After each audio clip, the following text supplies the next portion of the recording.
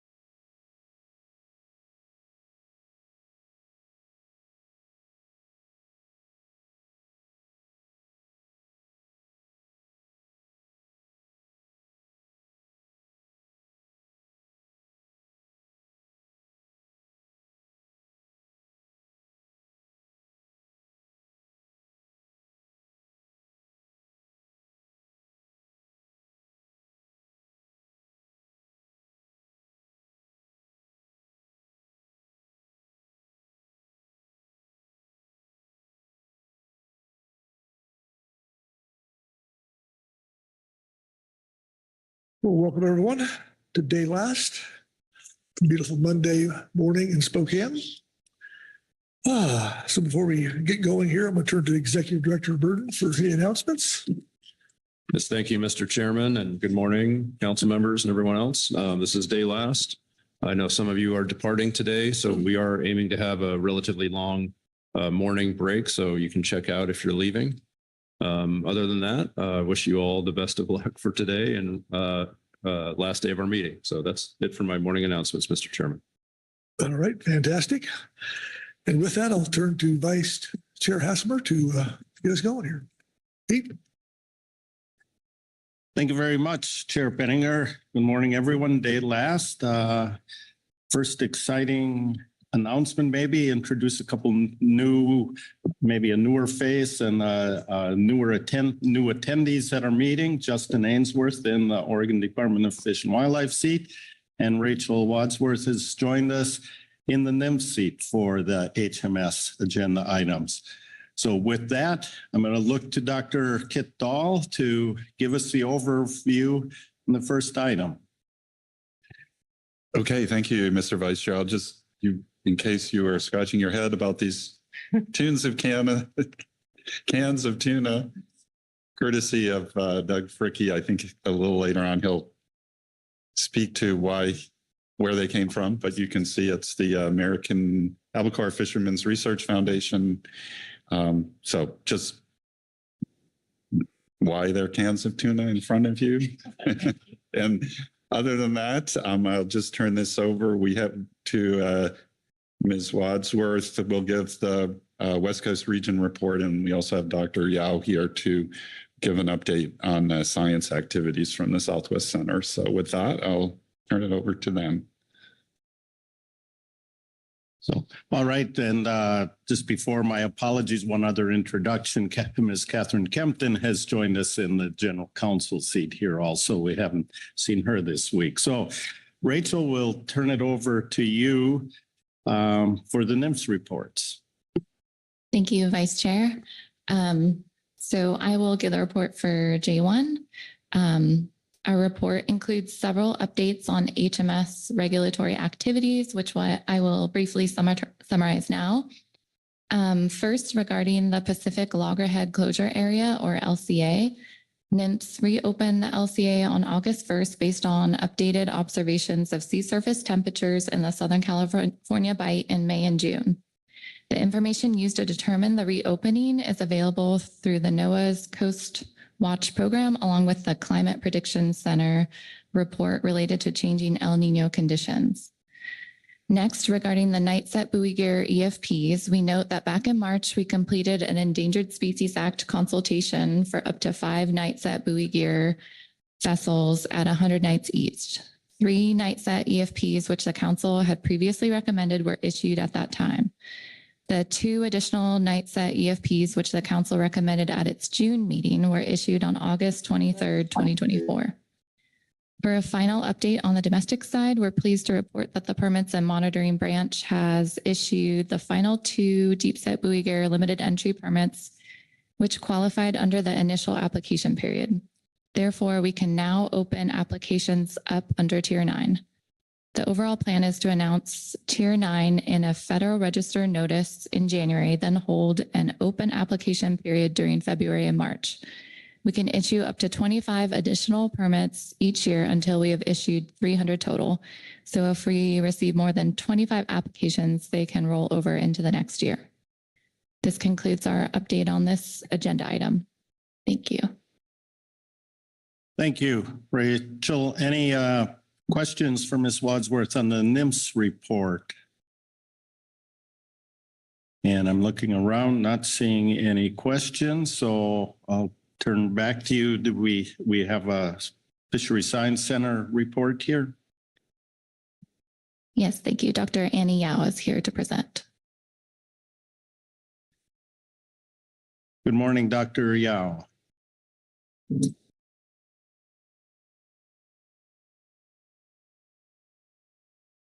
morning, Vice Chair, Chair, Council members. Thank you for your time today. My name is Annie Yao. I'm the Director of the Fisheries Resources Division at the Southwest Fisheries Science Center. I'm here to present today a highly migratory species research update. This has become an annual update on our end. Next slide, please. Okay, so this is the outline for what I'll talk about today. I'm going to go through assessments. It's been 2 years since I reported on them, so I'll talk about 23 and 24 assessments that Southwest Center staff played major roles in.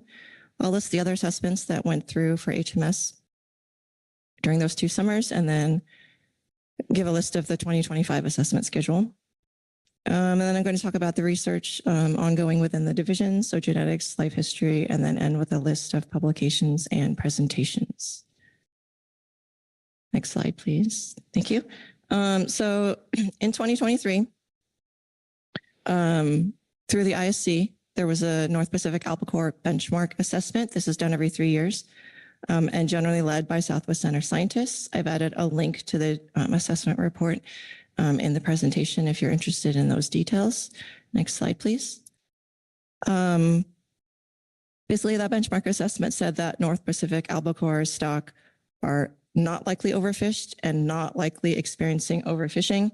And this is displayed in the figure in the top left. So you see this cross, and the center of that is where the most recent assessed year stock status is. We are in the green zone, which means not overfished and not overfishing, and is clearly in that zone, not near one of the edges. The figure for female spawning stock biomass is on the right. So this continues to be a stock that is in good status and can support the fisheries that we throw at it. Next slide, please. In 2024, North Pacific shortfin mako was assessed as a benchmark assessment. This has been a while since it was assessed. Last assessed in 2018. Sharks are a joint endeavor between Southwest and Pacific Islands Fisheries Science Center. So scientists from both centers were involved in this. And again, a link to the details of that assessment report is provided. Next slide, please. So this was an interesting assessment for the group to go through. There's a lot of uncertainty about the biology of this stock, and the catch data itself is uncertain. As you can imagine, it's not necessarily a target species. And so, accurate reporting is a question in a lot of cases. They ended up doing a model ensemble. They did 32 Bayesian surplus production models in an ensemble form. And they concluded that the shortfin mako shark stock is likely not overfished and not experiencing overfishing, a 65% joint probability. That's not the case, according to both MSY reference points and our domestic reference points as well. So you can see that in the figure. You can see the 2022 dot. It is in the bottom right quadrant. And I wouldn't necessarily pay attention attention to the colors here, but it is in the bottom right quadrant, which is not overfished and not overfishing, and is clearly in that quadrant for 2022, but there's some uncertainty. The outline of the colored contours do go into the other quadrants a little bit. Next slide, please. 2024 Pacific Bluefin Tuna Benchmark Assessment happened this past summer. Bluefin tuna are assessed every 2 years through ISC. These are led heavily by Southwest Center scientists. And again, you can click on the link to get at their assessment report if you're interested. Next slide. I think this group knows well that, over 10 years of efforts through the regional fishery management organizations has reduced the mortality of ages 0 to 3 fish being caught. That's resulted in more of them, and we're seeing biomass increases. So the Pacific bluefin tuna stock are not overfished, not experiencing overfishing. That's according to some widely accepted reference points. There have been no adopted ones, but it's also true according to our domestic reference points. The stock reached its initial rebuilding target in 2017 and its second rebuilding target in 2021, which is a decade ahead of its forecasted schedule. And so you can see in the figure, the 2022 circle, again, it's in the bottom right quadrant of the figure, which is where we want it to be when it's not overfished and not overfishing. Next slide, please. So hopefully you've saw this, and if not, please take a look. But we announced via web story about this success. So Pacific bluefin tuna are rebuilt. And this is just like a really happy success story of both scientists and managers working together to get bluefin tuna towards a common goal. Next slide, please. So this is just a list of the 23 to 24 other HMS assessments that I do not talk about today. Did not heavily involve Southwest Center scientists. For those relevant to this council, you have in your briefing materials from NIMS information on those relevant assessments as far as stock status determinations. Next slide, please. This is the 2025 assessment schedule. A big one for us at the center, at least, is that in 2025, the Pacific bluefin tuna management strategy evaluation is going to be presented. Its results through ISC and then the RFMOs that summer. And so our scientists are already, it's been a years-long process, and that's shown in the next slide. So this is just a summary of the bluefin tuna MSE process to date. Like I said, years-long process. In May of 2018 was the first workshop bringing together a variety of stakeholders to just really talk about what the MSE means, what everyone's role is. A second stakeholder workshop held in May of 2019. And then in July of 2022, the joint working group for IATTC and WCPFC NC met virtually to develop a work plan and talk about candidate operational management objectives and harvest control rules to be evaluated in the MSE. Those were finalized at the 2023 meeting of the joint working group. And so the scientists are proceeding. There's going to be a third MSE workshop held in 2025, location and dates to be determined. And then the plan is that the final results for that MSE will be presented at the 2025 joint working group. Next slide, please. So this is a message that I have said every time I give an HMS research update, and it's important enough I continue to say it. HMS science requires collaboration. As you can imagine, these fish travel vast distances, are targeted by many different fisheries of different gears. We could not get the samples we need to study these species without this help from all of these people. So we work with a wide variety of industry and processors, and we also partner with university scientists for expertise we don't necessarily have in-house. And I just wanted to say thank you to all of those collaborators for helping us to do the science that we do. Next slide.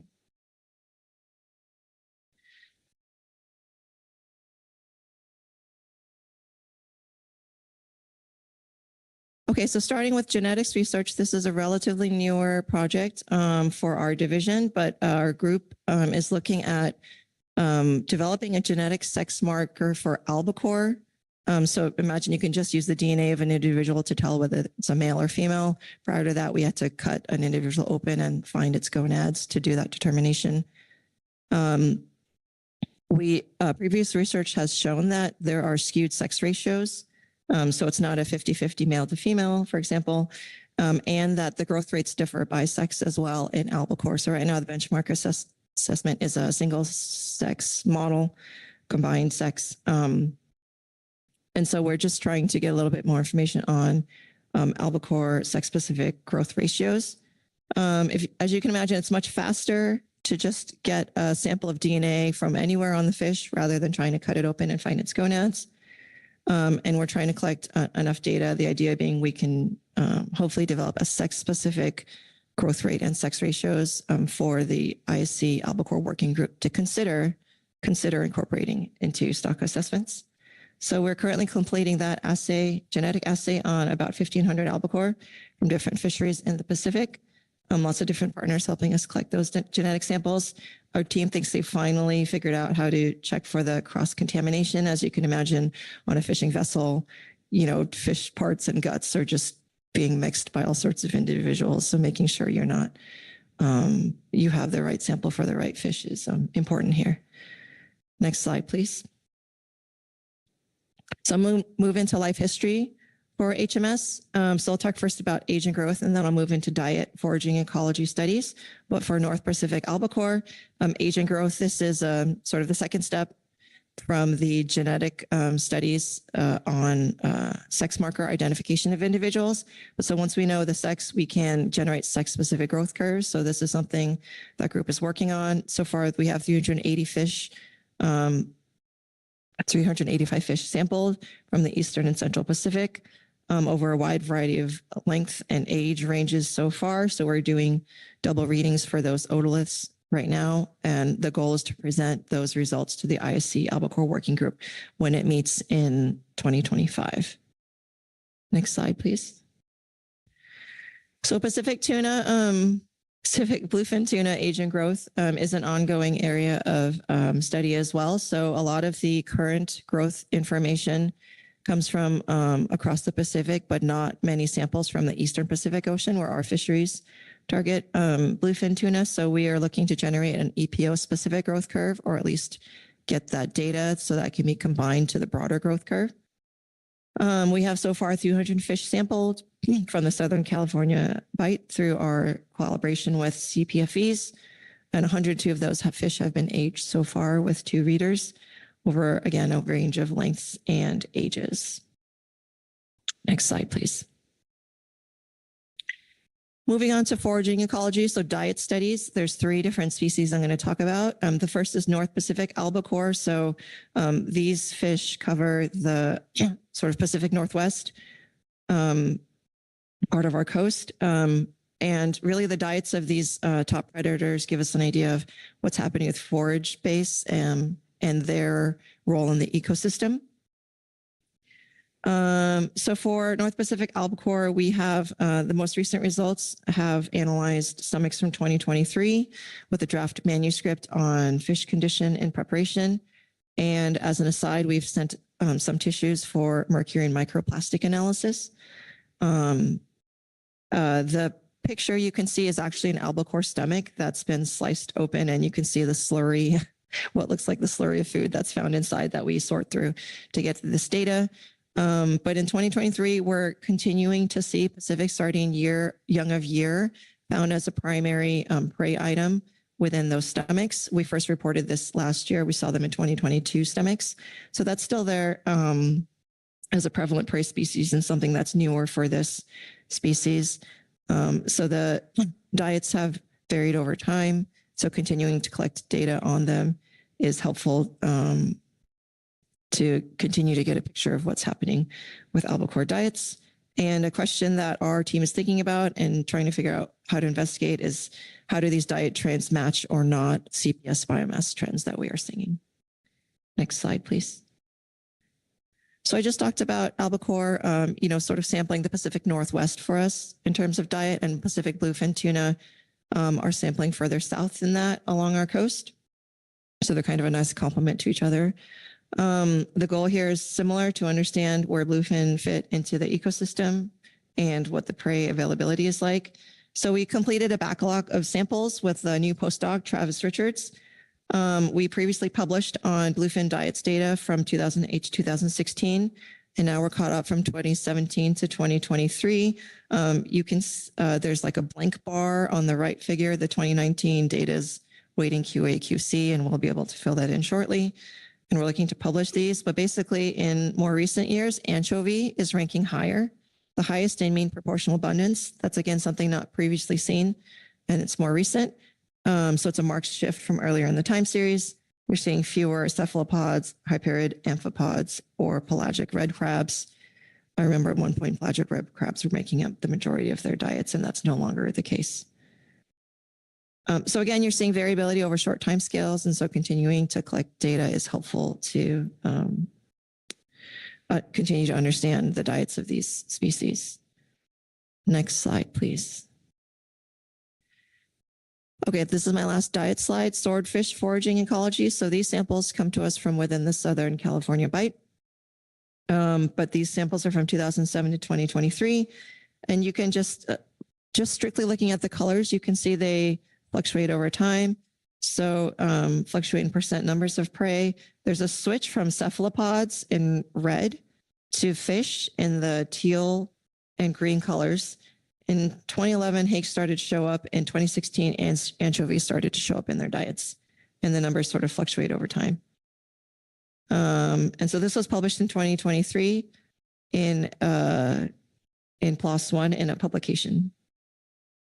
So as with the other species, we'll continue to collect their stomachs and look at their prey over time. Next slide, please. So my last two slides are just on recent HMS publications since last year. And then the following slide is about HMS presentations we've given. I certainly don't intend to go over these in detail. I provide them with links where they exist, so you can click on them if you're interested. But really, it's just meant to capture the breadth and magnitude of HMS research we continue to produce and put out there. And that concludes my presentation. Thanks for your time. Thank you very much for the presentation. I will look around and see if there are any questions for Dr. Yao on the Science Center activities. Dr. Len. Thank you very much, Mr. Vice Chair, and thank you, Dr. Yao, for the presentation. It's encouraging to see all this research, it's great research, and most importantly, that for the most part, stocks are doing very well. Bluefin tuna, as you note, is rebuilt. That really needs to be celebrated. There's a pan-Pacific, pan-RFMO stock, and it didn't just rebuild, it got rebuilt early. So let's celebrate that. I want to thank you also for underscoring the importance of collaboration with our stakeholders, commercial, recreational, in providing additional data, research studies. And I'm beginning to find out a little bit more about that as I get up and down the coast of California.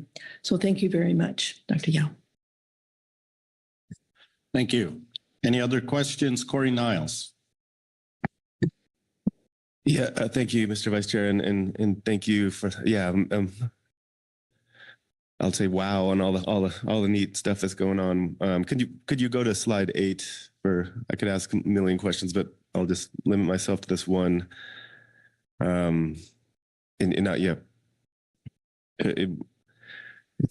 nice to have some good news about Pacific bluefin. And one of the topics this week, if not every meeting, is how to deal with uncertainty. And I don't think I've ever seen a plot like this one. So I've seen this plot, but not with the egg-shaped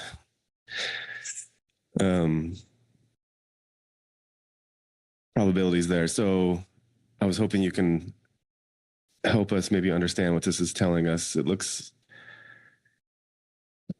I'm not even going to try to say it exactly, but it looks like there's still a decent amount of probability that the stock is being overfished and is still under that 1.0 Can you maybe help us understand those egg-shaped dashed lines there, please?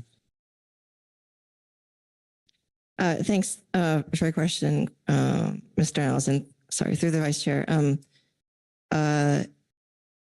This certainly appreciate the complexity of the figures and that they actually all differ by stock. That's a scientist preference there actually, or also depending on the assessment used and the way the outputs are created. You are seeing in this figure a time series of stock status over time. So you can see different years and those circles are labeled, right? So in 1990, the stock was, no, this feels like a test here, but no, that's okay. In 1990, the stock was overfished and not experiencing overfishing. I think I have that right. So, and then in 2022, bottom right quadrant, the stock is in the green. So, and apologies, sometimes they come with colors and sometimes they don't. So you're seeing a time series of the biomass trend with some distinct points labeled. The terminal year is in 2022 of the assessment, and the egg-shaped is the uncertainty around that estimate. So, and off the top of my head, I don't know what each of the, I don't know what the first line percentile is, but it's the uncertainty around that. It is common for the uncertainty to be around about this magnitude. I'm trying to find the right word here. So it's not an uncommon way to show uncertainty or to show that there's quite a bit of uncertainty. So that's what the egg-shaped is. And again, apologies, I don't know the exact percentage uncertainty associated with those lines. I hope that has answered your question. Yeah, thanks. And yeah, like you said, it's always done a little bit differently for all these stocks, but I do, it's nice to see in the words like not likely and to respecting that there's uncertainty here, but no, appreciate it. And yeah, I will dig into this more after the meeting, just a different model for thinking about uncertainty. Thank you for the answer.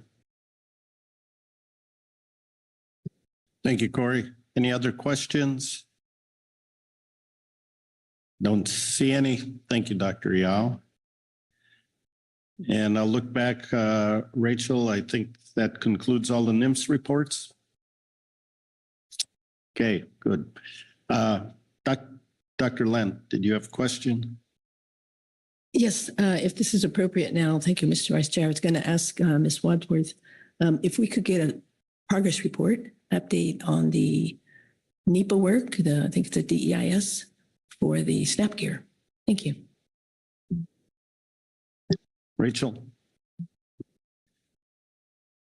Yes, thank you, Ms. Lent. And the documents that are needed to process everything under all the authorities needed to issue those permits are in the clearance process. And there are many different documents with many pages, and given the high risk of litigation for this action, we are carefully checking everything, and it's hard to give an exact estimate of a timeline right now, but we're hopeful by the end of the year. Thank you. Thank you. That completes the NIMS report. We have no management or advisory body reports. We have at least one public comment signed up. I know Mr. Doug Fricky has signed up. We'll wait. There it is on the screen. Doug, if you can come forward. Good morning.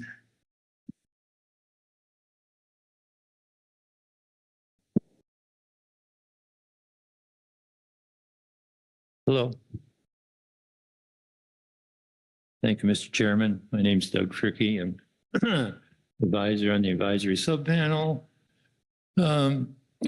board member on Western Fishboat Owners Association, one of the two main tuna groups, and a board member on Albacore Research Foundation, which is the group that is responsible for these cans that are in front of you. That is tuna fish that was canned. It was all caught along the West Coast, and it was left over from the stomach content analysis that Miss Amy Ong just described to you. So that's where they got the meat from this. And just sort of a promo for our West Coast fishermen and our albacore that we catch. It's commonly called white albacore. And if you go online, it's just dominated by chicken of the sea and the tuna, big tuna operations. There's nothing wrong with their fish, but they generally have become a different source. They can primarily mature longline caught fish that has lower fat content than what our domestic fishermen catch. And this is canned by what I call boutique canneries up and down the coast. It was done by Marino Seafood in Westport. And there's Chuck down at Charleston, I believe it is. And there's 2 or 3, 4 other boutique canneries where you can get this. But you almost have to go directly to the canneries because online it's so dominated by the Star-Kissed and Chicken of the Sea. So enough of the self-promo. One thing I just wanted to mention, if it hasn't been mentioned to the council, I want to thank Ms. Lent for contributing her time to the council family. She goes back a long ways with the coastal HMS fishermen. Peter Flournoy, our past lawyer, and Wayne Heikkila spent a lot of time. They've interacted through the years, and I wanted to just mention that. Thank you, Ms. Lent, for contributing. Moving on. American Research Foundation is the name from, used to be called the Albacore Research Foundation used to be called American Fishermen Research Foundation. They recently upgraded their name, and they've been involved in a lot of projects through the years. About 30 years ago, the fishermen and processors got together with and formed this research foundation. Been a lot of projects. If you're at all interested, the new organization, the new named Albacore Research Foundation, has updated their website. It's sort of an interaction. You'd be really amazed at all the projects that we've had through the years. And I think it's somewhat unique. I don't know, I'm sure there must be some other research foundations that are funded primarily by the fishermen, but this is one of the few, and then they've had a lot of accomplishments. In addition to what Ms. Zhao went over, we have the biosampling, which she explained, and it gives a source of what kind of forage fish we have off the shore. It was interesting, one of her notes there, the variety through the years that this fish is surviving on. She did mention they're doing microplastic evaluation. Last I heard, it had not been completed, but it's due to be out this year. We've been working with Oregon State University on they're redoing the mercury and the problems of methylmercury in albacore. They found out that the selenium in the past contacts with the methylmercury, and it's not as big a scare as the press might want to make. And then also another interesting thing was the omega content. They're doing a study, and that's supposed to be out this year. And interesting part is that this tuna that we catch is just about the same omega-3 content as salmon is, so it's good for you. Real quick, I see they're out of time, but we're doing close cousin research in the South Pacific. One of our boats collected over 10,000 samples. We're currently retaining North Pacific samples that we don't have the money to evaluate them, but we're trying to get. I think it's generally accepted as close cousin as another tool that the assessment scientists can use. And minor thing, there's a tuna conference every spring, and we support a scholarship to that. So that's pretty much all I had, and I see I'm out of time. So if there's any questions, I'd be glad to answer them. Thank you. Let me look around and see if there are any questions. Butch Smith and then Dr. Len. Butch Smith. Thank you, Mr. Vice Chair, and thank you, Doug. And so these, just so you know, canned albacore is great no matter where you buy it. But it's a little bit better when you go to a coastal community and buy it, and you know that not only it supports the local fishermen, but it also supports the people who pack it and process it, the local canneries, which are getting few and far between on the coastal communities. Before we know it, we'll be in Hanukkah, Christmas, or whatever your flavor is. And these make really great presents. So I suggest you go to your favorite local coastal community, and a little more expensive than what you can get at Costco, but it's a lot, it's just that much more better. And so, Doug, I want to thank you for what you have done over the years. You've always given great reports, and it's been important to, our fishermen on the West Coast that you do what you do and make the time to come. So I know as we all get a little older, it gets a little harder every year, but you do a phenomenal job, and I want to thank you. So thank you, Mr. Vice Chair. Thank you, Butch. Dr. Len. Thank you very much. Nice to see you again, Doug. And thank you, as Butch says, for all the great research and for the can of tuna that I'm taking home. I just want to ask if you could just give a 1-minute topo on prices. How are the prices going that are paid to the fishing fleet? Thank you. Excuse me. I'm guessing, Ms. Lentz, that you want to know what the fisherman receives. Yeah, it's been sort of a tough time on that aspect of it. Probably the last 10 years, through the last 10 years, it's maybe moved from like 2,500 a ton up to 3,000, and it's just stayed there a ton. And all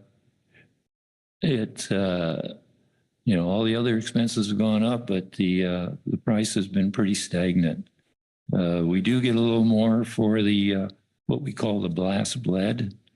These are the boats that come in and hang them and let them all drip out and then freeze them and keep them down at minus 60 degrees, which is a lot more involved and expensive than just the guys that bring them in and throw them down in their refrigerated seawater and keep them at about 0 to 10 degrees, or minus 5 to plus 5 degrees. So that price has gone up a little, but it really hasn't.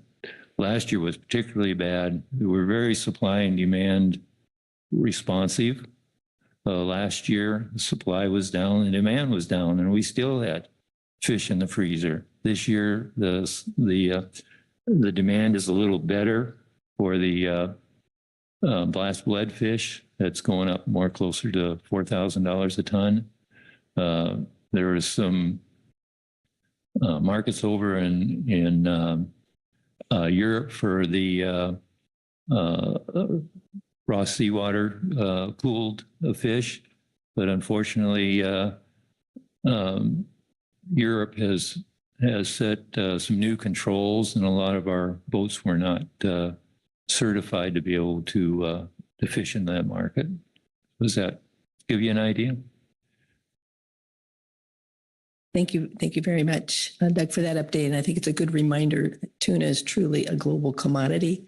And our fleet is pretty much price takers. Try to find ways to differentiate your product. But it's another important reason to make sure we're leveling the playing field for our fleets. Thank you. Thank you, Doug. Chris Oliver. Thank you for your very interesting testimony. I was building off Butch's comments. You had said this came from the stomach content analysis project. I just want to make sure it wasn't what we saw in that PowerPoint slide. This was a meat from the stomach content analysis. So.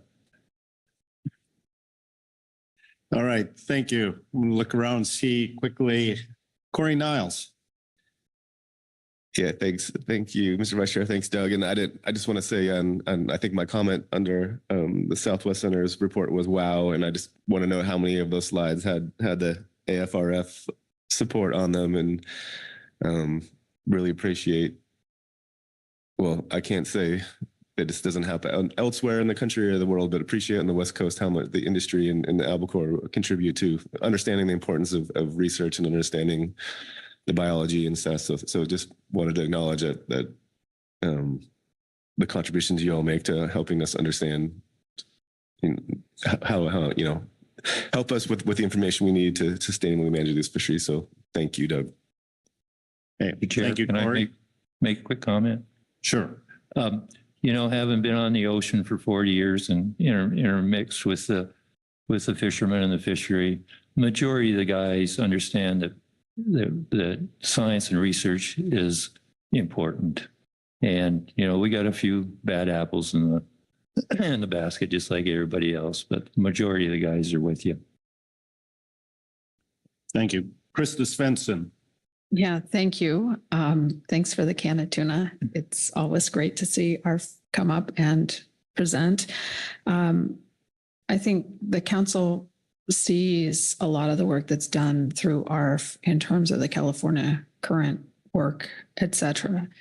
But I'm hoping that you can maybe speak a little bit on the close kin capture project that ARF is also undertaking. This is supportive of one of the WCPFC projects, and I just think it's important for all of us to recognize that this is a group that is participating not just regionally and nationally at fisheries research that is helping with stock assessments, et cetera, but also internationally. So if you have anything to add about that project, please don't run on for 5 minutes because we'd like to get out of here today. But I do think a little bit of color about what that entails might be helpful for everybody at the table. My comments will be very brief because, frankly, I don't know the total answer. What I do know is that our boats that went down the South Pacific for 2 years, I believe it was, had over 10,000 different fish sampled. And the project that started in the North Pacific, I don't know how many samples, but it takes a lot of samples. And kudos to one of our buyers, Mike Corman in Westport Seafood. He's sort of heading up that and pretty much on his own, taking the samples, storing them. He has freezer space, and paying his staff a little bit to collect them. If you'd like, maybe we could call Ms. Zhao up and she could explain some of the details on how important it is. Thank you. Krista? I will leave it up to the discretion of our vice chair on that one, but appreciate just understanding the magnitude. I mean, just from an archival tagging perspective, having worked with ARF on that, we were doing between 50 and 100 tags a year. So 10,000 samples in 2 years is, I would say, a lot of fish. So thanks for the work on that one. And again, I'll leave the rest of the conversation to your discretion. All right, thanks. Well, I think maybe we put the little marker out there, next year's update. We can hear about that also. So unless there's any more questions, thank you very much, Doug. And I think if you listen closely around noontime, you might hear cans of tuna being opened here as we continue with our work. So thank you very much. It's interesting. My association member, I passed it to him. He said, well, I ran up and had it for lunch. So All right, thanks. With that, unless there's any other questions or comments here, I think we can close out agenda item J1 and move on to our next HMS item. So I will turn to Dr. Dahl for an overview of agenda item J2. Okay, thank you, Mr. Vice Chair. This is international management activities. As you heard at your last meeting in June, there were several meetings over the summer that are of interest and have implications for HMS management. Probably of greatest interest was that through the joint working group process, catch limit increases were proposed for Pacific bluefin tuna and then adopted formally by the Northern Committee. And there's a note there. You can find the reports of those meetings if you're really interested on the WCPFC website. But also I put in your briefing materials the proposed measures. So there's one for the Western Pacific that would, assuming it's adopted by the full commission later on this year, would come into force next year. And then also one for the IATTC convention area, which is the one that's directly applicable to our West Coast fisheries. I put in there the draft resolution that was agreed to through the joint working group process. That was the IATTC meeting happened just a couple of weeks ago, and I believe that resolution was it was adopted. I think as submitted. I'm not sure that there weren't any substantive changes in it as far as I know during the negotiations at the IATTC. So just a quick rundown. As I mentioned, there are these, I think fair to say, substantial catch limit increases. And that was based on the benchmark stock assessment. You've already heard about that in the Science Center report that was performed and then adopted by the ISC plenary this summer prior to the joint working group meeting. And the assessment found that estimated spawning stock biomass is 23.2% of unfished spawning stock biomass. So that, as you heard, exceeds the second rebuilding target, which is 20% of unfished spawning biomass. And then the ISC was asked to provide a variety of projections and looking at different catch limit scenarios and how they would affect stock status or stock rebuilding, if you will. Those then were the starting point for negotiations at the joint working group. And just generally here, I think you'll hear some that I just went ahead and compared the numbers in the current resolutions to the ones that were agreed to and came up with these percentage increases. So in the Western Pacific, there the measure breaks out catch limits for small fish, those that are less than 30 kilograms versus large fish equal to or greater than 30 kilograms. And that is important because one of the big issues with bluefin becoming overfished was high mortality on age 0s and 1s, and mainly around the waters of Japan. So anyways, in the situation summary here, it's noted that so there is a lot of desire on the part of the U.S. at least to hold the line on increases to the small fish limits, and they ended up ceding some ground. So the calculation is an 8% increase there, and then for the large fish, a 56% overall increase. So that's across, those are by size and then also by country. So for Japan and Korea and Taiwan. And I note here, it's a little complicated to know exactly how that'll play out because there are various, there's carryover provision between years. And then also there's an ability to convert for countries to convert some of their small fish quota to large fish quota. So those percent increases may actually at the end of the day be slightly different. And then here I threw in a table just showing explicitly for the IATTC measure for the EPO, and that has catch limit increases for the US and Mexico. And you can see that those are in percentage terms substantial, and overall about almost a 60% increase in the EPO quota or catch limit.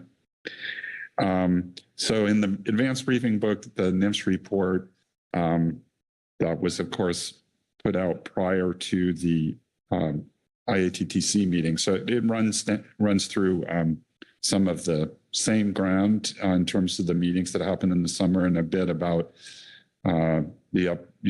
what the U.S. was aiming for in the IATTC meeting that happened in the beginning of September. And then, as you will hear, those catch limit increases for Pacific bluefin is it says should, but I guess we can say will prompt a revision of the domestic management measures for bluefin. And there's a reference to the Federal Register notice when the current measures were implemented by NIMS. And so that will be part of the discussion today, I believe, is thinking about revisions to those domestic management measures in light of the catch limits that will be coming in place for the next 2-year period starting next year. And so finally, a note here, basically in terms of these 2 outstanding tasks for the North Pacific albacore harvest strategy, that really nothing was progressed this year by the Northern Committee. So maybe next year they'll tackle those, and those are probably of most interest, is kind of agreeing to how to implement the harvest strategy in terms of management controls. That's still not been figured out. So in addition to the materials that were in your advanced briefing book, there are a number of supplemental reports. I'll also mention, you'll hear, so our WCPFC commissioner designated council seat on that for the U.S. section. Ms. Svensson will give a report out on activities related there. And we also have Ms. Dorothy Lohman is with us today. So, and she's the outgoing co-chair, and I believe founding co-chair, you could say, of the joint working group. So she'll give you a rundown on the meeting this year and where things stand and where things may go. So then in terms of additional advisory body reports, there is a a second NIMS report, a supplemental NIMS report that gives a readout of the IATTC meeting and then gets into some options for the bluefin domestic trip limit regime for bluefin. So that's kind of a starting point for discussion. And there's a supplemental CDFW report with their recommendations for options to consider there. And then likewise, the HMSAS and management team provided their reactions to those proposals. So I guess I'll just note, I don't know if I did it in the situation summary, but just to be clear, I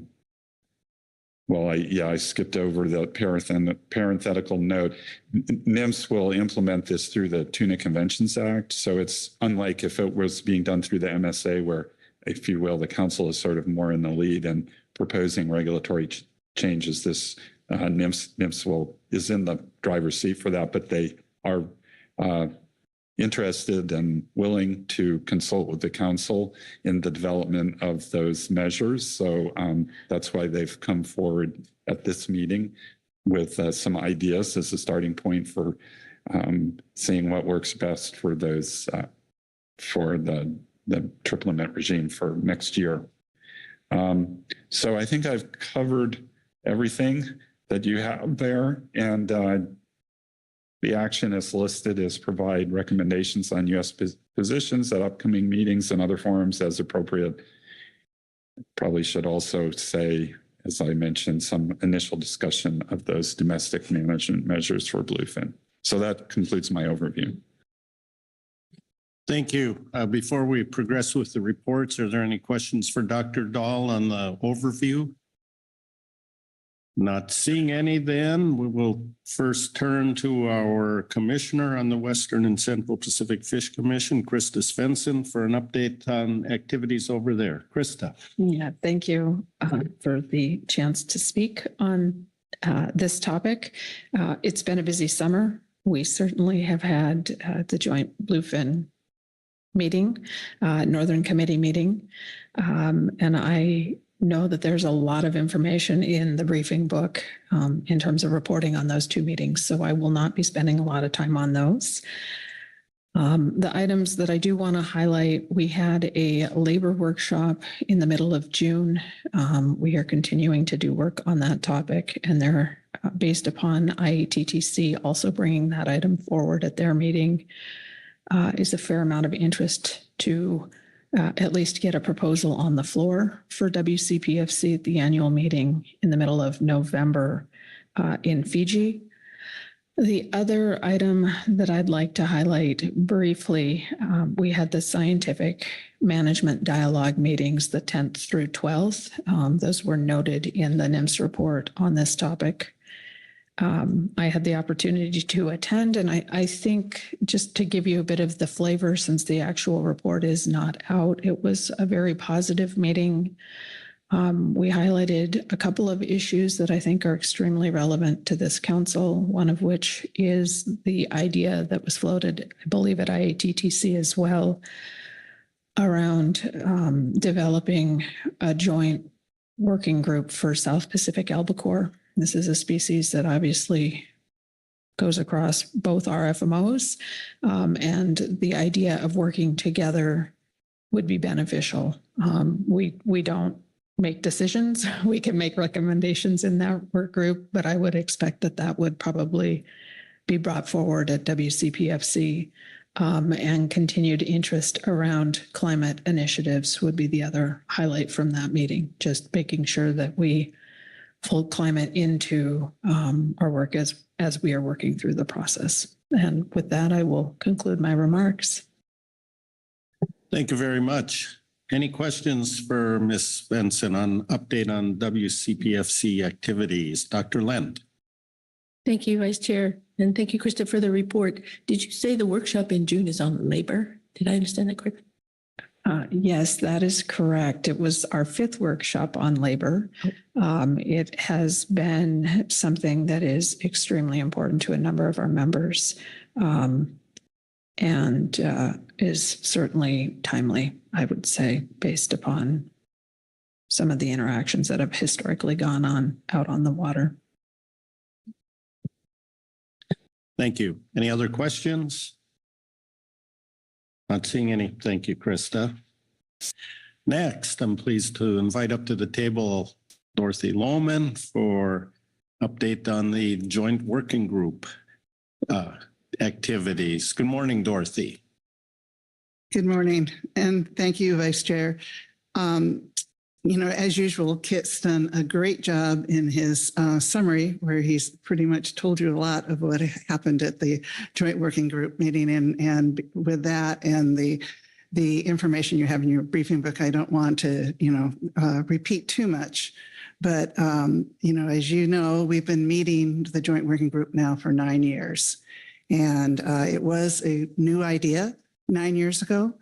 It was the first time there was a idea of, this isn't working very well by trying to have separate management regimes that aren't harmonized in two different parts of this where the stock is. And so coming together at a time, if you remember, I think it was down below 3% SSB was spawning stock biomass at the time that we came together. And I do think it is a testament for how working together does make a difference, that we did rebuild the stock 13 years ahead of schedule. And that information was received, and you've heard with both in the Science Center presentation and Kit, where we are at now. So that set the scene for the bulk of the meeting in Kushiro in July, which was saying, okay, now we can take this industry that has been severely restricted as we rebuilt and allow for some more fishing opportunities.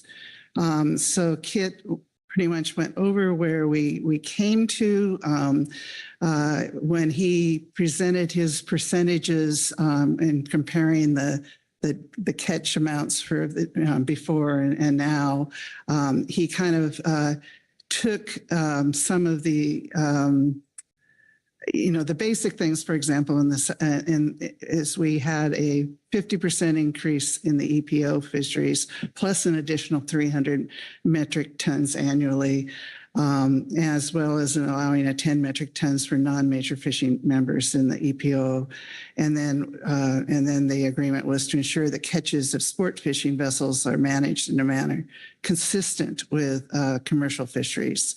For the EPO, for the Western Central, it was an agreement for a 10% increase in small fish catch. He's mentioned it 8%. Well, that's as a result of several of the other agreements, which was to allow some permanent conversions of some small catch limit too large fish to Korea, essentially. There was also an agreement because the Pacific bluefin are moving south too, a little bit more than they had in the past. And so there was an agreement to allow for 200 metric tons for New Zealand and 40 metric tons of Australia. And we welcomed a couple of new members to the joint working group as a result too. Also, there was that important commitment for Japan, because we did allow some increase in small fish to try to not increase the catch of age zero fish. And there was also a commitment that they would report on the success of that commitment at the next joint working group. Key in reaching these agreements was the concern that the proposed increase would not compromise any of the candidate reference points that are being considered as part of the MSC currently in progress that you heard about from the Southwest region, who's taking the lead for the ISC for that. Also, there was a desire, continued desire, especially from the East, to provide equity in the increases among the East and the West. So you've heard where that went from the joint working group and the adoption by the Northern Committee and the adoption by the IATTC. Obviously, the Northern Committee still needs the approval of WCPFC in December. But I wanted to touch on some of the other outcomes of the joint working group.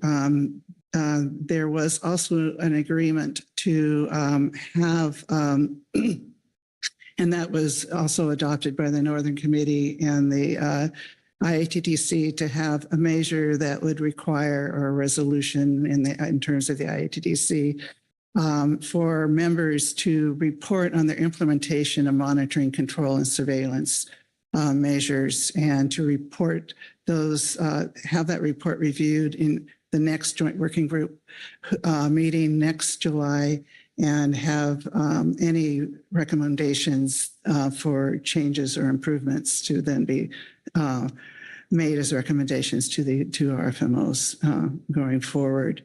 The joint working group also endorsed, you will recall, there's a catch documentation scheme technical working group that then goes and reports to the joint working group, who then provides in recommendations to the IATTC and the Northern Committee. Those recommendations that were endorsed by the IDC included a draft letter of agreement between the SPC, the IATTC, and WCP in terms of use of some code that is in use to be able to be used for developing an electronic CDS system, and to agree to continue the development in 2024 and 25 of a actual measure and have that work continue in a small working group.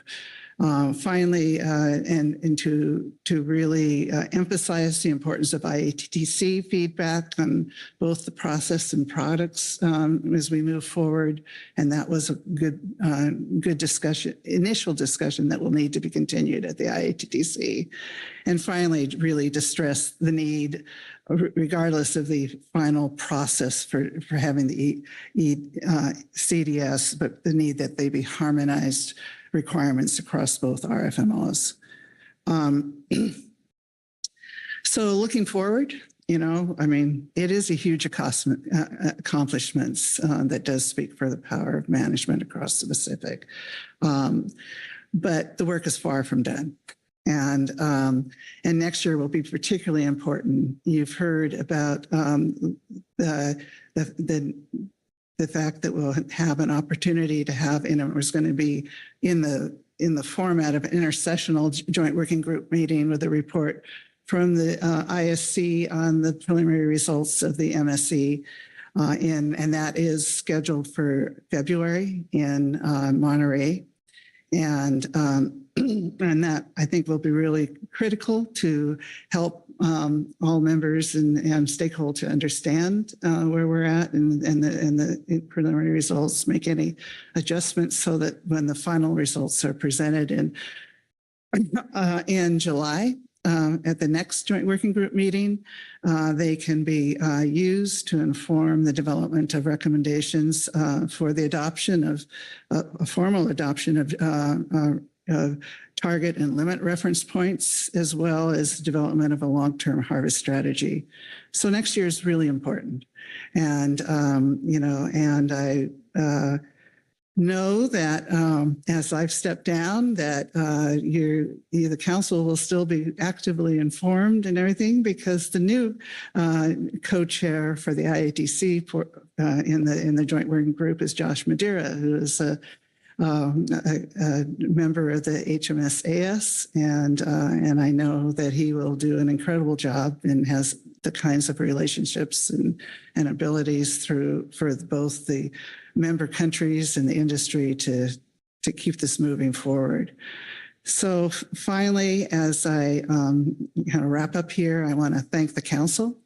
You have, I mean, there's in the international arena, being able to bring this forward and have this work and to have have a way to come to consensus, which is really hard because, as you know, in these things, it's not a voting majority, it's a consensus for any agreements. And the U.S. delegation led by Ryan and Rachel and the rest of the team, Amanda, Tyler, formerly Celia, through this process, have played an instrumental role. And as you've heard, in getting the science that's been necessary, the U.S. scientists, the Southwest region scientists, have played a huge role to get us where we are. But you, the council, has also played a huge role. You've supported me in being able to be the co-chair, which has been one of the most challenging and incredibly rewarding experiences in my long career. You've also been, some of you have been around here a long time. Remember, not easy and hard decision when we worked to reduce the bag limits for the recreational fishery to make sure that it was commensurate and contributing to the rebuilding of the stocks. And certainly as you move forward for the next reports, while as Kit recognized, the implementations is different than other MSA actions, but the input from the council and its advisory panels and coming to that are extremely important, and I know will be completely for the future. So thank you very much. And that concludes my report. Thank you, Dorothy. Any questions for Ms. Lohman on the report of the joint working group? Look around here. Chair Pettinger. Well, not a question, but just to thank you for all your good work over the years. And on the joint working group, I mean, fantastic accomplishment, great way to go out, right? Stocks in great shape. And that's just having you in that capacity is pretty cool, representing the council, right? I mean, the U.S., but you're one of ours, right? And I just look forward to seeing you every time. But that's going to stop this meeting, right? So, but hopefully the council meeting here in the coming years, well, at least while I'm on it, attending, I hope to see you in the Portland area and try to keep in touch. But just really great seeing you here, and thank you for the report. And I say again for all the good work you've done, Dorothy, over the years. Appreciate it. Thank you. Thank you. Dr. Len. Thank you so much. And thank you, Dorothy, for your joining us today and giving that report and for all of the work that you've done. I worked for over a decade at ICAT, and I know how tough it can be. So it's amazing what's been achieved at the MSC group, joint working group. It's really impressive, and it lays the groundwork for the U.S. fishery to continue to develop, to get its fair share in this fishery. So thank you for all you've done. And as the chair has just said, please stick around, be in touch. Thank you. Thank you. Butch Smith. Thank you, Mr. Vice Chair. And well, first, Dorothy, I want to wish you a happy birthday. And say that I still have no ill will against you when you did that tie vote against me when you were chairman. But you are truly top notch in what you do, no matter if you were when you sat on this council as chairman or as regular councilman, and what you did for us in this tuna arena. I want to thank you from the bottom of my heart, because you are always just a top-notch person to deal with, and always had a smile on your face when you came and educated us all. And some, like myself, are a little slower than others, so I needed that education, and I appreciate you, and thank you very much. Thank you, Mr. Vice Chair. Thank you. Looking around, seeing no other hands, don't leave yet. I also want to express my appreciation, Dorothy. I've known you for quite a while, and we've really benefited from your vision, your leadership, your commitment to this process. I guess the fact that on your birthday that you have to come here and give reports demonstrates that commitment. And, you know, we can talk these things here and really appreciate that. But I think the real testament is there's a lot of people out there right now enjoying the successes of all of your work. And it's huge. It's huge. They don't know, you know, the mastermind behind a lot of this, and 9 years of joint working group. And as I said, having that vision. So thank you very much. Okay. Thank you. Next, we need to move on to our NIMS report. So I'll turn back to Rachel Wadsworth for the NIMS reports. Rachel. Thank you, Vice Chair. So we have 2 reports on this agenda item for international updates, which I will briefly summarize now. Just also noting that Dorothy gave a great summary of the joint working group, so I won't go into much detail on that, but our report has some more detail. So first, the 9th IATDC WCFC joint working group meeting on bluefin tuna management was held July 10th through 14th in Japan. The joint working group heard results of the latest stock assessment for bluefin and negotiated proposals for catch increases for both the WCPFC and IATTC. A summary of the results of this meeting can be found on the WCBFC website and linked in our report. Additionally, the 20th meeting of the Northern Committee occurred July 15th through 16th and also in Japan. The Northern Committee and IATDC adopted a harvest strategy for North Pacific albacore in 2023, which includes harvest control rules that mandate reductions in fishing intensity if the spawning stock biomass falls below the adopted reference points. The Northern Committee indicated it would consider additional research on harvest strategy while considering management measures in 2025. So the U.S. plans to hold a stakeholder webinar in early 2025, possibly in conjunction with the March Council meeting to receive stakeholder input on the harvest strategy. And we will provide more information in the coming months on that meeting. The Northern Committee also requested that ISC provide input at the next Northern Committee meeting on the feasibility and resources needed for conducting a management strategy evaluation for North Pacific swordfish. And then turning now to our supplemental report, which discusses the outcomes from the IATTC meeting. The IATTC meeting took place in Panama City, Panama from August 27th to September 6th. The IATDC adopted 11 resolutions, including management measures for tropical tuna and Pacific bluefin catch limits for 2025 and 2026. Just noting those resolutions are not yet posted online. With respect to tropical tuna measures, the Commission was unable to reach consensus on a 3-year measure due to the lack of a yellowfin stock assessment, as well as concerns expressed by a member on the need for additional FAD measures and the need to reevaluate the enhanced monitoring program for big eye tuna catches. So the Commission was able to adopt a 2-year resolution for tropical tuna, which is essentially a rollover of previous measures, but also includes triggers for management measures to be reevaluated by the Commission if a subsequent yellowfin stock assessment is completed and shows fishing mortality is above FMSY, or if SSB is below SSB MSY.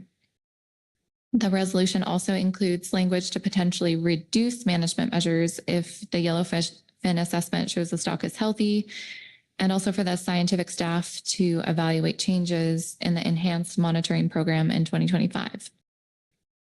Finally, regarding Pacific bluefin tuna catch limits, the recently adopted IATDC resolution results in a 2-year catch limit of 1,822 metric tons for the United States in 2025 and 2026.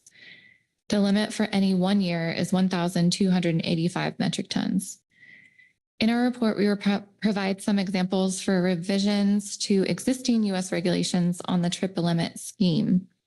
We recognize that there was a tight turnaround after the IATDC meeting and our discussions here and for implementing the IATDC resolution and domestic trip limit and a domestic trip limit scheme.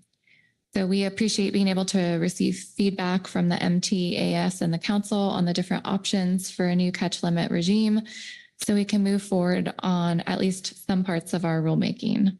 This concludes our report. Thank you. Thank you. Any questions for Ms. Wadsworth on the National Marine Fisheries Service reports? Looking around, no questions. Thank you. Next, we'll go to our state reports. We have a California Department of Fish and Wildlife report. John Ugoretz.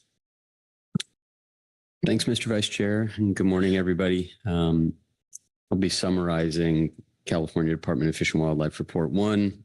We looked over the proposed trip limit options provided in the NMFS report and have provided this additional report to ensure that the range is broad enough to encompass potential options for consideration at our upcoming meeting, to ensure that the high-end option is more likely to achieve full use of the 2-year quota, and then to correct the second year information in the NMFS options, noting that while you can roll over quota from year 1 to year 2, the single year quota still cannot exceed 1285. So even if you had fish above that, you're not allowed to catch more than that in the second year. So if we could show our table, it would be easier to describe it. Thank you. Anything in yellow highlight is a proposed change to what NMFS provided in their report. And we are also providing another option based on some discussions at this meeting from the management body, the advisory bodies, our run down the middle option, which is between the NMFS running start and pedal to the floor options.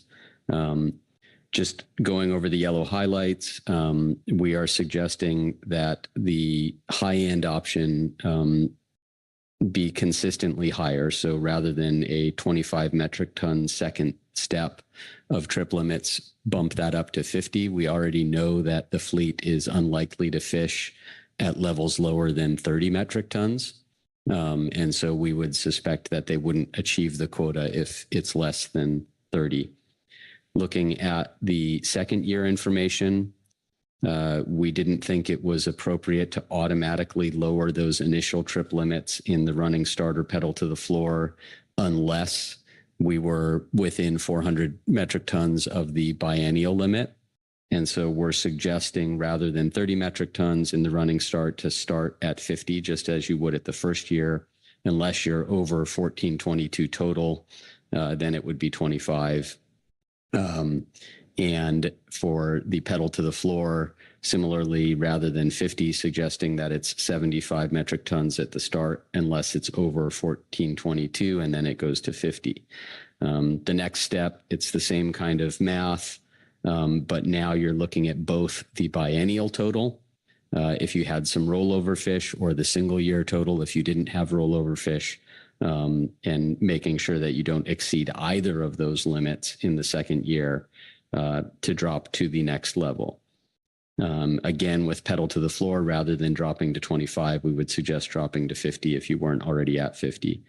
And then the last limits there, which unfortunately when it got PDF'd seems to have rolled to the second page, but suggesting 5 metric tons as the lowest cutoff limit, to ensure that the smaller boats have the ability to catch some fish, even if it goes into drift gill net fishing. And then just very briefly, our run down the middle option, we're suggesting a 60 metric ton starting point in the first year, going to 40 metric tons to really allow for some fishing by those per same boats that really only would allow a few extra trips, but it's a potential way to make sure we get close to the annual limit. And then same thing in the second year that we discussed for the yellow highlights. And with that, I'm happy to take any questions. Thank you. Questions for Mr. Ugoretz on the California report? Don't see any questions. Thank you, John. Next, we'll move to our management team and advisory body reports. We have first highly migratory species advisory subpanel report. Dave Rudy. Good morning, Dave.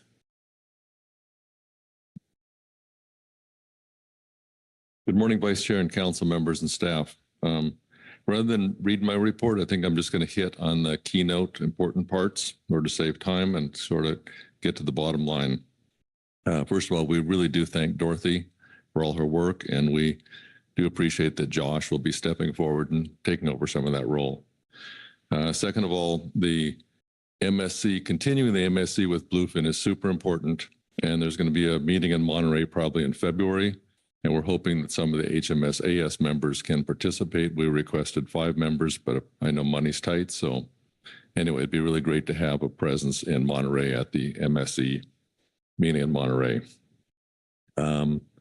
Next, we understand that we do hope that there are some workshops to help further the albacore discussion at the RFO that was recommended by the RFMO in terms of total allowable effort. And I think the most important issue I'd like to talk about is how our proposal for domestic management of bluefin is different than the state's proposal. So our goals were 4: don't exceed the limit and shut down the fishery, catch as much as possible so we catch the fish that we are allotted, maximize the value, and leave some potential allocation for new gears that may be starting next year, specifically snap gear. So based on that, our proposal has a seasonal component, which would change the time when it drops from a high catch to a low catch. In other words, early in the season, we have a 300-ton reserve. Later in the season, we have a 100-ton reserve. And that would allow, hopefully, the season not to be shut down early, and hopefully all the bluefin to be caught if possible. Again, we're trying to reserve fish for the higher value gears, such as hook and line, and potentially snap gear. So again, that's why we have a different proposal than the state of California, and those are the reasons why we're advising a broad range of ideas that be moved forward to the November meeting so you can make your decision in November.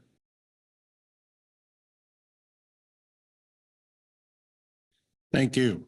Questions for Mr. Rudy on the advisory subpanel report? Krista Svensson. Yeah, thank you, Mr. Vice Chair. Thank you for the report. You had a comment around 5 people participating, misspoke there, in the MSC in Monterey, scheduled for early next year. Do you have any idea on cost? And I mean, if we can't send 5, I mean, is 2 sufficient? Really, what is that look like for people? Can you clarify a little? 2 is better than none, yes.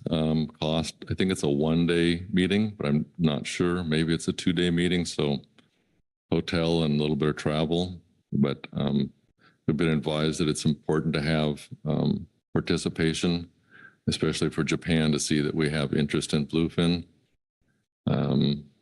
There may be some support from Monterey Bay Aquarium, I'm not sure. But I mean, I'm personally willing to go there and on my own, but if there's support for some other people to go, that'd be great. Thank you. Further questions? Dr. Lynn. Thank you, Mr. Vice Chair, and thank you, Mr. Rudy, for your testimony. Can you give us an estimate of the price differential between purse seine bluefin and hook and line bluefin, as far as you can tell? Thanks. Sure. From what I can tell, I was buying in my former company, I was buying fresh hook and line bluefin, and the prices, I don't think ever went less than $4 and rarely went over $6, so mostly $4 to $6 per pound. And for the purse seine, I had heard that years ago when they were fishing, I'd heard it was in the 50 cents to $1 a pound range. I had bought some secondhand purse seine bluefin. I think I paid $2 a pound. And those are just for larger fish that were just small amounts. Thank you. Any other questions? Not seeing any. Thank you, Dave. Thank you. Next, we'll have the Highly Migratory Species Management Team report. And we have Carter Harmon here to give that report. Good morning, Carter.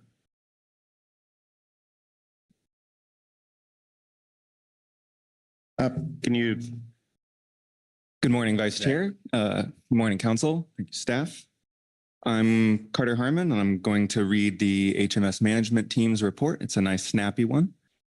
The team participated in a joint discussion with the HMS Advisory Subpanel on considerations for the new Pacific bluefin tuna trip limits.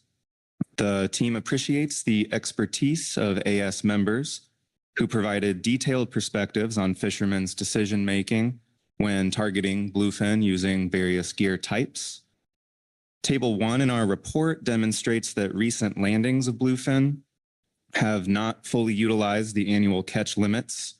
And you can see in the table that utilization has ranged from 71% on the high end to as low as 26% of the catch limit only in 1 year. An initial limit higher than 30 metric tons, that's the status quo, could incentivize more purse seine fishing effort than is currently undertaken. And the team is supportive of the advisory subpanel's recommendation for a 50 or 60 metric ton initial trip limit.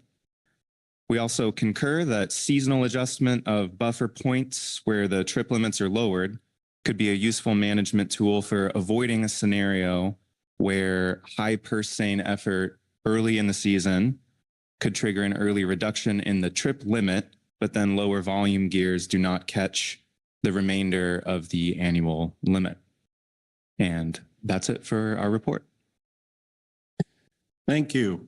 Questions for Mr. Harmon on the report? Dr. Lent. Thank you very much, Mr. Vice Chair, and thank you, Mr. Harmon, for your report. I'm curious, what is the turnaround time for reporting? Are vessels reporting while they're at sea, only when they land? And then once they report, how quickly do you get that into the total and say it's time to shut down or change the trip limit? Thank you. Thank you for the question. I'm not positive on the specifics. I know that the estimates are based on landing receipts.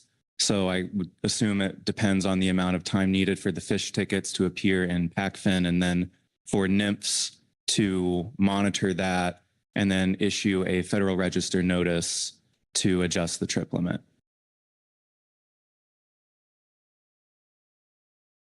Thank you. Any other questions? Not seeing any. Thank you very much, Carter. That concludes our reports, takes us to public comment.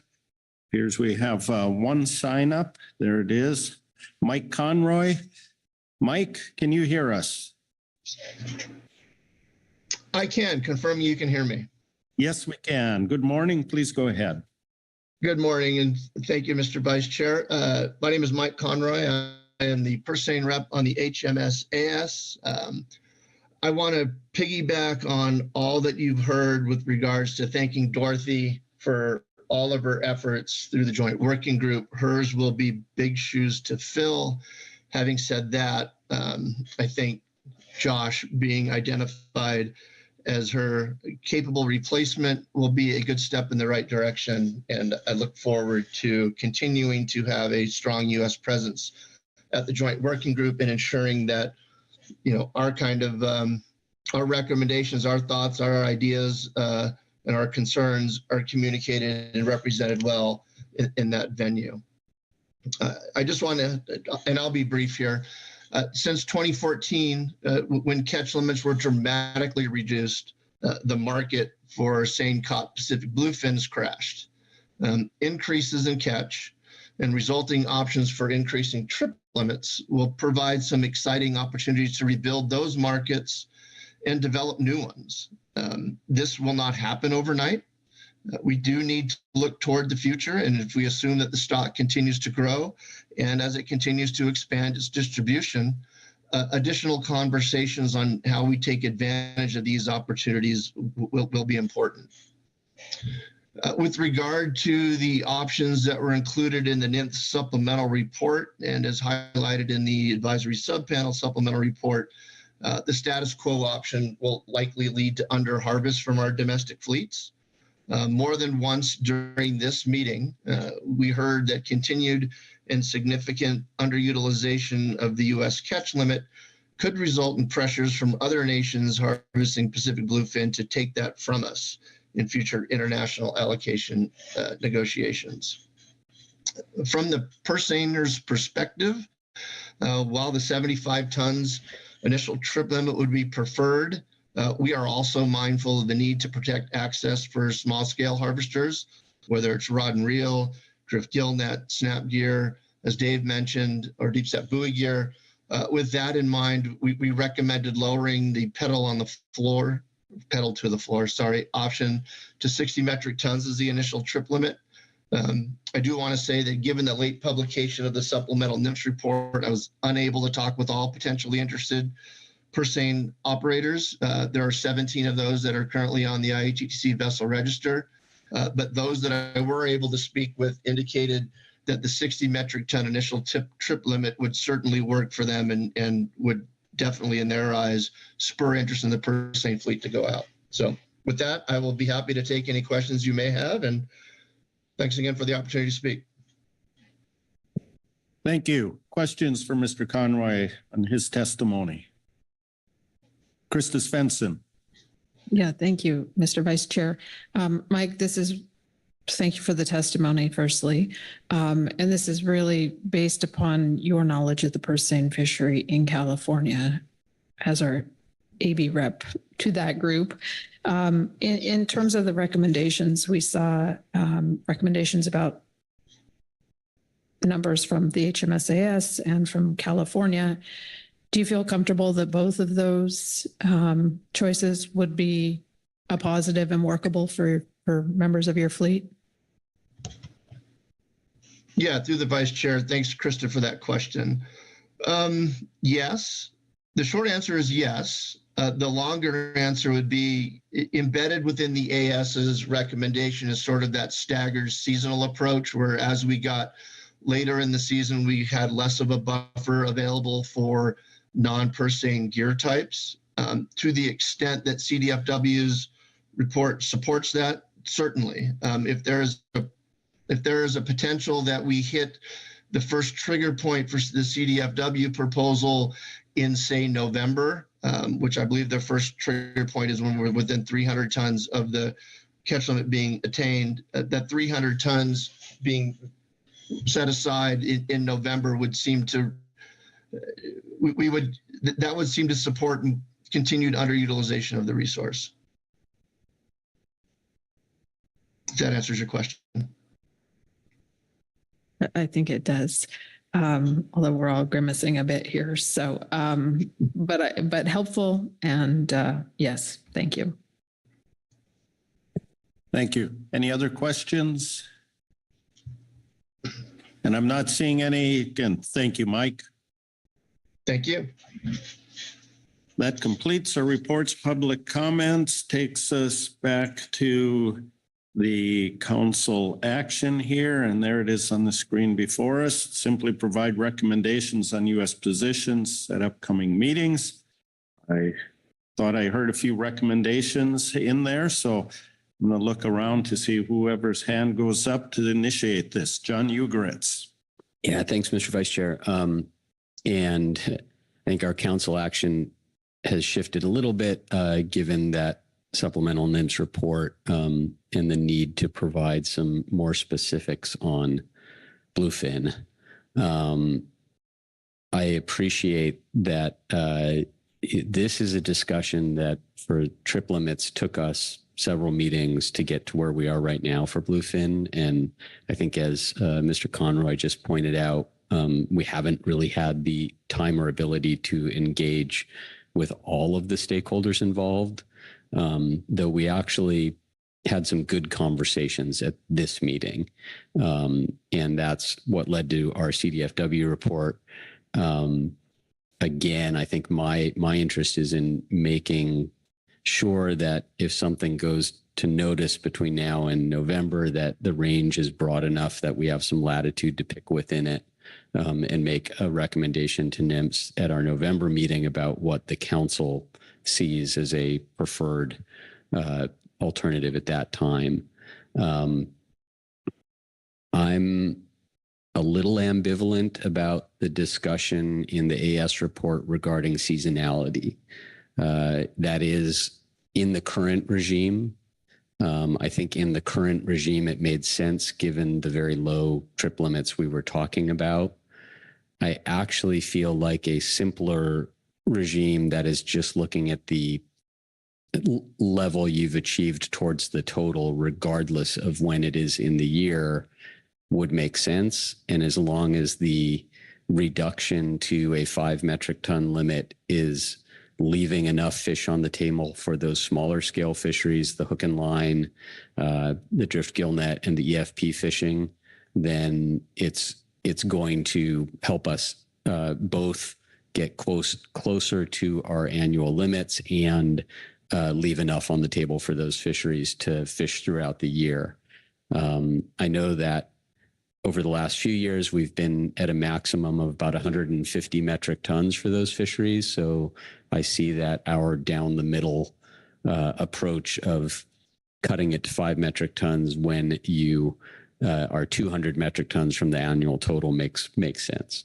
And so, you know, I'm not opposed to including a seasonality in the range of alternatives, but right now I'm more interested in those discussions between now and November regarding what the right numbers are.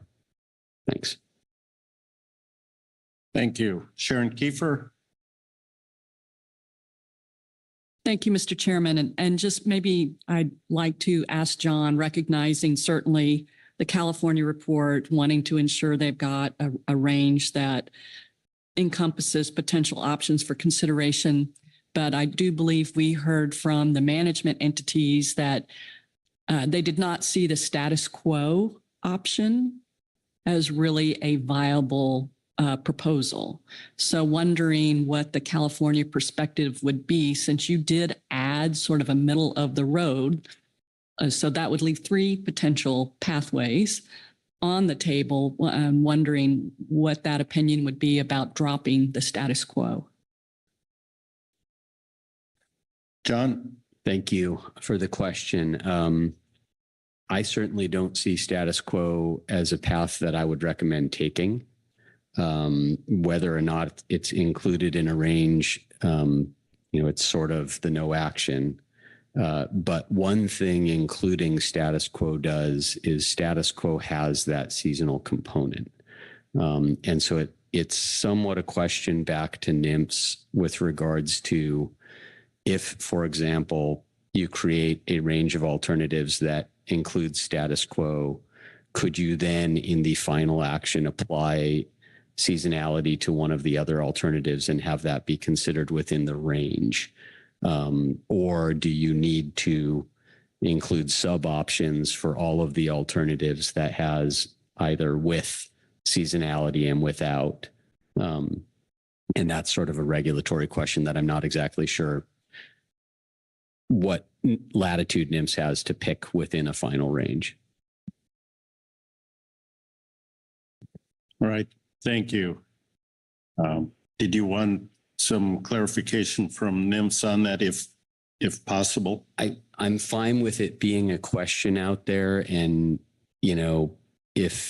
if we make a recommendation to NIMS right now on what we think they should do, let them figure out in developing regulatory alternatives how best to do that. I really am cognizant of NIMS workload on this, and I want to make it as clean and easy as possible without being prescriptive right at the moment.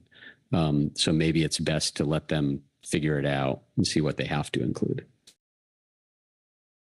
All right. Thank you. Further discussion.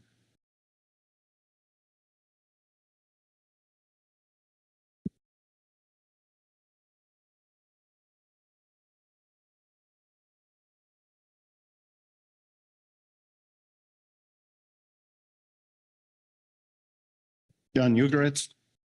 Thanks. I do have a motion for this if it sounds like we're done with discussion. It looks like we are ready to hear that. That can trigger some more discussion, so please go ahead. Thank you. I move the council request National Marine Fisheries Service use the range of options found in Table 1 of Supplemental CDFW Report 1, Agenda Item J2A 2024, to develop regulatory alternatives for the 2025-2026 Pacific Bluefin tuna trip limits. Thank you. As I follow along, the language on the screen is accurate and complete. Is that It correct? is. Great. Is there a second to the motion? Seconded by Mark Gorelnik. Please speak to your motion. I think I've described where we are at this point. I want to give NMFS the latitude to develop regulatory options that encompass what we're discussing. And I feel that this gives us the time between now and November to vet those options and alternatives.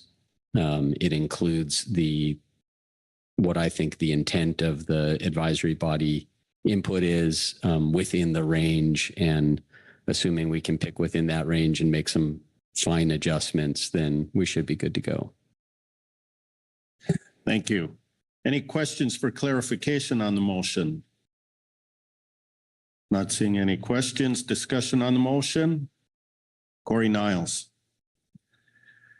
I'll just thanks John for the thought put into this. I'm going to make the annoying non-substantive comment that I'm wondering why we're not doing this into the next agenda item, because this is international management activities where we make recommendations to NMFS and others about what happens in international forums. This seems more like a domestic matter that should be under the management measures, but I'm happy to vote for it now, but I think this belongs better under the next agenda item. Let's talk. Dr. Dahl had his question. John, do you want to address it to your motion?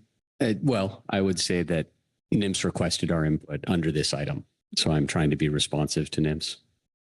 And it's international in that it was an IATTC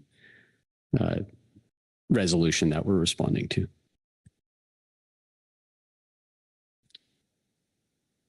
Clear enough, Corey? Same comment as before, but I'm happy to vote for it. All right, thank you. Any other question or discussion on the motion? Krista Svensson? Yeah, thank you, Mr. Vice Chair. Discussion, not question on the motion. And I will start by saying that I am supportive of the motion. And I just want to pause and reflect on the work the U.S. has done on bluefin at both the RFMO and council levels.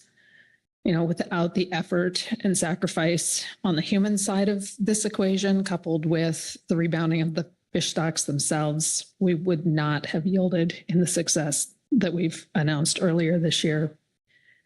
And it really has been a wild success. With bluefin rebuilt, we have the opportunity to catch additional fish. And noted in many of our advisory reports, if the U.S. fleet doesn't take their allocation, others likely will. And I think this would be a shame, not just for the loss of economic opportunity, but also because there are other fleets out there that don't have the same environmental and labor standards that we require of our fishermen, and that are also highly desired by U.S. retailers and their customers.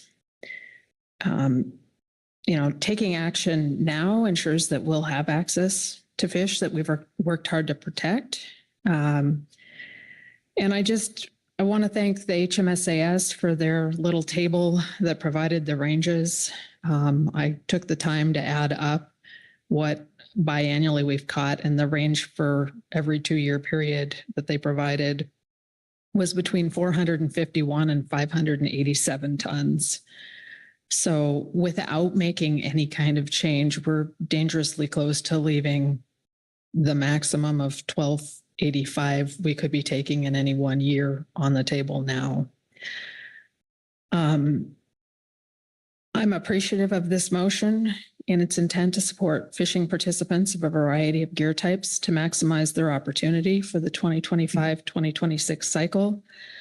And just to answer your question earlier, Ms. Lent, or Dr. Lent, excuse me, I also looked up on PacFin what the pricing was, and The average last year for purse seine was 60 cents. The average for smaller vessels that are participating in bluefin capture was 5.52.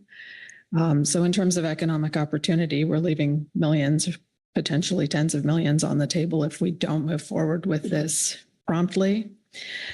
And then in conclusion, I'd like to thank NIMS, CDF&W, the HMS-MT, and the HMSAS for providing such thorough reports on such short notice. There were a number of comments about where did you find the CDF&W report? So there was quick response needed. And I think we will continue to need quick response on this item to make sure that our fishermen have the opportunity. And I expect we'll have some conversation around that under future workload planning. But all in all, I am hopeful that our focus on bluefin now will translate to increased prospects for fishermen in the near future. So thank you for the motion and looking forward to voting to support it. Thank you, Krista. Further discussion on the motion? Not seeing any hands for discussion. I'll call the question. All those in favor say aye. Aye. Opposed? Abstentions? Motion passes unanimously. Thank you, John. With Krista Svensson. Thank you. I didn't want to bring this up under that particular motion item, meaning the discussion prior to this was really around what are we going to do about bluefin. I do want to pick up the thread by the HMSAS around sending participants to the MSE. I think it might be beneficial to have some conversation between now and November with regard to what the pricing will actually cost, so that we can get an idea. Do we want to send anybody? Do we want to send 2 people? Do we want to send 5 people to that workshop that's in February? So really November is the opportunity, but wanted to mark, or at least put a marker down that I'm interested in having fishermen engagement, particularly in light of the opportunity. All right. Thank you. John Ugoretz. I'm just going to voice support for that as well. I don't know that we need to send 5, but I agree it's worth considering in November. Executive Director Burden. Yeah, thank you, Mr. Vice Chairman. And yeah, we'd be happy to do the math on the budget for you and bring back some more information for your consideration at the November meeting. I don't think this is a big ask, but I think some due diligence is always good. Thank you. So we'll look forward to hearing about that in November in preparation for a February meeting. Anything else under this agenda item? Before I look to Dr. Dahl, ask if we've covered everything. Yes, I believe you have. Before wrapping up, just really for the sake of the record, I wanted to additionally respond to Mr. Niles' question about why here and not in the next agenda item. And as I mentioned in the overview, NIMS is going to do this rulemaking under the Tuna Conventions Act. J3, the next agenda item in our FMP, has this biennial process that allows the council to make regulatory proposals, but that's pursuant to the Magnuson Act and the council authority to propose regulations. So I think that's another reason why it fits a little bit under, well, why it fits under this agenda item and probably doesn't fit under J3 because of those different authorities. So anyways, just to get that out there, clarify that. And then aside from that, I think you've covered what you need to cover today on international. Obviously, it was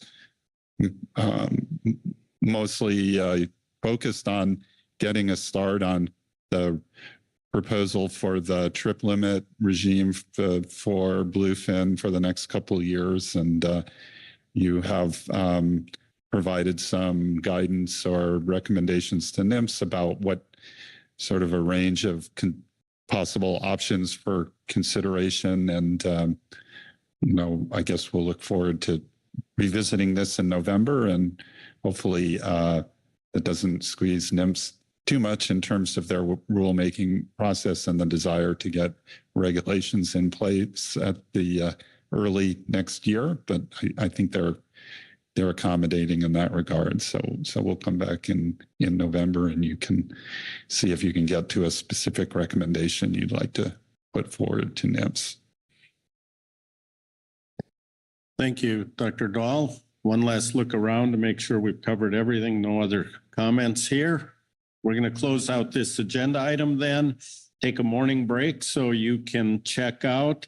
Let's try to be back here in about 15 minutes.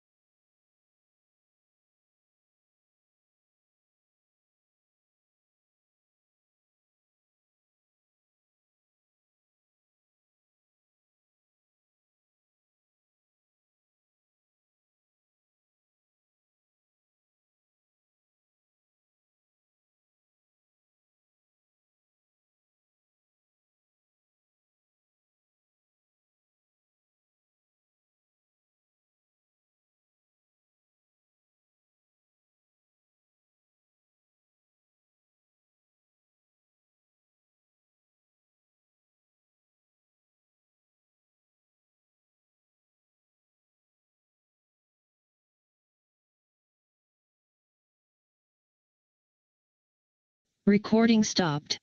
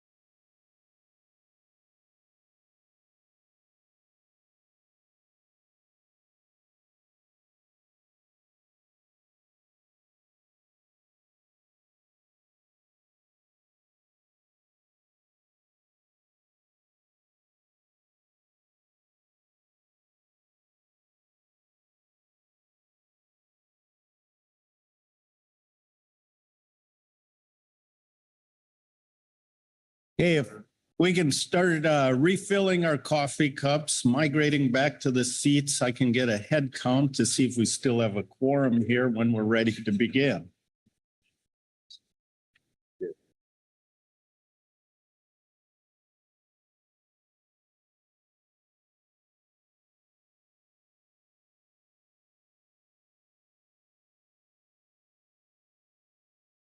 Recording in progress.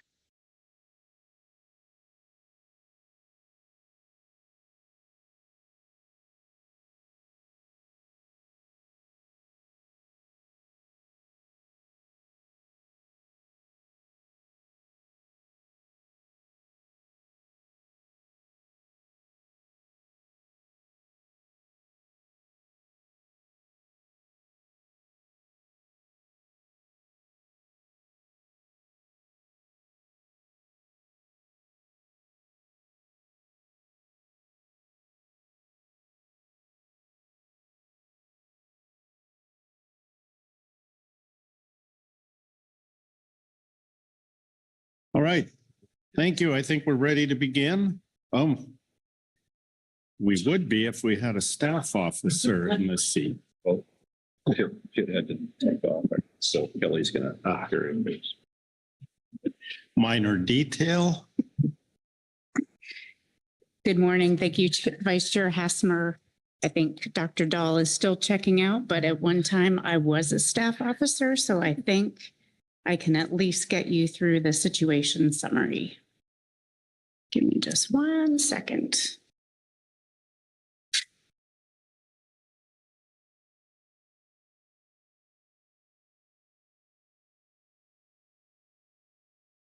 All right, this is agenda item J3. The 2025-2026 Harvest Specifications and Management Measures Preliminary Action. The Highly Migratory Species Fishery Management Plan lays out a biennial process that affords the council input on. Come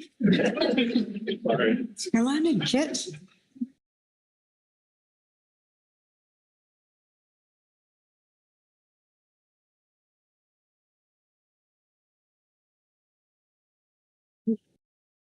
All right, Kit, we'll let you start just like we've just started this. Go ahead. Okay, well, that is unlikely to happen more than maybe 3 more times. So you heard the first sentence about council input, identifying key management reference points, and this is related to this process. Section 4.6 in the HMS FMP states that you receive a draft stock assessment and fishery evaluation report at this meeting, and then a final safe report in November. And so the draft is attachment 1 in your materials. And also I have been keeping a online version of that on the council website. In addition, we have this HMS Safe portal on the PACFIN website. Chapter 6 in the Safe contains information related to status determination criteria for HMS stocks, including a listing of the most recent stock assessments upon which status determinations are based. There's a footnote just noting that pretty much all those stock assessments are conducted by various international bodies, science bodies. NIMS will use this updated information to determine whether a stock is subject to overfishing or overfished. The council then has an opportunity to provide input on identifying these management reference points. Excuse me. HMS are subject to MSA section 304I. When the overfishing or overfish status of the stock is primarily a result of excessive international fishing pressure. While the council may propose measures to address the relative impact of fishing vessels of the United States on the stock, the broader charge is for the council to develop recommendations for international actions. And so this is different from stocks that are fully subject to domestic management. where everything happens through you. As part of the process for estimating status determination criteria and making status determination, NIMS considers whether the stock assessment constitutes best scientific information available. And this occurs once regional fishery management organizations have adopted the assessments for management, and NIMS has provided consequently those SD estimates and the attached. It's actually just labeled a NIMS report, NIMS report 1, which was in the advanced briefing materials. And then when the SAFE is finalized, those updates will be incorporated into Chapter 6. And through potentially 2 subsequent meetings, this in November and then in March, the Council may make recommendations to the NIMS about any revised SDC or status determination criteria estimates. It also may formulate recommendations on domestic management measures and measures that should be addressed through relevant RFMOs to address stock status. So you're not obligated to set ACLs for HMS.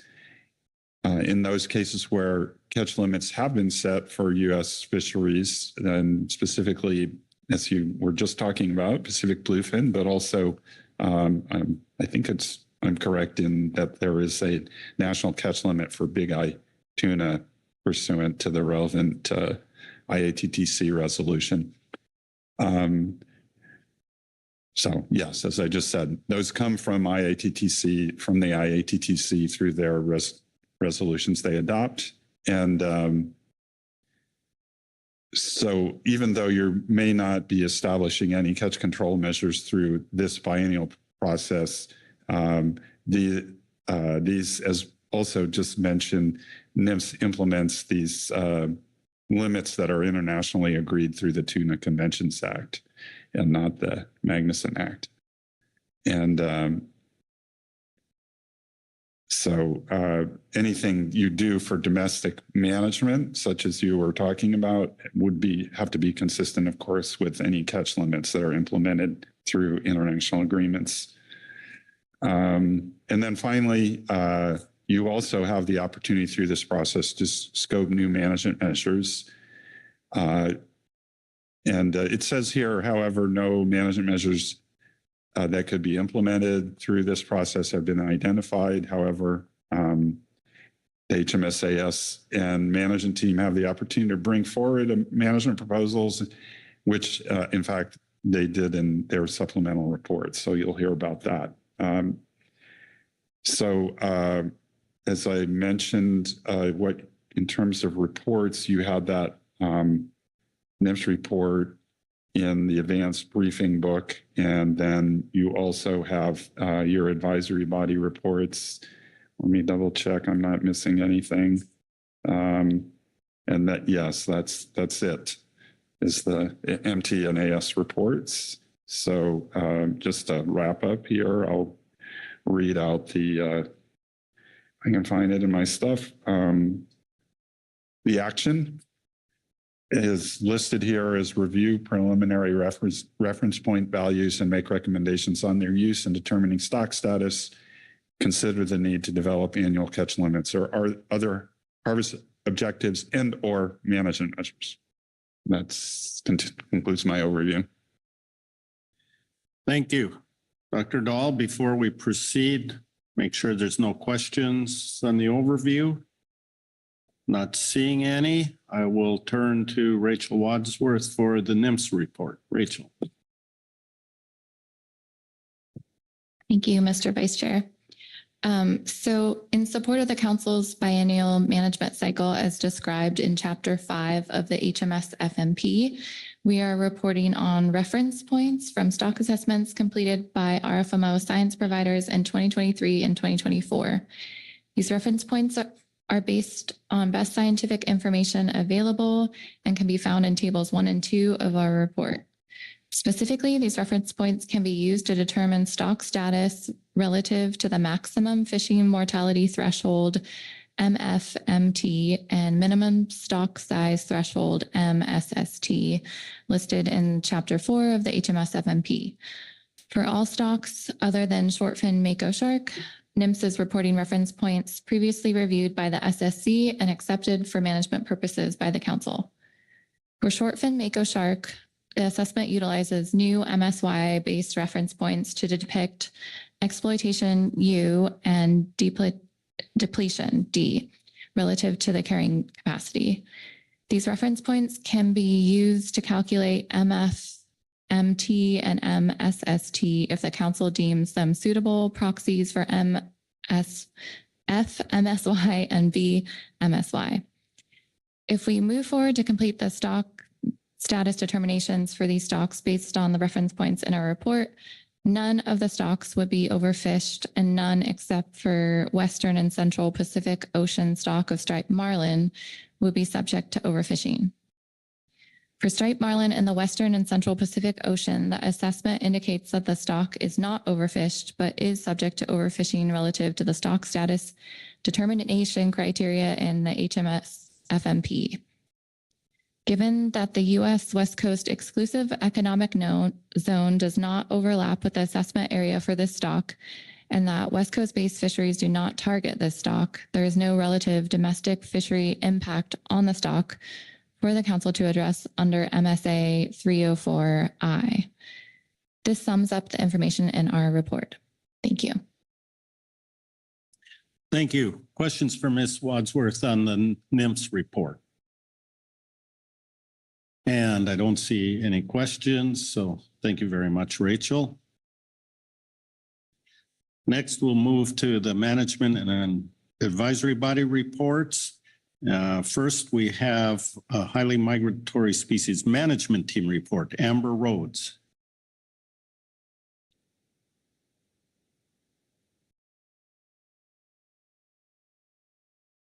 Good morning, Amber. Good morning, Vice Chair Hasmer, council members. I'm going to be reading you this HMSMT report on agenda item J3. The team reviewed and discussed the reference points in agenda item J3A, NMFS Report 1. The team generally agreed that the reference points appear suitable for making domestic status determinations of the relevant stocks according to the status determination criteria in the fishery management plan.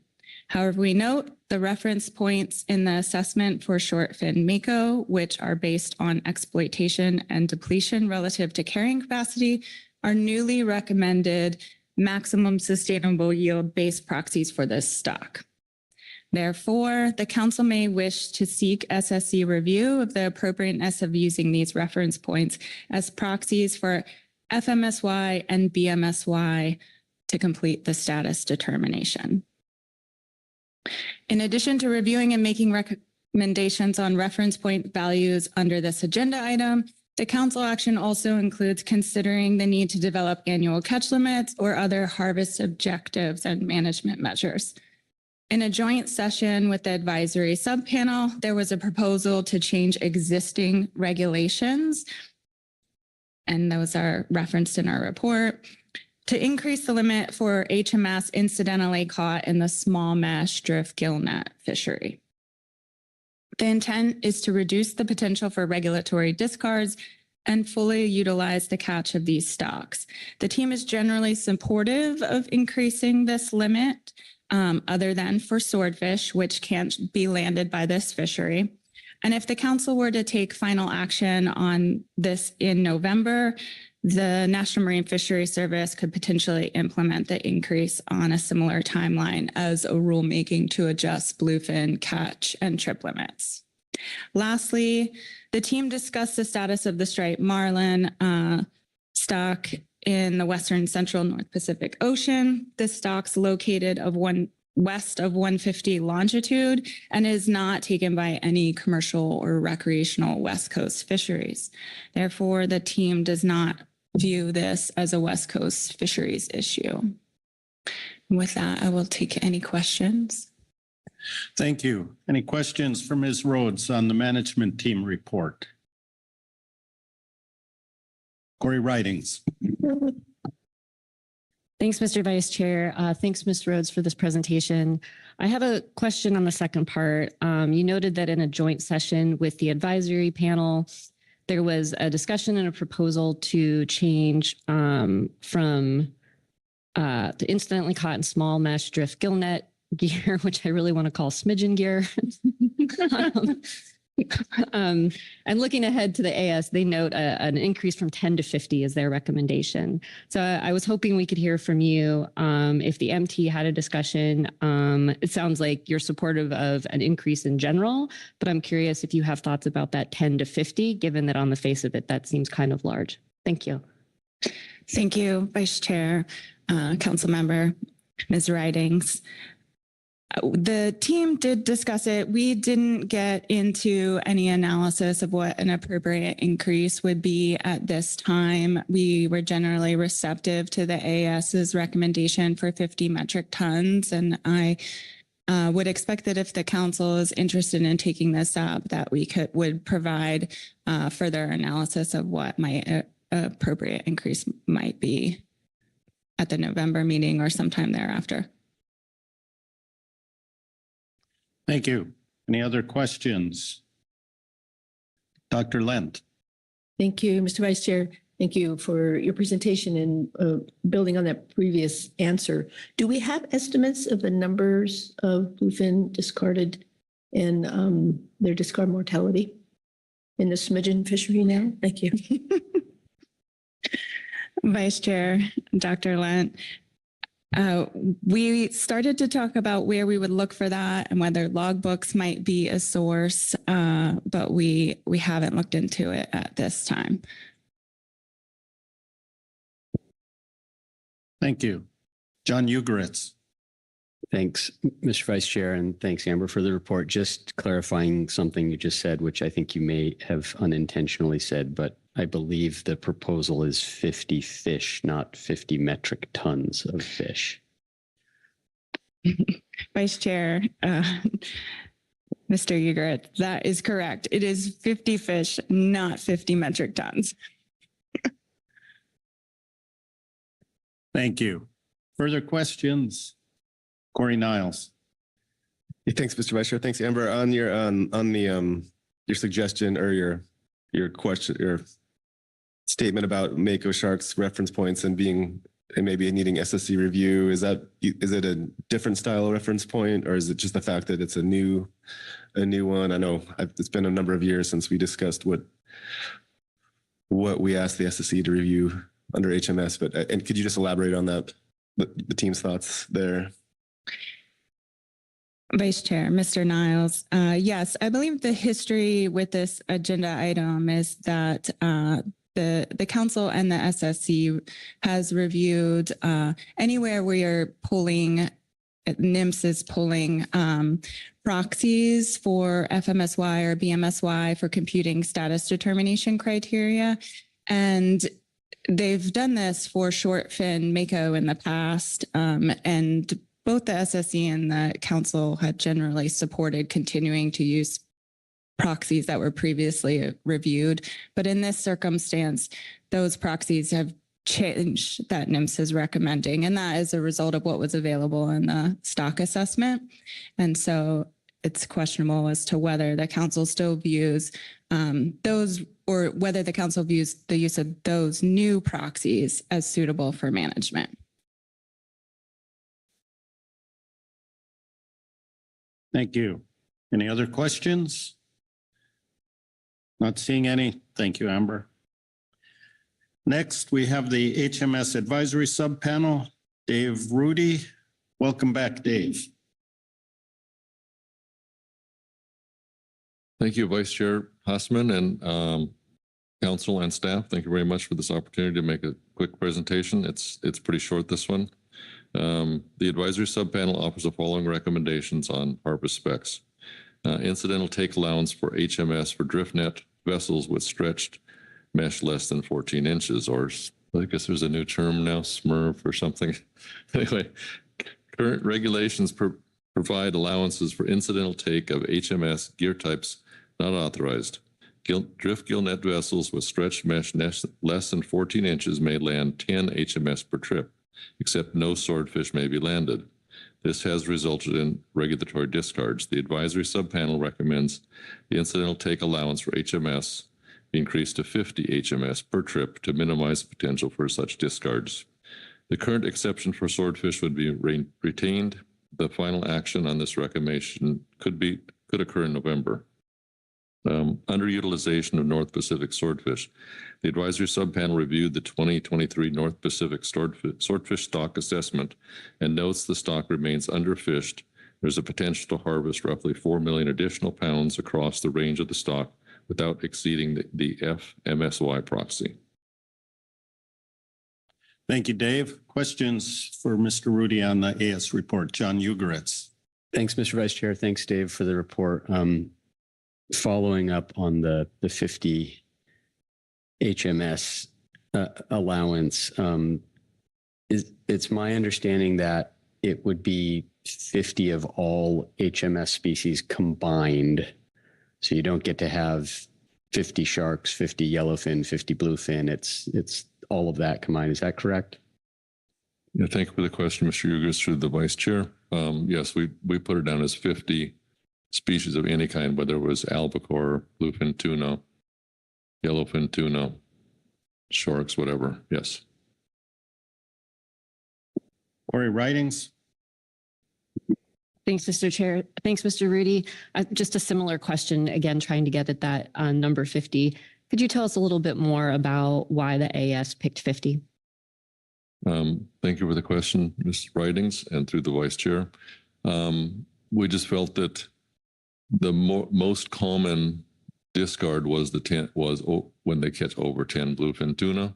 So based on that, we felt that the members mentioned there was regulatory discount. I don't have real numbers on what that is, but they mentioned that it does occur and that considering the bluefin stock is rebound, it was appropriate to increase the number so we wouldn't have any regulatory discards. Thank you. Additional questions? Dr. Len? Thank you, Mr. Vice Chair, and thank you, Mr. Rudy. From your experience and speaking with the fishery operators, what's your estimate of the discard mortality for HMS and bluefin in particular in this fishery? Thank you for the question, Dr. Lent, through the Vice Chair.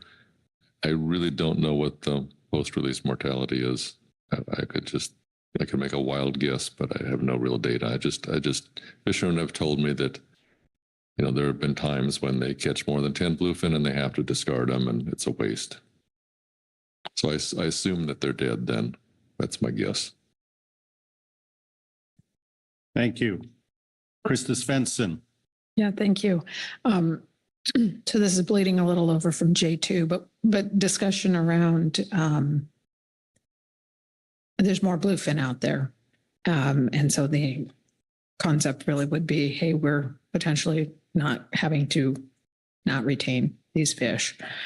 Bluefin are pretty big fish. So just wondering about bumping up against that 3 metric ton or hopefully 5 metric ton, like what the implications are in this fishery for that, if there was discussion around that in the AS. Thank you for the question, Ms. Svensson. We did want to bump up that minimum up to the retained at 5 metric tons per landing instead of 3, especially in light of potential snap gear or bycatch or any kind of catch. If there's more bluefin out there, we're going to catch more bluefin. Whether we target them or don't target them, we're likely to catch more of them. So that was sort of the thought that going from 3 to 5 and that this 50 extra fish is not going to go over 5 metric tons. Any other questions? Not seeing any. Thank you, Dave. Thank you. That completes our reports, takes us to public comment. We have one sign up. Before it comes up, I believe it is Teresa Labriola, but I will confirm that. And there it is on the screen before us. Teresa, can you hear us? Good morning. Yes. Good morning, Vice Chair. Thank you. I am Teresa Labriola, representing Wild Oceans. I just want to take a moment to welcome our new council members, introduce myself virtually. I'm the Pacific Program Director for Wild Oceans, which is a 50-year-old marine fish conservation organization founded by recreational fishermen who have a passion for conservation and have a mission to keep the oceans wild to achieve a vibrant future for fishing. This morning, I was reviewing the briefing book for the day, and I saw this HMS-AS report, and I just wanted to flag our concern for this recommendation to increase the incidental allowance limit for HMS caught in small mesh drift gill net. And thank you. This has been a great discussion already. I think you've quickly seen that this request is not as simple as it may seem. This could have significant impact on the environment. It could change the way that this fishery fishes, even though this is incidental catch. Bluefin, as we've seen, are a very valuable fish at $6 a pound currently. And any action would require a full analysis pursuant to NEPA. It's my understanding that the small mesh drift gill net fishery targets white sea bass and yellowtail in the state-managed fishery. White sea bass caught in California with drift gill nets is rated red by the Monterey Bay Aquarium Seafood Watch program. The rationale for this rating is the risk of bycatch of critically endangered giant sea bass and entanglement of humpback whales and sharks, though these incidents are rare. In addition, management effectiveness is assessed as ineffective overall because there are some management measures in place, but there's no stock assessment for the fishery management plan for California yellowtail or giant sea bass, and no recent stock assessment for white sea bass. Finally, bycatch and ghost fishing monitoring is insufficient according to the Seafood Watch program, and given the potential impacts of fishing with ghost gear that's lost or damaged, this is of great concern. So before taking any action on this request, I think there's a lot more thought that needs to go into this if the council's interested in this. Some questions that just came up in my last half hour of thinking of this is, what is the current effort of smidgen gear? What are the current catch of HMS by species and by number? Is there a season to this? What is the current discard of HMS by small mesh drift gill net? What's the post-release mortality, as we've heard? How might the fishery avoid incidental HMS catch? How could increased limit incentivize a targeted HMS fishery, although this is for incidental fishing? Again, bluefin is a very valuable fish, and being able to catch 50 fish at 100 pounds, I'll spare you the math. How would this impact our commitment under IRA Project 3, which is to develop climate-ready fishing methods that mitigate bycatch of non-target associated species in a changing ecosystem? And thinking about that project and how HMS is the poster child for this, and we have had a roadmap to consider how to develop new gear for HMS. This is a potential, I don't want to say backdoor, but I'm concerned about how it could incentivize using a red listed gear. So with that, I just want to say that Wild Oceans has long supported the development of low bycatch, high value fisheries that can protect healthy oceans and fishing opportunities for future generations. And we just ask that you really take the necessary actions and steps to fully evaluate this proposal if it's something that you're interested in before moving forward with it. Thank you. And I'll take any questions. Thank you. Any questions for Ms. Labriola on her testimony? And Teresa, I see no hands around the table here, so thank you very much for that. Thank you. That completes our reports, public testimony, and will take us into council discussion and action. And it's on the screen before us. Review the preliminary reference point, values, make recommendations. I think you can read the rest of it there. So I will look around, see who wants to initiate discussion on this item. if there is any discussion.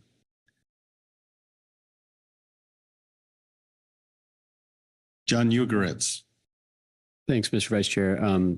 I think these last two reports and the public comment make it clear that we might want to ask the team to dig in a little bit on some numbers, provide some feedback. I don't think I'm ready to make a call on whether it's appropriate to allow the incidental take of HMS to increase in non-HMS fisheries that aren't permitted under HMS and are not gear types that are allowed in the FMP. But I also don't want to see regulatory discards of a healthy stock. So there's some potential there to discuss it, but we don't have all the facts in front of us. Thank you. Corey Niles. Yeah, and on that, the facts, and for November, maybe I heard this wrong, question for John, but is this not a fishery that happens in state waters? Is this a federal waters fishery? It would be the question. John, can you respond to that? Thanks. It happens in both, inside and outside the state waters. We've just looking briefly at some preliminary data.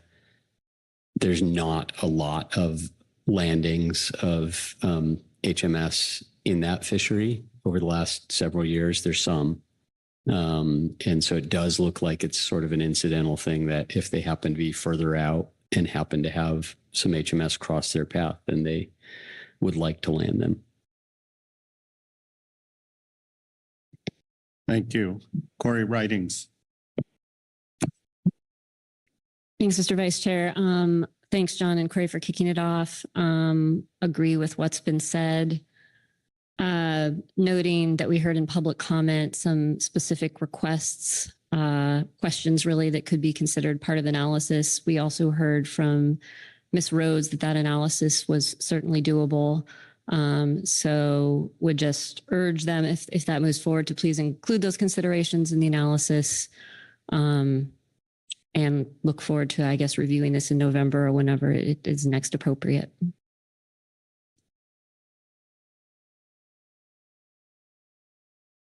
All right, thank you.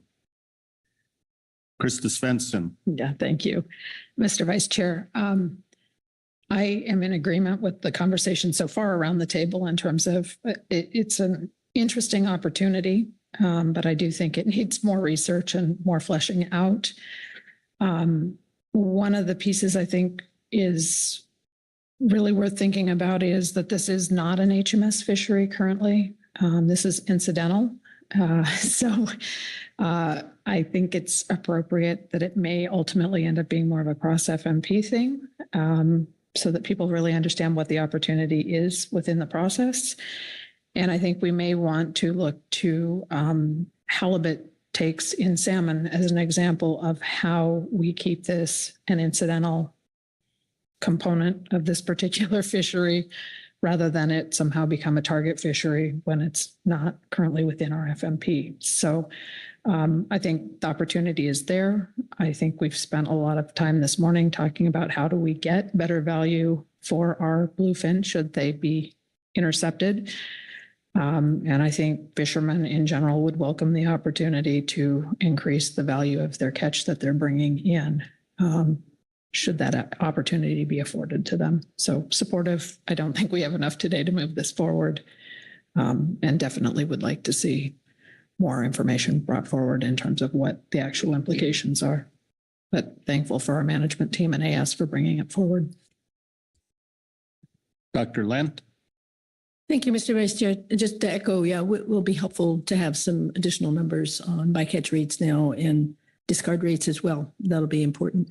I don't want to lose sight of the HMSAS other recommendation regarding underutilization of North Pacific swordfish. It's an underfish species. It's an opportunity for U.S. fleets. I've already said this earlier in the week. 80% of the swordfish we consume is imported. Be lovely to find a way forward. And I know that's what the HMS roadmap is all about. And hopefully through the IRA projects, we'll make some progress on that. And I understand it will be on the work plan for November. Thank you, Chair, Vice Chair. All right, thank you.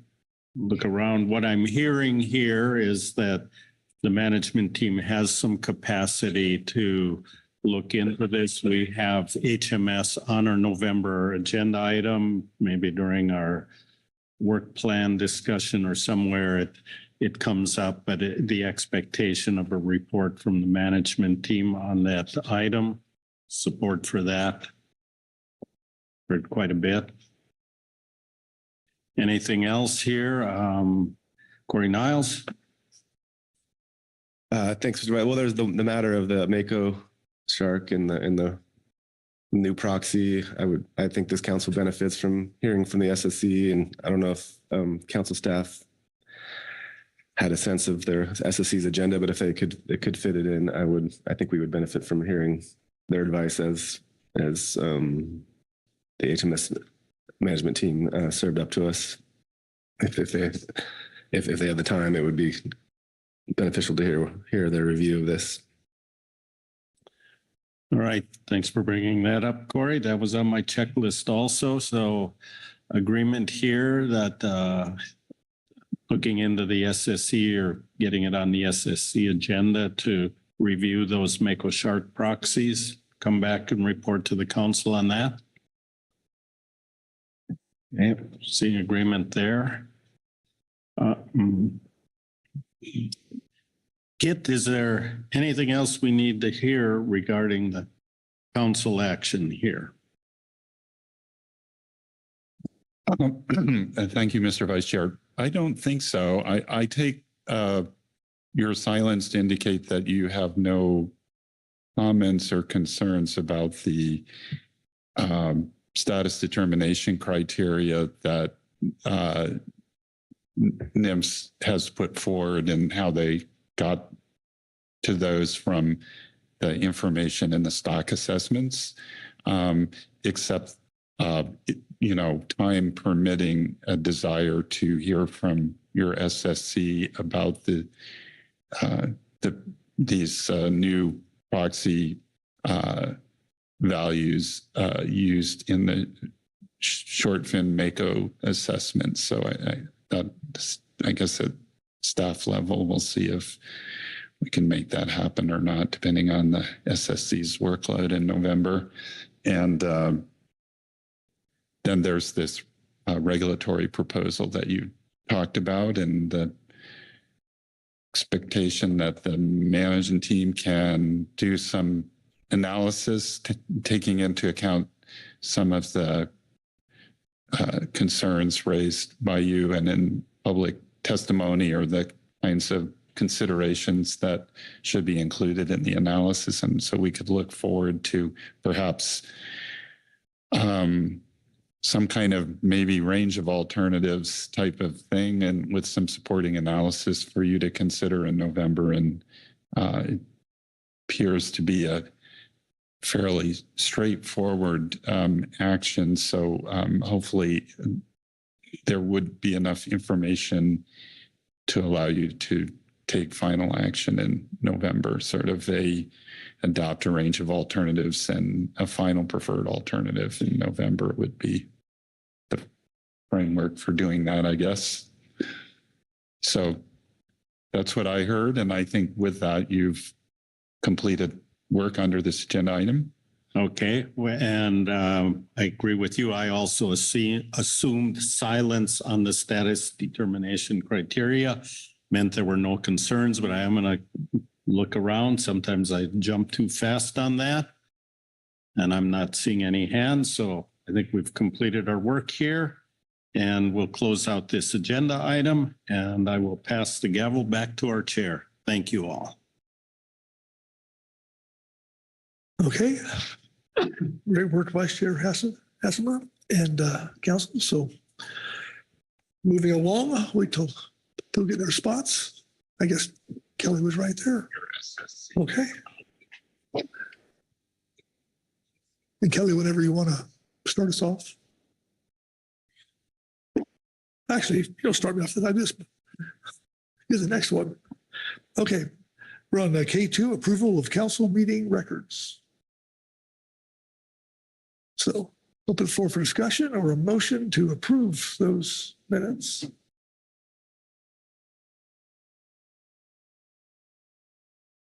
I should have asked a question before I got here.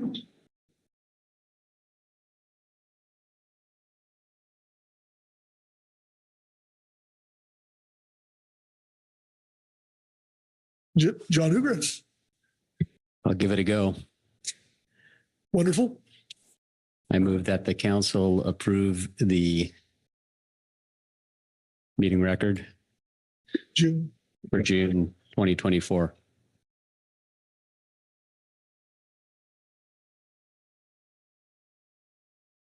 All right.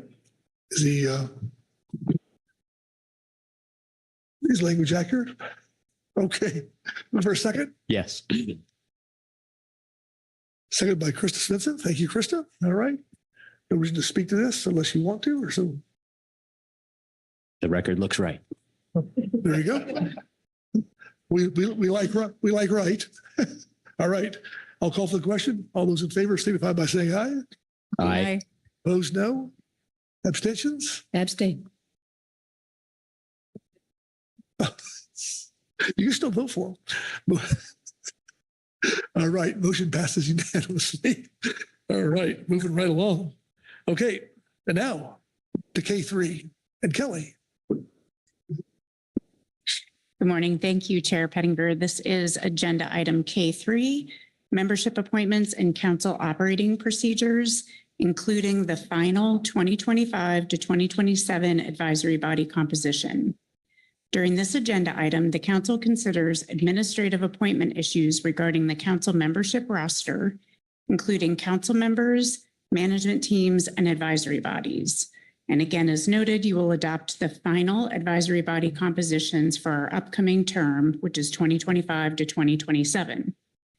Additionally, the council is scheduled to identify council members to serve on the National Marine Fisheries Service Office of Protected Resources Marine Mammal Take Reduction Team for federal sablefish pot, Dungeness crab, and California spot prawn.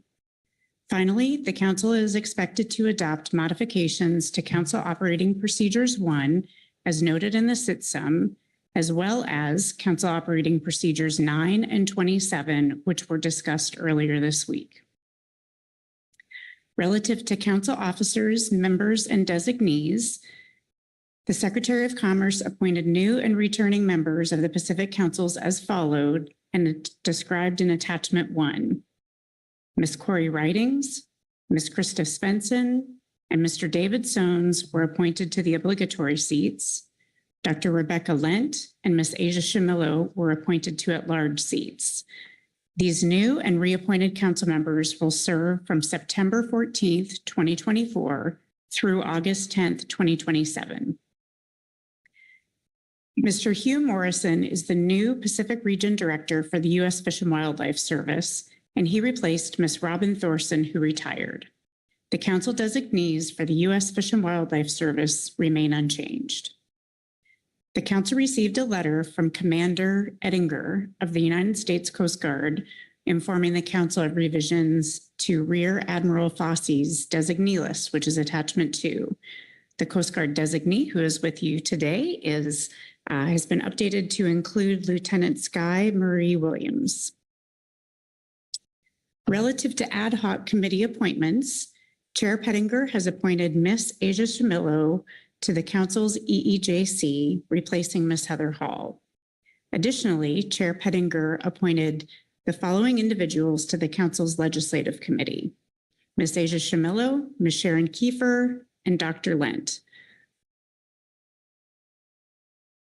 Relative to council representatives to other forums, the Take Reduction Team.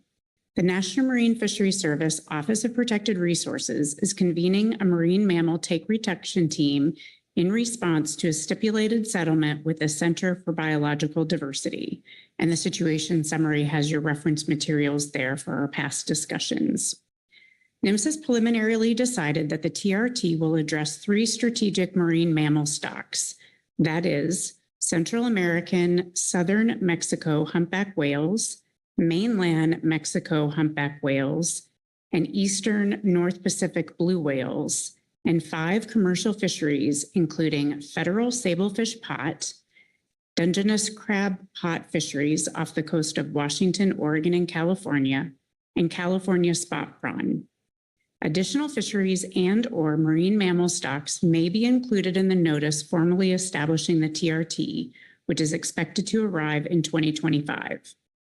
The TRT is expected to meet in person for several meetings over a 6-month period to develop consensus recommendations that achieve the Marine Mammal Protection Act goals. TRT members include a long list of individuals outlined in your situation summary. At your June meeting, Council tasked staff with sending a letter to NIMS recommending several individuals for consideration to serve in the industry seats. In your situation summary, you have links to the TRT transmittal letter, as well as our June decision summary document that contains the list of individuals recommended. Only 2 to 3 individuals are expected to fill the industry seats. At our meeting here today, the council is scheduled to recommend individuals to fill the Regional Fishery Management Council seat on the TRT. Recently, we became aware that the TRT can accommodate both a primary council representative as well as an alternate. On other TRTs, these seats have been filled by either council staff or council members. Given current staffing levels, the executive director recommends the position be filled by a council member with staff support as appropriate. Relative to council advisory body appointments, for the coastal pelagic species, let me try that one more time. For the Coastal Pelagic Species Management Team, the Southwest Fisheries Science Center nominated Dr. Nicholas Wenger to replace Dr. James Hilger in one of the NIMS positions on the CPSMT. We'd like to thank Dr. Hilger for his 6 years of service on the CPSMT. For the HMSMT, the Southwest Fisheries Science Center nominated Mr. Owen Snodgrass to replace Dr. Matthew Craig in one of the Southwest Fisheries Science Center positions on the HMSMT. Additionally, the West Coast region nominated Mr. Carter Harmon to replace Ms. Celia Barroso on the HMSMT. We'd like to thank Dr. Matthew Craig and Celia Barroso for their service on the team, which were 4 and 9 years respectively. For the Groundfish Management Team, the Northwest Fisheries Science Center nominated Dr. Brian Langseth to replace Dr. Chantel Wetzel in one of the Northwest Fisheries Science Center positions on the GMT. We'd like to thank Dr. Wetzel for serving 4 years with the team. Relative to the SSC, recently, Dr. Cameron Spear resigned his seat on the SSC. He was also the SSC Vice Chair. Dr. Spear is now the Director of the Economics and Social Analysis Division at the NOAA Office of Science and Technology. We thank Dr. Spear for his 9 years of service on the Council's SSC and look forward to working with him in his new role. Staff will work with the center to secure a nomination for the Southwest Fisheries Science Center position on the SSC. The new SSC Vice Chair is Dr. Andrew Oley Shelton from the Northwest Fisheries Science Center. An additional vacancy is the Salmon Technical Team Tribal position. Mr. Brian Van Orman left his position with the Northwest Indian Fisheries Commission, and subsequently the tribal seat on the STT is vacant. Staff request a new tribal representative, whether permanent or interim, be identified by the November council meeting to support the 2025 annual salmon setting process. For the enforcement consultants, the NIMS Office of Law Enforcement advised the council that Mr. Sean Staley recently retired and Mr. Eric Morgan was appointed as the Deputy Special Agent in charge of the West Coast Division. OLE would like Mr. Eric Morgan to be assigned as OLE's alternate designee for the council's enforcement advisory body. Mr. Greg Bush will continue to serve as the primary representative. Council advisory body appointments for the 2025-2027 term. The current 3-year advisory body term ends December 31st, 2024, and the council is embarking on a renewal process as described in COP 9, Schedule 6.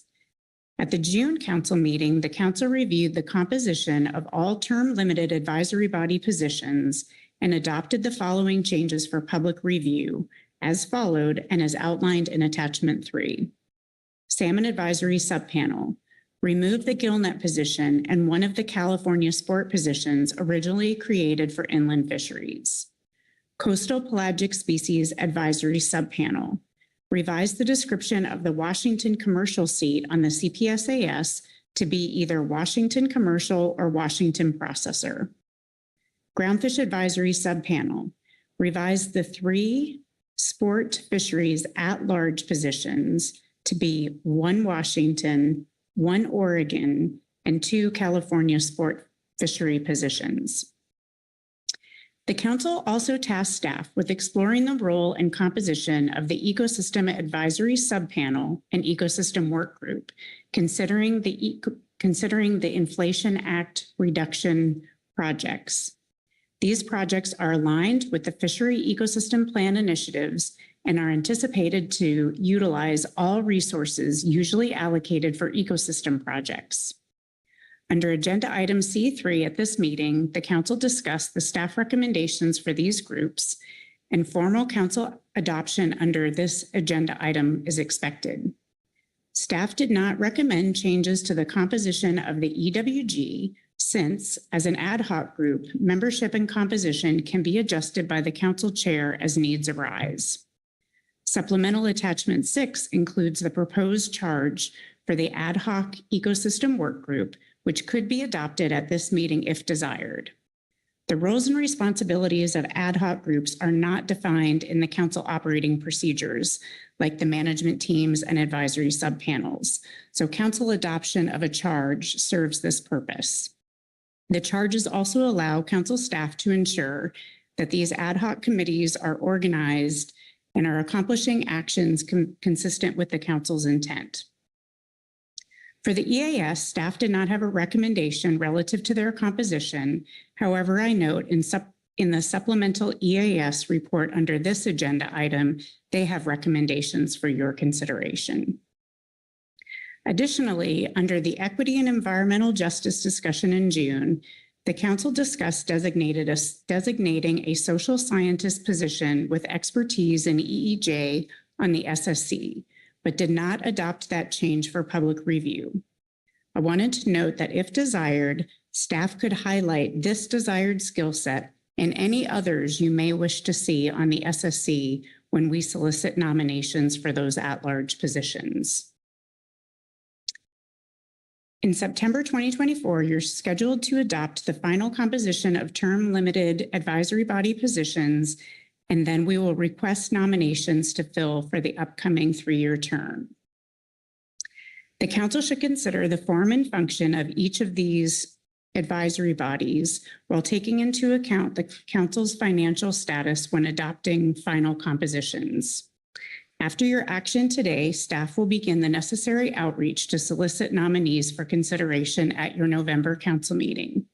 I'm excited to note that with some assistance from Ms. Jennifer Gilden, who is a council contractor, our council administrative staff, Sam, Kim, and Amy, and our IT staff, Chris and Hayden, we have an expanded outreach plan this year that includes a broader audience than we have reached in past years. It includes commercial, recreational, and processing fishing organizations, past MRIP participants, commercial and recreational gear stores, ports and harbor masters, conservation organizations, and universities. We are hoping that this expanded outreach will provide a diverse range of nominations for the council's consideration in November. Relative to council operating procedures, we have several changes for your consideration. The first is Council Operating Procedure 1, which outlines general council operations and revises the public comment period to 5 minutes for both individuals and groups. You'll find those proposed changes in Attachment 4. The council discussed this change at their June council meeting. Additionally, we have proposed changes for COP 9, which outlines the fiscal management cycle and activities and corrects the time frame covered under our administrative grant. This update is needed to match the changes in the NOAA grants process, which was discussed under agenda item K1, supplemental attachment 3. COP 27, which outlines the allocation review cycle for the groundfish FMP, contains corrected list of species with both formal and informal allocations. The proposed administrative edits for this COP were discussed under agenda item I7, attachment 4. So to recap briefly, the council actions under this agenda item, you'll be recommending council representatives to the take reduction team.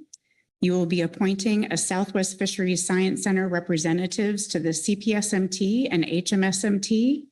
You will be appointing a West Coast Region representative to the HMSMT, appointing a Northwest Fisheries Science Center representative to the GMT, adopting the final composition for all term-limited advisory body positions for the 2025 to 2027 term, adopting the final role and composition of the EAS and EWG as appropriate, and adopting revisions to Council Operating Procedures 1, 9, and 27. And with that, I would be happy to take any questions on the agenda item overview. Okay, thank you, Kelly. That was quite a lot. I'm glad you're in the seat to guide us through this. All right, questions for Kelly on her overview? Okay. I'm not seeing any. So with that, we'll get right to reports, and I'll go to the SAS and Richard Heap. Richard, are you there?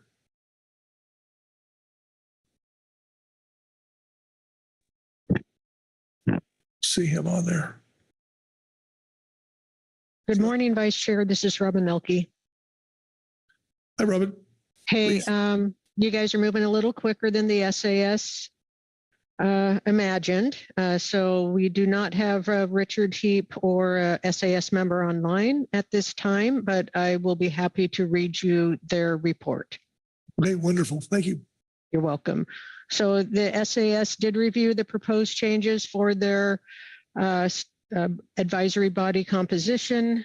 After a very long and candid discussion, they concluded that the current composition of the SAS has served the council well and recommends leaving the composition as it is.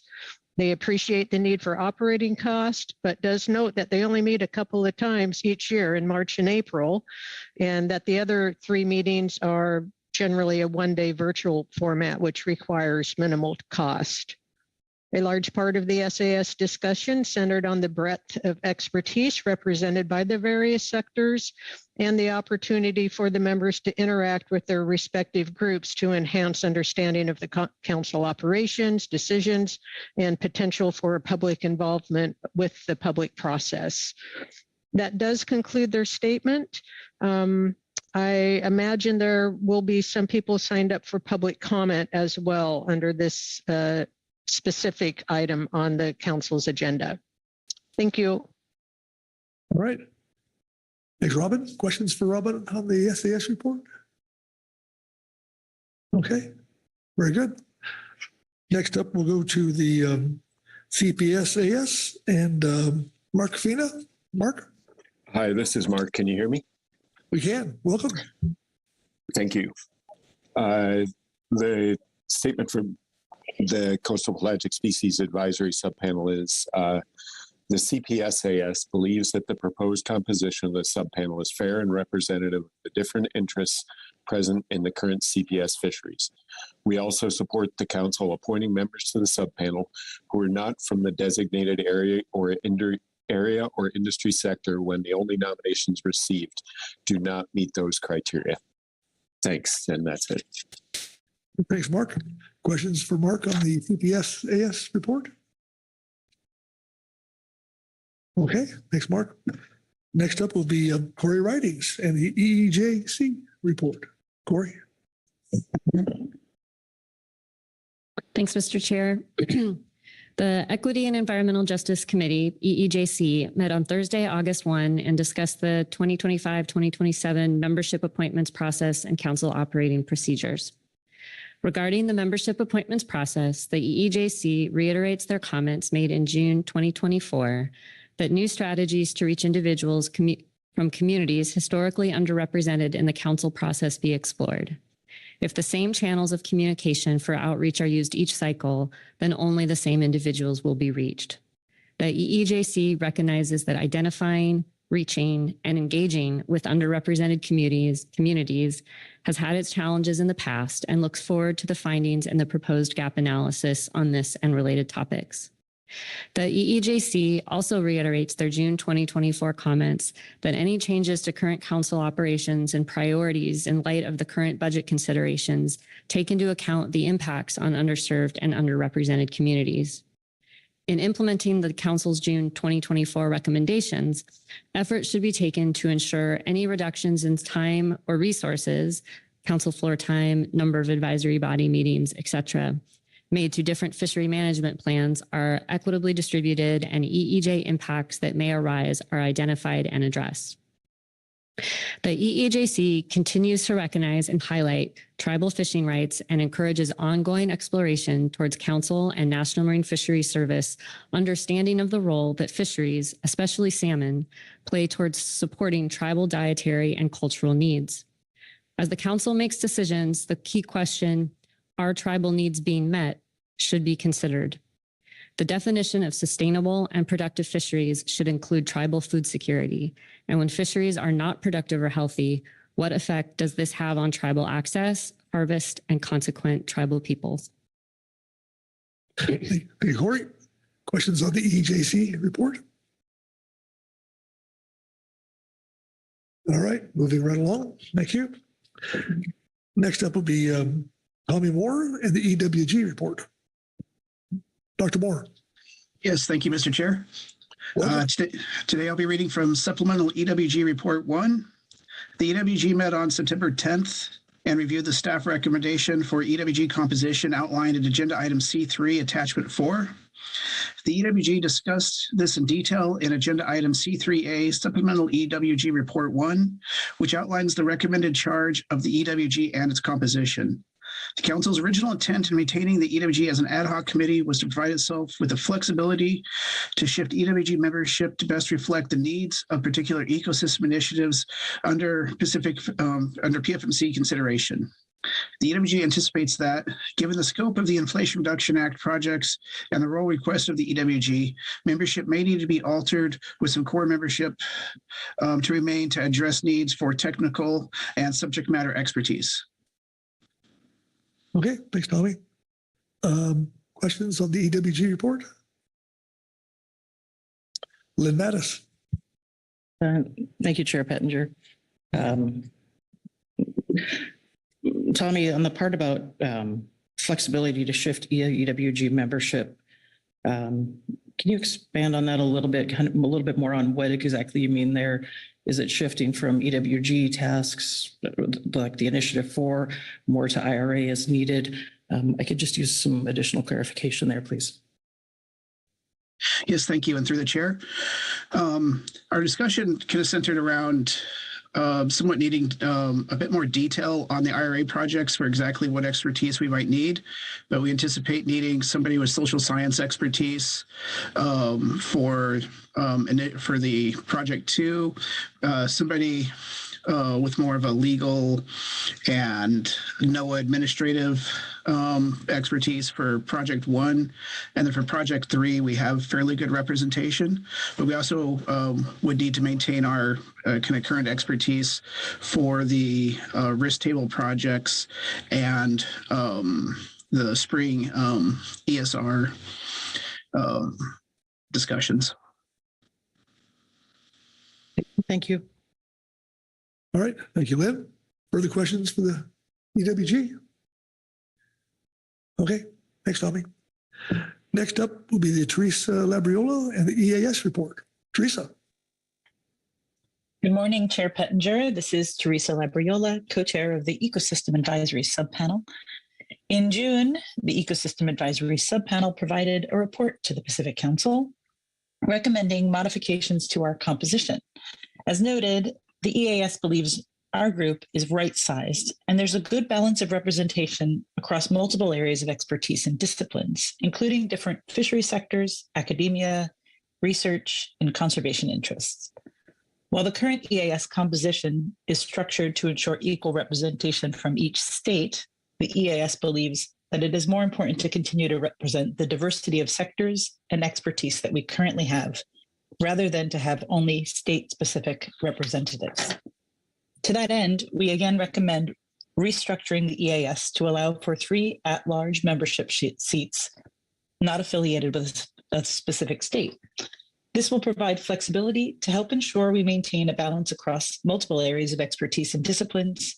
Specifically, the EAS recommends the Council modify Council Operating Procedure 2 as follows: that the Ecosystem has 9 Advisory Subpanel has 9 positions, 2 California at large, 2 Oregon at large, 2 Washington at large, and 3 members at large. Thank you. Thank you, Teresa. Questions on the EAS report? All right, I'm seeing any. Thanks, Teresa. Next up is Susan Chambers with the GAP report. Susan, welcome. Good morning. Thank you, Chair Pettinger. My name is Susan Chambers. I'm Chair of the GAP. And for the record, I will be reading from agenda item K3A, our supplemental GAP report 1. The GAP continues to support adding 1 new recreational position to the GAP for a total of 22 members and converting the recreational at-large seats to state designated seats as delineated in agenda item K3 attachment 3. The rationale we provided in agenda item F6A supplemental GAP report 1 in June still applies. Briefly, that is, GAP members recommend the sport at-large positions be designated state-specific as follows: 1 Washington, 1 Oregon, 2 California. If the Washington seat isn't filled immediately, we would prefer for it to be held for Washington. We note that the current GAP composition is made up of 8 California residents, 8 Oregon residents, and 5 Washington residents, with 1 of the Washington residents in the tribal seat. Lastly, we suggest that if for some reason this composition does not work, the council can revisit this again at the next opportunity. Thank you, and that concludes our GAP report. Thank you, Susan. Okay, questions of the GAP report? All right, we're moving right along. Okay, thanks. Next up will be the EC report and Mr. Chris Yerman. Chris, good morning. Morning, Mr. Chair. For the record, I'll be reading agenda item K3A, supplemental EC report 1. The EC has designated Jason Krause as our new chair, and we thank Dan Chadwick for his leadership over the past 2 years. That concludes our statement. Okay. Thanks, Chris. Questions on the EC report? All right, we'll move right along. Thank you. Okay, that takes care of public or the reports. Public comment? Any? Aha. There's 2 before us. We'll start off with Don Vernon, followed by David Kishida. Don?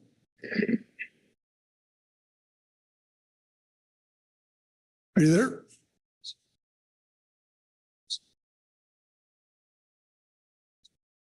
Mr. Vice Chair, this is Robin Elke again. Yep. Hey, I did want to let you know that Don is trying to sign in. I know IT's been trying to help him. He's just having trouble getting on the webinar. If he can't sign in, you can think about whether or not it'd be appropriate for me to have him send me his comments via email, and I could read them into the record. But in the meantime, I would suggest that we just give him a bit of time to try to log in. I've got the okay sign that he's logged in and ready to go. So thank you, Robin. I'm here. Welcome, Don. Well, thank you. Appreciate everybody's help getting me connected in here.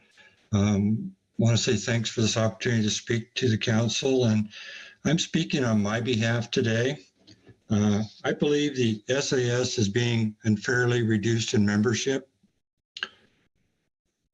I think the California Inland Fisheries position has many opportunities to participate in the Klamath and Sacramento Chinook Salmon Task Force, but the SAS gillnet position does not have similar opportunities to participate. I believe the SAS, with its current membership composition, has successfully contributed to setting salmon seasons effectively, and we've enhanced salmon fishing opportunities north of Falcon. Thus, I'm asking the council to retain the gillnet position on the SAS because I think it provides value and gives us a more comprehensive view of fisheries in our area. Thank you very much. Thank you, Don. And questions for Don on his testimony? Don has plenty to say, but all right. Very good, Don. Thank you. Hey, thank you. Goodbye. You bet. Next up, Dave Kishida. David.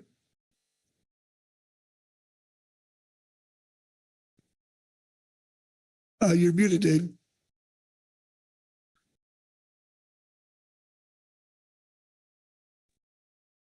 Can you hear me now? We can. Welcome. Oh, great. Thank you, Chair Pettinger. Yeah, this is Dave Kishida. I represent Coastside Fishing Club, which is Central and Northern California group of approximately 4,000 recreational anglers. And I just want to say that the Southern California and Northern California is two distinctly separate fisheries.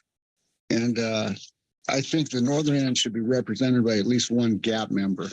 And if the council finds that, having 4 recreational members coastwide is not going to be an option, then we suggest that it remain open as just 3 at-large spots. So hopefully I can retain a position on the GAP to represent the vast amount of recreational anglers in Northern California. So that's it. Thank you very much. Very good. Thank you, Dave. Questions for Dave on his testimony? Okay. Thank you. You betcha. Thank you. All right. That takes care of public comment and takes us to our task. Should be before us shortly. So anyway, I don't know if we want to take these one at a time and discuss each one as we go. Will probably be better. So we certainly have some nominations here. With the TR. I'll open up the council floor for just general discussion. Is this Sharon Kiefer? Mr. Chairman, I'll just note that yesterday the council did discuss COP 27 with an expectation of some action today on that discussion. But I don't see it in the agenda. Kelly? Thank you, Chair Pettinger. Yes, thank you. We have updated the actions in the agenda here on the screen to capture all of the emerging things that have evolved this week, including, for example, you'll note under number 1, it says plural representatives to the TRT, whereas when we prepared briefing materials, we understood there to be a request for only 1. So this updated list, thanks to Chris and Hayden for getting it up on the screen, should be complete and inclusive of all of the items in front of you today. Thank you. Okay. Thank you, Kelly. All right. So let's do 1 through 4. Ben Mattis. Thank you, Chair Pettinger. And in Ms. Ames' overview, she mentioned new information on TRT representative and an alternative. I don't recall us discussing an alternative under closed session, whatever day that was. So I don't know if that is a discussion we need to have, or if that is something we can decide later, as long as we decide on our primary representative, or maybe I missed a step. Thank you. Okay. Kelly? Chair Pettinger, thanks, Ms. Mattis, for the question. If it is okay, I'd like to turn to Ms. Heather Hall. She has been in communication with Mr. Dan Lawson, who raised this possibility. And so instead of me relaying their communications, I'll just defer to Ms. Hall to summarize. Thank you. Very good. Heather Hall. Thank you. In anticipation of this discussion today, I did reach out to Dan Lawson. And it was also a follow-up to the Pacific States Marine Fishery Commission meeting last week, where we heard some of the timeline for the TRT meeting, which I know many of us involved in the state discussions is they're hopeful that this will start in June or July of 2025 rather than October or November, which is what we saw in the Federal Register notice. In that conversation, I know the states have heard that we could put forward alternates to any recommended stakeholder advisors that are moved forward. And we hadn't really talked about it relative to a council member alternative. And so I asked about that.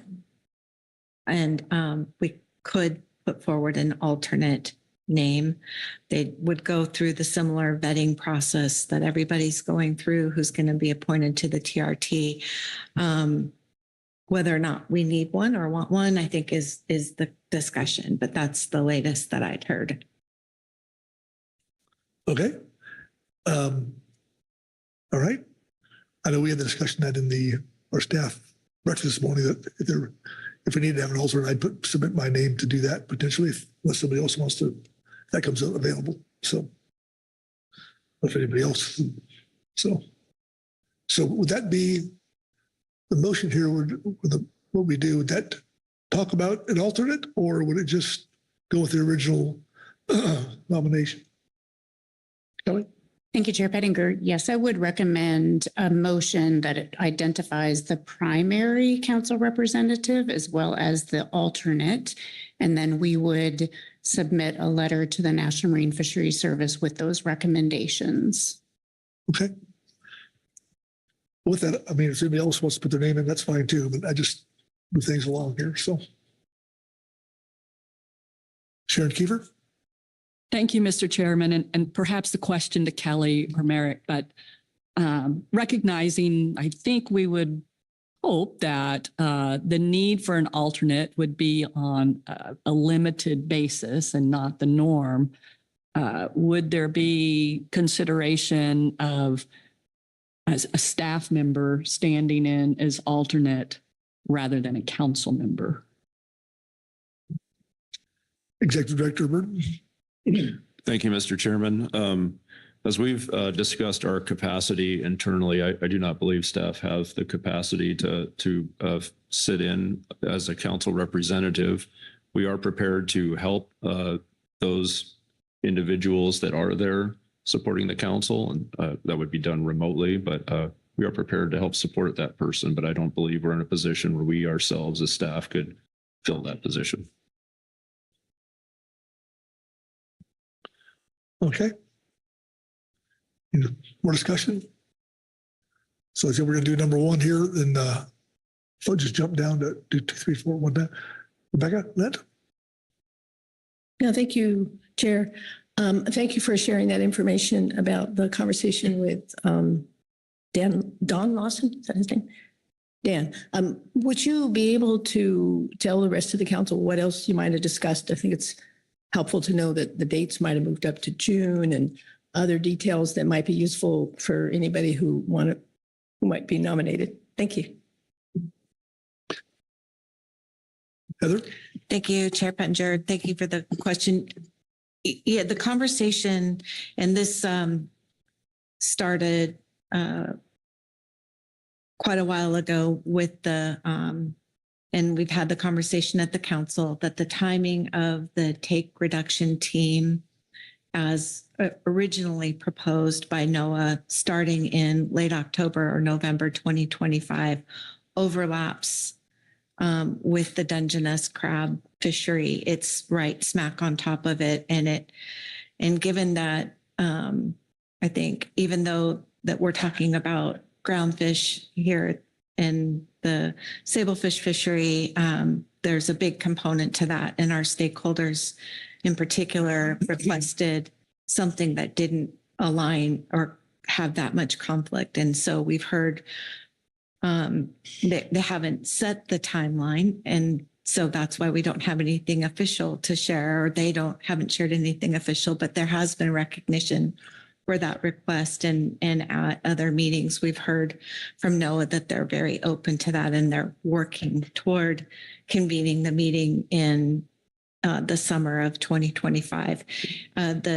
The meeting schedule would be the same. I think we've heard 4 to 5 meetings during the 6-month period that we have to come up with the TRT has to come up with a consensus recommendation. So it would be, say if it's June, it would go June to November or July to December, something like that. Got my 6 months right. But I think that covers what we've heard. And again, it's not official, but at least from my point of view as a Washington manager, very positive response from them in considering that timeline. Okay. Anyone else? Okay, I'll look to someone who might have a motion. John? You have a motion?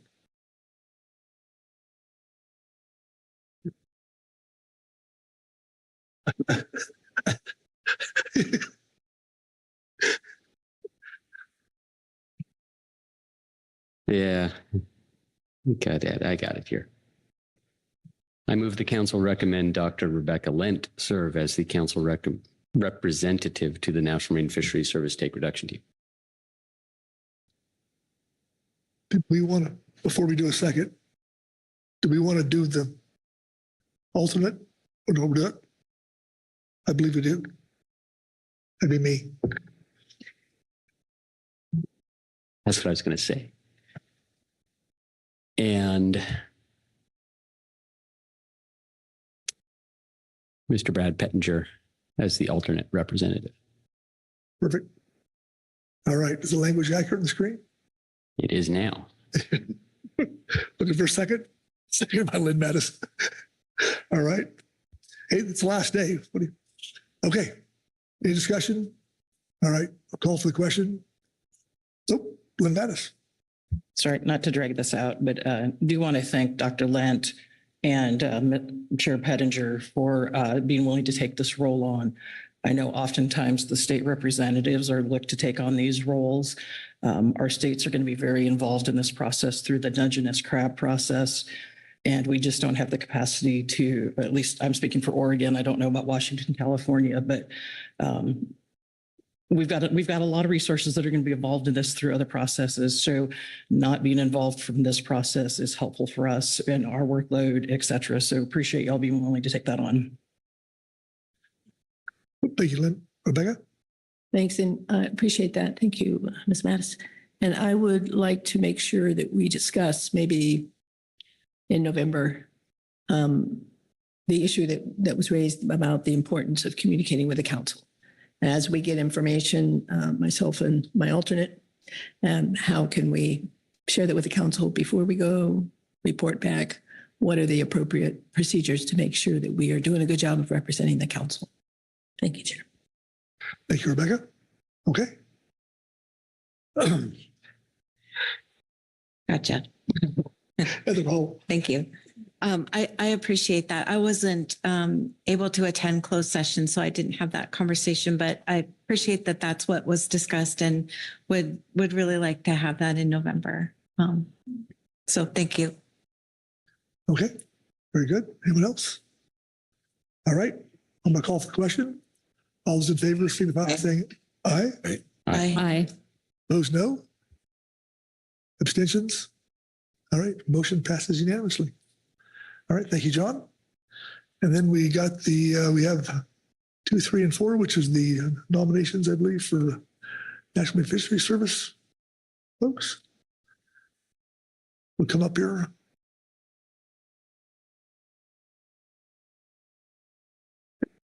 Maggie Summers. Thank you, Mr. Chair. I move the council. Oops, let me wait a moment. I'd like to offer a motion. Thank you. For some appointments to several management teams. Great. Thank you very much. I move the council appoint the following individuals. Dr. Nicholas Wegner to one of the National Marine Fisheries Service positions on the Coastal Pelagic Species Management Team. Mr. Owen Snodgrass to one of the Southwest Fishery Science Center positions on the Highly Migratory Species Management Team. Mr. Carter Harmon to one of the West Coast Region positions on the Highly Migratory Species Management Team. And Dr. Brian Langseth to one of the Northwest Fishery Science Center positions on the Groundfish Management Team. Thank you, Maggie. Is the language on the screen accurate? It is. Fantastic. Live for a second. Second by Rebecca Lent. Thank you, Rebecca. Please speak to your motion as appropriate. Thank you, Chair. Dr. Wegner would fill the Coastal Pelagic Species Management Team seat held by Dr. James Hilger. Dr. Wegner has been affiliated with the Southwest Center since 2012 and has authored or co-authored almost 60 publications on fish biology, physiology, morphology, and genetics for a wide range of fish species, including coastal pelagic and highly migratory species. Mr. Snodgrass would replace Dr. Matthew Craig on the HMS management team. Mr. Snodgrass has been affiliated with the Southwest Center since 2010 and has worked on a variety of HMS science and research projects, including tagging, aging, and reproduction, often in partnership with industry collaborators to collect samples.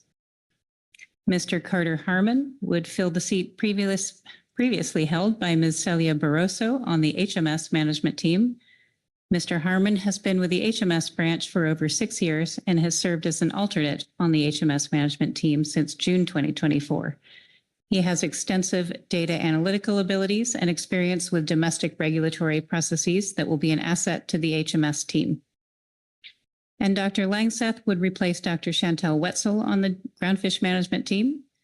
Dr. Langseth has been a stock assessment scientist with NIMS for 10 years, 4 of which with the Northwest Center, and has extensive experience leading and supporting stock assessments and is highly knowledgeable in stock spatial structure, data analysis, and the stock synthesis modeling platform. We believe these individuals will be valuable additions to their respective teams, and we would like to thank Drs. Hilger and Craig, Ms. Barroso, and Dr. Wetzel for their many years of service to the teams and the council. Thanks. Okay. Thank you, Maggie. Any questions, discussion? All right. I'll call for the question. All those in favor signify by saying aye. Aye. Aye. Opposed, no. Abstentions? All right. Motion passed unanimously. And Mattis. Thanks, Vice Chair. It's not on this motion, but I don't know the other three, but I did want to take a moment to thank Dr. Wetzel. She served longer on the GMT than any other stock assessor in my tenure. And her ability to explain things to me and others in a manner that is understandable, complex things. She was a bonus to the groundfish management team in her work. And while Dr. Langseth, I'm sure, is going to be great, I know the team and myself personally will miss Chantel. And I just really wanted to acknowledge all of the work she has done behind the scenes with the GMT for much longer than most people do. Thank you. Thank you, Lynn. Okay. All right. Back to our list. We'll go to number 5, and I guess we'll open the floor for discussion as needed. Corey Ridings. Thanks, Mr. Chair. I can kick us off here.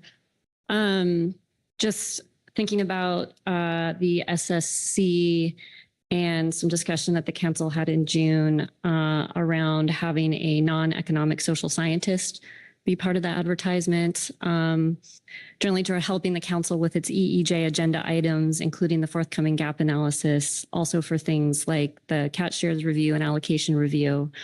So just move forward and request that the council staff highlight this desired skill set when soliciting nominations for the at-large positions. Thank you, Corey. All right. Anybody else?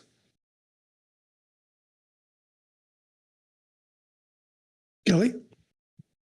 Thanks, Ms. Writing, for that addition. In the past, the council has also, if my memory serves, requested stock assessment expertise. So I'm also curious if that is another skill set you'd like to highlight in the nomination process. All right. I think so, but then anybody else? I'm getting to see a head nod from John. Mark, okay. Okay, I would say yes. I don't see any head shakes. That means it's good. Okay, very good. And then anybody else? This is a motion, right? This one? Okay, so I'm assuming somebody has a motion. Some wonderful. Yes, Heather Hall. I have a motion.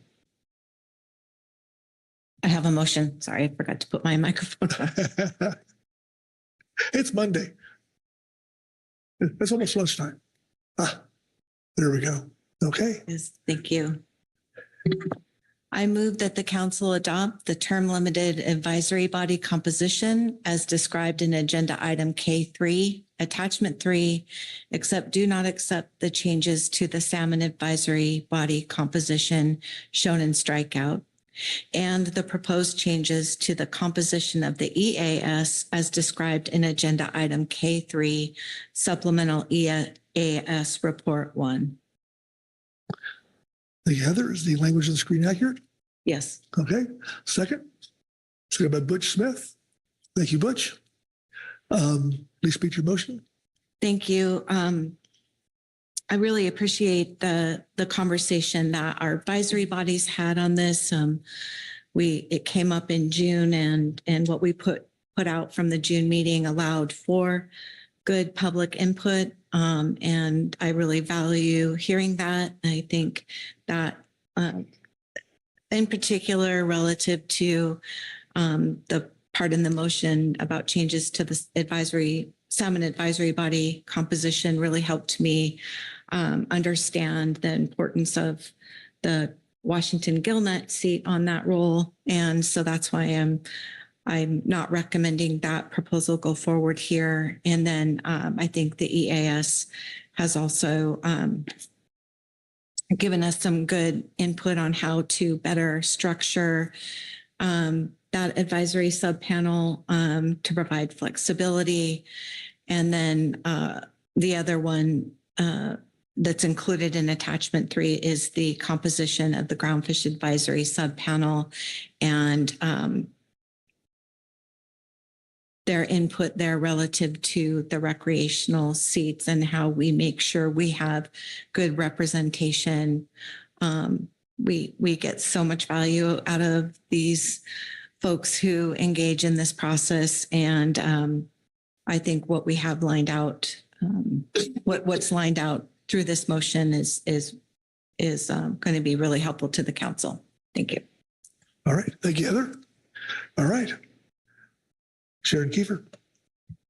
Thank you, Mr. Chairman. So it's a little unclear to me. Are you recommending the council adopt the proposed changes to the composition of EAS, or because it's immediately preceded by do not accept changes to the SAS, are you recommending the council not adopt the recommendation in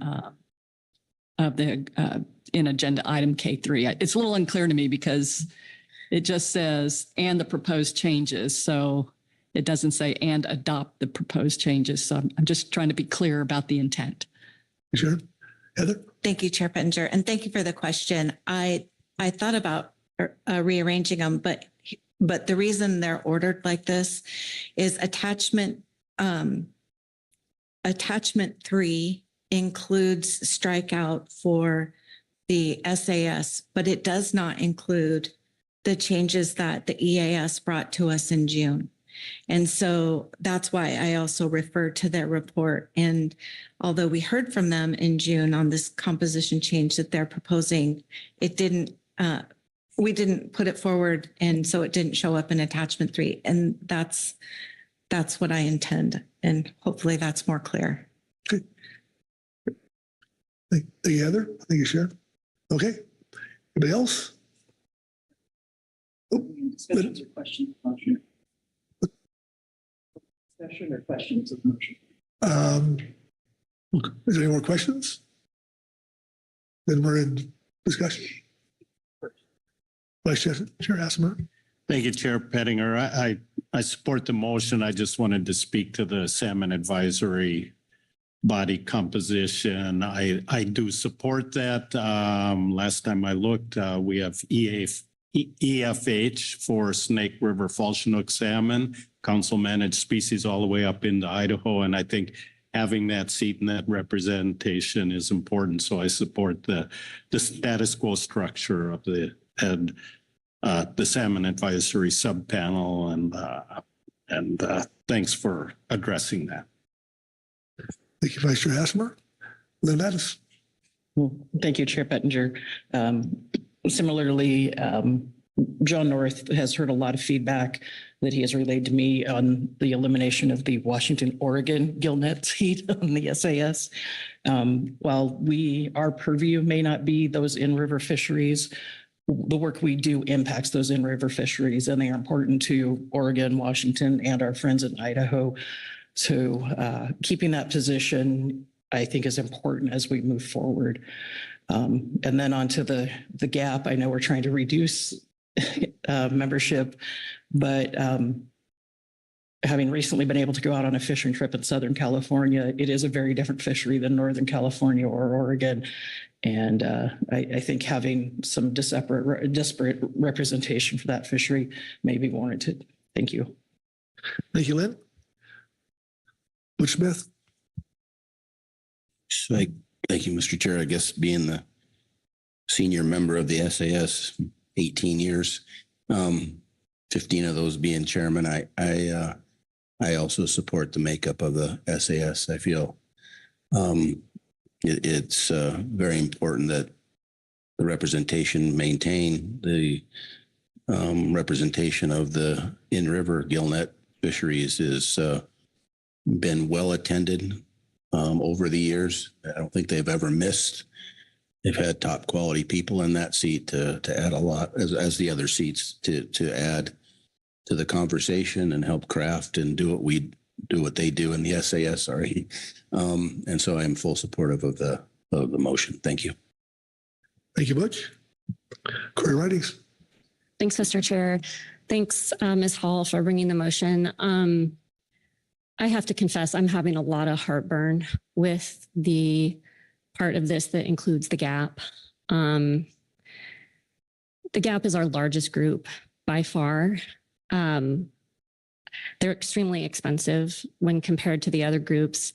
In fact, all the other 3 FMP advisory bodies and the Ecosystem Advisory Subpanel are $164,000 a year, and the GAP is $203,000 a year. So even combined, the GAP greatly exceeds the others. Along those lines, adding a seat to the GAP is, I haven't done the numbers, but I would assume roughly equivalent to adding 2 or 3 people to other ABs. And that is based on the number of meetings that they're at and the number of days that they meet historically. It's also true that work begets work. It seems that agenda items beget more agenda items and people beget more people. Our agenda is groundfish is the largest thing that we deal with by far. Maybe that's okay. Maybe it's not. I worry a lot that our other FMPs and the communities and people and fisheries and those FMPs do not necessarily get the airtime and consideration that they deserve. I think part of that is because we bring so many more folks that have groundfish interest to these meetings than we do under those other FMPs. I think fairness is an issue. I don't want to say this and have anyone interpret it as, I understand that our groundfish FMP is special, that there's a lot of work and there's a lot of diversity of the work. And so I understand why the GAP is recommending this and just looking to provide a more balanced representation. And as someone who has lived in both Southern California and Northern California, I certainly appreciate the differences there. In fact, if I was queen, I would make a Central Cal seat as well, because the state is that big and that diverse. So I agree with the purpose here, just in light of our overall holistic approach as a council, trying to save money, trying to manage the budget, and trying to be balanced across our FMPs and work that we do. I'm just really struggling with the logic of adding a 22nd member. I think the kind of natural outgrowth of what I'm saying here is that we need to reconsider these seats holistically. And there has been council discussion and a council plan to do that as in our next cycle. So in 3 years from now, hopefully we're looking at a lot more analysis and documentation and discussion by groups to figure out what really we should be looking at here so that we are truly representing all of our interested parties and serving our fisheries equally well. So I just wanted to share that heavy heartburn, put that on the table and note, I'm really, really struggling with the logic here. Thank you. John Ugritz. Thanks, Mr. Chair. Thanks, Ms. Ridings, for the comments. I definitely understand your fiscal concerns. I don't believe that unless the gap is spawning, that adding people will add more people. But I do think it is incredibly important to note the facts of the groundfish fishery management plan, which manages by far more species than any other plan combined. And therefore, it makes sense that we spend more time on groundfish and we have more people advising us on groundfish because it is incredibly diverse. California's coastline is enormous in comparison to the other states. We have more than 1 million sport fishing licenses sold every year. As you note, and as other people have noted, fishing in Southern California is an entirely different fishery than Northern California. I don't know that we ever see a salmon down there, very rarely south of Point Conception. Certainly the groundfish fishing that supports the northern ports for recreational fishing is very different than the nearshore and highly migratory species fisheries that we have south. I think your final point that we're going to look at this holistically is important. And I think that when we look at this holistically, we can decide if there are a seat or seats that could be combined or removed later to help adjust back down would work. But at this time, I'm supportive of making sure that California's recreational voice is well heard and that these diverse fisheries can be discussed when we need information. Thank you, John. Heather Hall, and then Mark. Thank you. And thank you for your comments, Ms. Ridings, and thank you for your input, Mr. Guritz. And just going back to, what we were thinking in June and trying to, when we had this, what has evolved on the Groundfish Advisory Subpanel, because Washington hasn't been able to fill one of our seats. We've had it filled by one of the at-large seats filled by a California representative. And I think that evolution is just is naturally addressing the complexity and the state of California needing that additional representation. So when we wanted to put forward a strong effort to get someone on the gap from Washington, we didn't want it to come at the cost of the person that has been serving well from California. And so this, long story. And so this is where the conversation about, well, can we come up with a net, no net gain in advisory body seats? And we started talking about the Salmon Advisory Subpanel and the inland seats in Washington, Oregon, and California, and that idea. This motion doesn't get us there. It does add a seat, and appreciate that, because I know we are talking about budget, and what we wanted to talk about was walking the talk and really doing it. And I also I want to express that I think that the complexity in our fishery management is such that having this input from our stakeholders has really become even more important. And maybe in this holistic look, we can look at ways to, I know it's not what everybody wants to do, but maybe we have more remote meetings, and maybe we find the savings in other ways that can offset having this additional seat to a body that's large, but I think it's large for some of the reasons you shared. So thank you. Okay. Mark Romick, and then Butch. Thank you, Chair Pettinger. And I want to say that I sympathize with the concerns that Corey expressed. We do have substantial fiscal challenges at the council. And it probably would be a good idea to engage in a holistic review of advisory body compositions. That's sort of what we had the opportunity to do in June, which is why we revised our process to start this in June rather than starting it in September as we used to do. I think what we have before us now isn't an opportunity to undertake that holistic review. It's an opportunity to either adopt these changes or not. These have gone out for public review. I'm referring here specifically to the gap.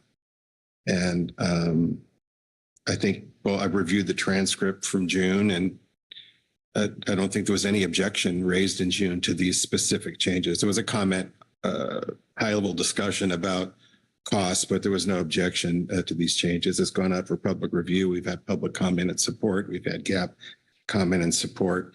And I will say that, we sort of ended up in this situation almost by accident because Washington had difficulty. And we tried several times to get that seat filled, and unfortunately, we weren't able to get it filled with a Washington person. So we filled it with someone from a stretch of our coast that didn't have a representation. And it was fortuitous because we have, as we all know, from many hours on the floor, had significant conservation and management challenges on the California coast for groundfish. And those challenges have been different in the South than they have been in the North, different stocks, different perspectives, different goals. So while I support holistic review and, because we do need to broaden representation to other communities, that's a fair point. That's not what's before us right now. So again, while I understand and I agree to a large extent with the thoughts that Corey has shared, I do support the changes that have been proposed for the gap. Yeah, Mark, Butch Smith. Thank you, Mr. Chair. And, I admire Corey for speaking up because that probably wasn't easy. And I understand and I agree with a lot of what was said. And I agree with the adding of the seat. But at some point in time, we're going to have to get the gap another motel if they get much bigger. But they do, they do God's work. They do top-notch stuff when they come. But my worry is at some point in time that a committee gets so big it's not effective. And I'm not saying this number is added to what we're proposing right now, but I think we need to look at that too. Various opinions are great. Discussion is great. Transparency is great. But at some point in time, you can overstuff a committee where it becomes non-effective. And I don't think they're there at this time, but I think when we're doing the holistic look at that, I think we want to take that into account too. So anyway, I support what's being presented here. I support adding of the seat. I get the California North and South, different fisheries, different species. But I just want to make sure that Corey's words resonate and that we talk about it at some point in time and make sure that we don't overstuff a committee where they become non-effective of what the great work they do for this council. So thank you, Mr. Chair. Thank you. Asia's got her hand up. So Asia Sumilo.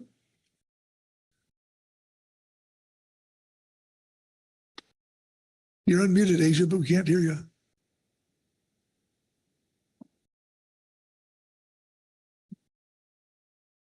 Yeah, we're still not hearing you.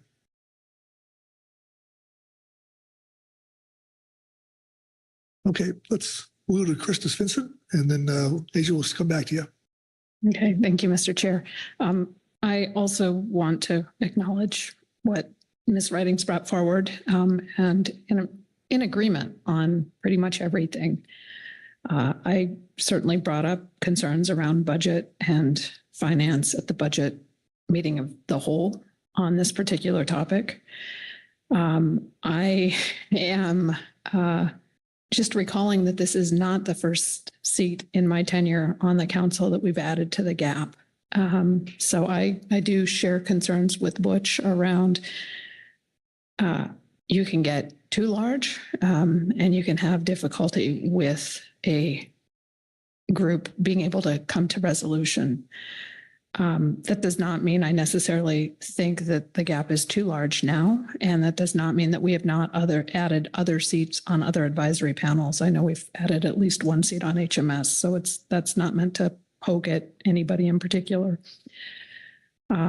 I do think that we need to take a very hard look at how all of our FMPs are structured in terms of committees moving forward, what that really cost, and really have a clear understanding around what those parts and pieces come to.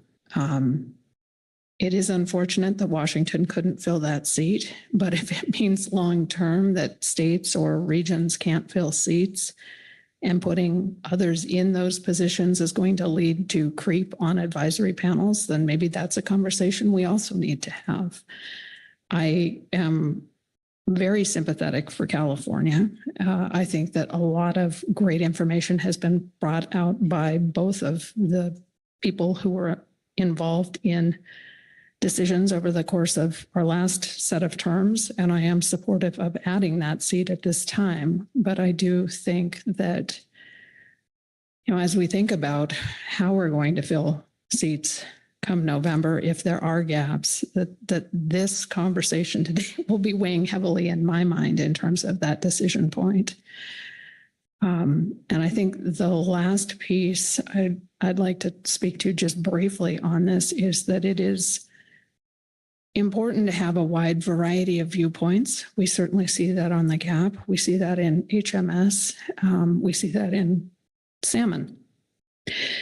But we can, I think earlier this week, we talked about, are you a lumper or are you a splitter? And I think we could split all of our different advisory panels into smaller and smaller segments.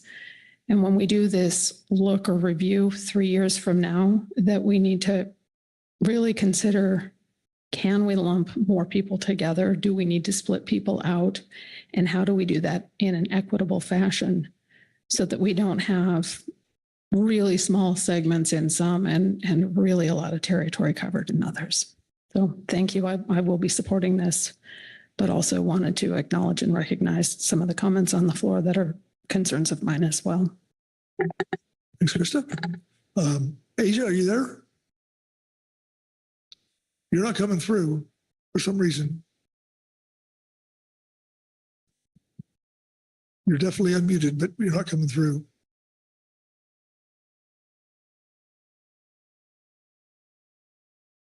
Not sure what the problem is. Okay. You got is that the hold up for a second finger? Okay. Okay. Maggie Summer. Thanks, Chair. I want to commend the council on a very thoughtful discussion on this, and just give you a heads up that NIMS will abstain from a vote on this. I think you've made many good points around the table. It seems to me that this advisory body composition decision is really council driven rather than an agency concern. Thanks. Okay. All right. Still waiting here, but Corey, did you want to, please, Corey Ridings? Thanks, Mr. Chair. Yeah, I'll just echo, I really appreciate the conversation here and things that folks have said. And I think we're all kind of generally headed in the same direction here. I just wanted to, after thinking on this, I will not be voting for this motion, but I did really want to express my appreciation for the conversation, the intent, the recognition of my concerns. I will add, when it comes to thinking of these advisory bodies, it is a tough decision. We have had, as Mark noted, additional discussion in this process, and we're looking forward to an even more holistic, deeper dive next time around. Something that I've sort of come around to in terms of how I think about it isn't even necessarily if there's a specific human that can fill a seat, but if it's a needed body of knowledge. And in some cases, we may even leave a seat open in hopes that that body of knowledge steps forward. And then, of course, we review it every 3 years for a reason, to check in and see if needs have changed, if fisheries have changed, if interests have changed. Yeah, mostly just wanted to say thanks for the discussion, and thanks to Heather again for making the motion. Okay. I think we're ready for the question, I think. So let's do that. Okay, I'll call for the question. All those in favor signify by saying aye. Aye. Aye. Opposed? No. Abstentions? Abstain. All right, motion passes with 1 abstention and 1 no vote. So, all right, thank you. I would point out that the gap is going to be virtual next April, the cost saving measure. So you can't say that. All right, so we're going to try to keep going because we do have some people that have a plane flight. So we're going to try to finish this agenda item. So we have, that would take us to number 6, Lynn Mattis. Chair Pettinger, I think we just did number 6 under the last motion. No, We did not? we did part of it. Okay, then never mind. I have a motion when we're ready for number 7. Hoping someone has one for number 6 too, but let's open up floor for discussion. John Ugertz. Thanks, Mr. Chair. Yes, we adopted the final composition of the EAS, but we didn't talk about the role of the EWG, and there is a supplemental report in our briefing book regarding a charge for the EWG. I'm supportive of that charge. I think the EWG has done great work on the Climate and Communities Initiative and the Fisheries Ecosystem Plan, and that looking at the discussion we had regarding the IRA projects and the timeline and workload involved in that, I think shifting their role to being our primary advisors in that process is useful. I think had we not had these IRA projects and designating the EWG with that role, then their work would be done. I think having a charge that defines their role in the IRA projects is good because it gives a finite length to this informal advisory body that we don't want to turn into a permanent advisory body. So I'm supportive of the drafted role for the EWG. Thank you, John. Anyone else? Heather Hall. Thank you. And just to share some thoughts on this, I think having a charge is something we need to do. And Ms. Ames spoke to that in the overview. So I understand that. I also understand the focus for the EWG and the EAS right now is really on the IRA projects. And with that, they'll have some planning meetings to figure out how that goes. And I just also think that if we held off us changing the charge right now, we could get more specificity. And I don't mean to say they would do more, but perhaps it would just give us some time to refine the charge once they've had a couple of those meetings. And I just share that because I know they're just getting started, and what we want them to be is successful. And I think the council's looking to that being the goal is that the projects are successful, and we can have a better sense of what that means after we get more of the planning under our belts. just sharing a little bit of a different perspective for folks to think about. Thank you, Heather. Anyone else? John Ugritz? Yeah, thanks. And I've heard some of that from the EWG. I'll point to their report that doesn't say they disagree with this charge. It says that they might need some new people. And I think we discussed the fact that as an ad hoc group that we can add people as needed if it is needed. I think the charge as written gives quite a bit of flexibility in what they do, because it says they're going to provide technical and policy advice in support of the 3 IRA projects. And then it also says that they may provide technical and policy advice on other things. So regardless of what their discussions are, I don't actually want the EWG to tell us what their role should be. They are our group, and it's the council's discretion as to what they do. And so regardless of what conversations they might have, I think providing them a clear role is worthwhile. And this is the time to do it. And so, I think we should take that action. All right. Thank you, John. Hope someone's got a motion.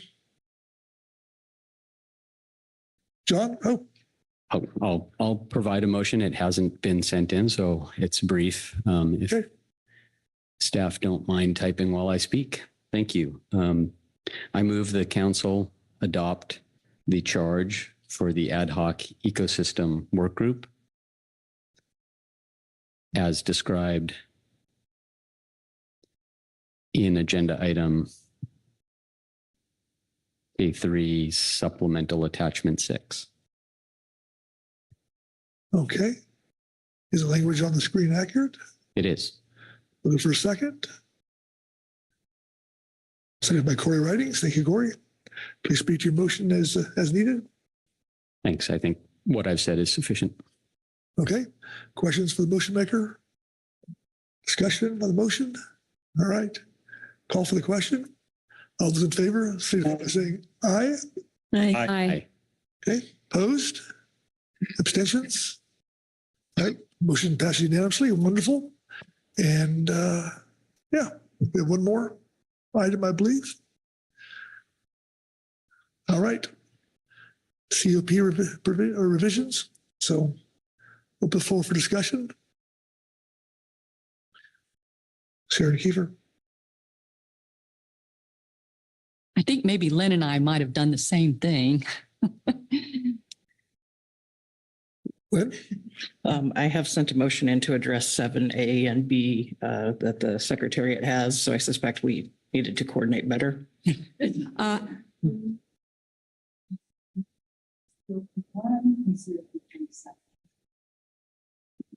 all 3. Oh, yours is all 3. Okay. 3 beats 2, so. All right. So if we don't see any discussion, certainly call for them. Lynn Mattis. No discussion. I'll throw my motion out when it's time.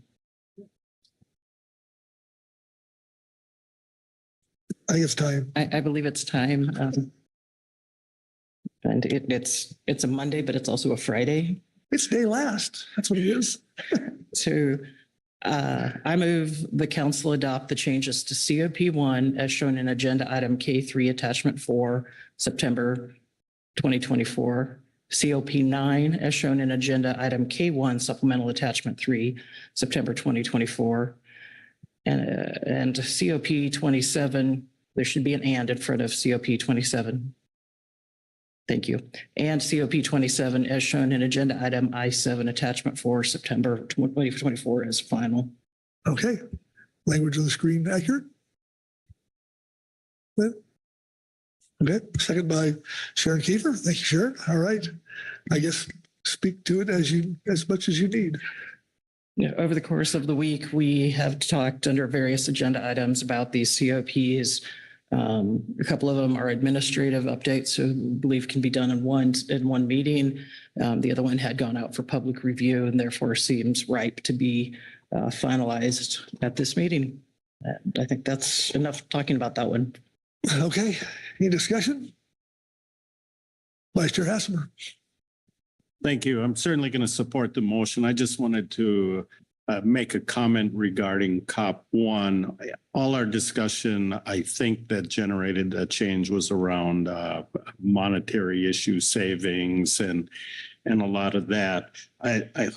I hope this doesn't send a signal to the public that we're trying to reduce the amount of public comment time. I just want to note the public has really been cognizant of our work, how we need to move through this, paying attention. This week, somebody can review the transcripts after and correct me, but I think every entity that we gave 10 minutes to used less than 5 minutes to provide their comment. So I don't anticipate we're going to get less comment from the public because they've paid attention to this and they've tried to accommodate us. And I congratulate them on that. You might ask, well, then why do you have to make the change? And I think this also levels the playing field there on the public comment. So just a note that we need the public comment. I don't feel that this is going to impact us. And I've kept records of how long people have taken, gone quite a ways back, and this isn't going to have an impact. So thank you. Thank you, Vice Chair Hassemer. All right. Further discussion? John Gritz. Thanks. Just sort of on that same note about public comment, I think this is a step in the right direction. Honestly, I don't think we're going far enough in limiting time. I think even at 5 minutes, we are above what most public bodies accept for public comment timeframes. I really appreciate that at this meeting, the groups didn't use their full 10 minutes, although I did see at least one fill that 10 minutes and one go over 5. But I think it's a good place to be moving towards. And we still retain the ability to shorten those given the amount of people who are wanting to testify. So, okay, anyone else? All right, I'll call for the question. All those in favor signify by saying aye. Aye. Aye. Opposed, no. Abstentions? All right, motion passed unanimously. Wonderful. Kelly, looking to you. Thank you, Chair Pettinger. Council members, you had a great, robust discussion under this agenda item. Now that we have concluded business, council staff will write the letter to the National Marine Fisheries Service with your recommendations for Dr. Rebecca Lent for the TRT as the primary council representative to the TRT, and Mr. Brad Pettinger as the alternate. You made your appointments to the CPSMT, HMSMT, and Groundfish Management Team. Congratulations to those appointees, and we'll get them onboarded and ready to serve the council in those new roles. You adopted your final composition for all of your advisory body positions for the 2025-2027 term. I won't read those all out to you here, but we will also add when we solicit those nominees, the request for specialized experience for the SSC for a non-economic social scientist and stock assessors. You also included a charge for the ecosystem work group that reflects their focus on the IRA projects over the next couple years, and just finished adopting the revisions to Council Operating Procedure 1, 9, and 27. So we will get those procedures updated, and you'll see those in your November briefing book. So with that, thank you. You have completed this agenda item. All right, well done, everyone. And with that, we'll give you a full hour. So be back here at 1:20, and we'll wrap this up. So, all right, well done.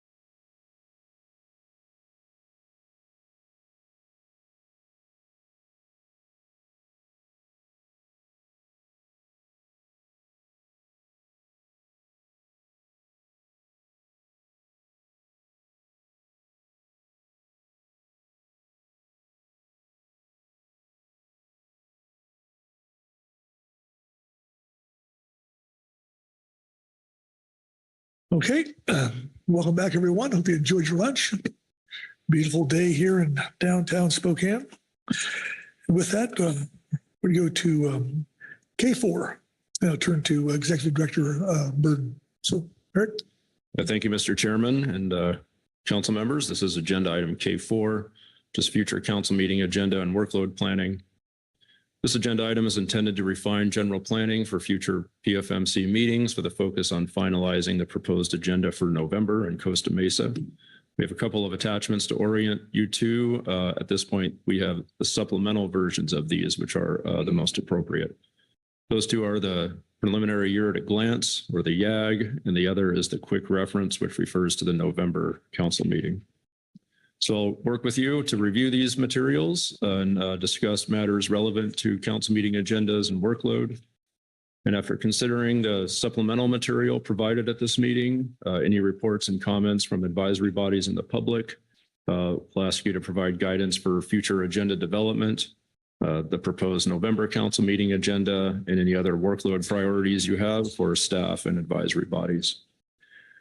One particular note here that is new to this usual system references earlier discussions this year about council operations and priorities and your involvement in EFP applications. And in particular, what we're asking is whether you want to continue the EFP renewal for CPS species in November of 2024, or whether you want to dispatch with that at this time. So the council action here is to review pertinent information and provide guidance on potential agenda topics for future council meetings. 2, to provide final guidance on the proposed November agenda and plans for future council meetings. And then 3, identify priorities for advisory body workload considerations. And I would also lump your trustee staff in with that. You do have several reference materials that were made available in the advanced briefing book. You also have supplemental year at a glance and quick reference agendas, as I indicated earlier. We also have reports from the CPSMT, the CPSAS, the HMSAS, the EAS, the EWG, the GMT, the GAP, the HC, and the SSC. And we do not have any public comments signed up at this time. Let's see, I'm happy to take any questions about the overview. Otherwise, I will turn to the supplemental here at a glance and quick reference agenda, but I'll pause there. Okay. Questions for Executive Director Burden? Okay, I'm not seeing any. Nope. Okay, thank you, Mr. Chairman. Just do want to provide you with a quick orientation since these materials came out yesterday. I'll start with the supplemental year at a glance summary. Looking down the November column, which is also reflected in the quick reference agenda, which I'll turn to here in a moment. You do have a couple of things that have changed. We have stricken the CPS science needs and priorities item. That is just due to the workload associated with the CPS litigation. That is our priority at the moment. In groundfish, we do have the trawl catch share program review. I just note that that should read catch share and intersector allocation program review. And as we go further down the list, a couple of things that have changed since you last looked at this in June. We've shifted the national standard 4, 8, and 9 proposed rule over to March. There is some talk that this may be coming out in the next couple of months, but they have indicated that there will be a very long comment time to make sure all the councils are able to weigh in. And we also have shifted our one of our IRA project check-ins to later in the year. As you look down the March column, we do have the NIMS report. You'll note that we've stricken from that the inclusion of the EM update. EM updates will be made a part of the trawl program review instead of this update that we have been doing over the last several years. I would note there was some talk earlier this week, and there was part of a motion to put groundfish risk tables on March. I would like to maybe reconsider the actual month that comes up. We are looking at a very full March agenda, and there's some thinking that the whiting issue may take longer than we're accustomed to, and we can speak to that here in some more detail later. We do have a few other matters to flag for you. You'll also note the salmon risk tables are in March. And moving down the column, I don't see anything else flagging at the moment. Turning over to April, big picture wise, we are going to try to keep groundfish off of the agenda in April. I would note that we would still intend to have a pre-council meeting, both the GMT and the GAP, in the event that they need to comment on some other things. IRA updates may be one matter, for example. On CPS, you'll note that we added the science needs and priorities to the April schedule. And then moving down the column, you start to see our IRA updates show up in April. So moving over to June, we are having conversations with the Science Center about potentially shifting the Pacific mackerel catch-only updates to April instead of June. We don't have an answer on that yet, but the idea is to try to create meetings that are relatively focused. That was something that came out of our committee of the whole discussion and council operations matter. And let's see, moving down the next column, I think those are all the highlights that I'll make at this time. Let's see, and then moving over to the quick reference agenda, starting with the lower left part of the table, which is Wednesday, November 13. A couple of things that have been changed. We've shaded the legislative committee, just given the focus on the presidential election this year. I'm told from folks in DC that it's highly unlikely we'll have anything to really look at between now and November. Perhaps some of you know more than I do, but we've shaded that for now. We've also heard the EEJC's request to meet in person, so we've scheduled that. If we do decide not to have a legislative committee, I would look to move the EEJC to that 10 a.m. time slot to prevent overlap with the budget committee. And then let's see, moving across the table, one thing that's changed here is HMS is early on Saturday. In an earlier version, that was later in the day. Also, just again on Sunday, the trawl program review should reference trawl program review and intersector allocation. And then moving over to Monday, we do have the EFP matter shaded, and that refers to my comment in the situation summary about whether you want to defer that decision to NIMS at this time. The methodology review on CPS has been struck because there's been nothing identified for that review. And then again, the science needs and priorities has been struck and shifted to early next year. So that's some orientation. I would suggest we take advisory bodies before we do engage in discussion. But if there are any questions about what I've outlined here, I'm happy to answer them. But again, I would encourage us to take advisory bodies in public before getting into much discussion. Okay, question? Rebecca Litt? Thank you. For those meetings where the legislative committee meets, or is it committee? Sorry, legislative. When would they be reporting to the full council? And same question for where's the place on the agenda where the TRT would be discussed? Would that be cross FMP? Thank you. Well, let's see. If you look at the what I call the quick reference agenda for November, and thinking about the legislative committee, so the committee meets on Wednesday, and then the usual practice is that the staff drafts a report and circulates that to you all for review, and then it comes up later that week. So we might see, you might take note that on Sunday under C3, we would take up legislative matters then. Yeah. And then the take reduction team question, I know Kelly has some thoughts on that. I'll defer that question to Kelly. Kelly? Thanks, Director Burden. Thanks, Dr. Lent. Yes, based on the discussion under the last agenda item, I was anticipating under agenda item C5, providing any updates on the TRT schedule and expectations for those council representatives. John Ugritz? Yeah, thanks. A question for the executive director. I'm just noting that the SAS and STT don't appear to be meeting in person. They've got 6 agenda items with some pretty hefty stuff. I'm just kind of thinking that might need to be an ad. Thanks for that suggestion. Let me look to Kelly if she has any immediate reactions. Otherwise, we can reflect some more with our salmon staff officer while we're going through the public comments and things. Kelly? Oh, you good? Okay. All right.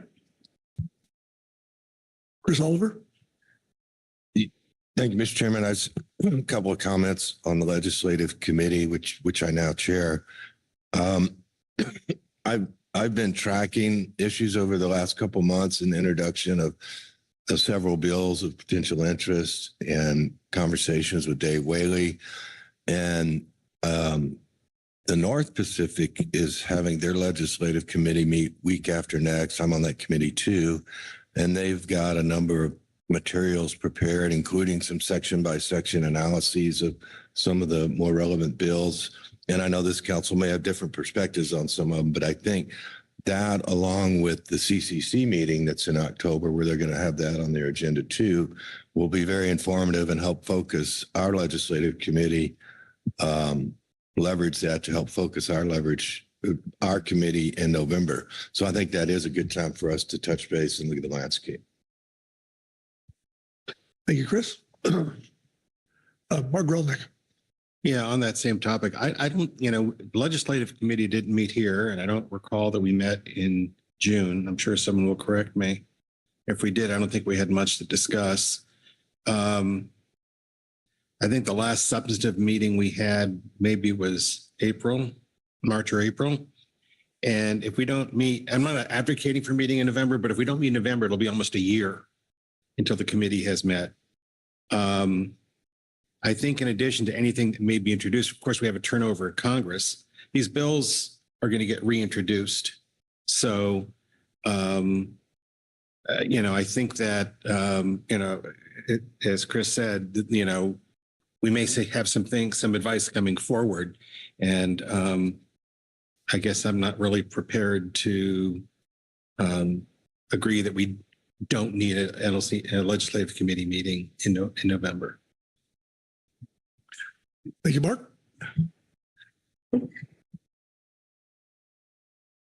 Okay, let's go to advisory bodies. So we get too much further down this pike.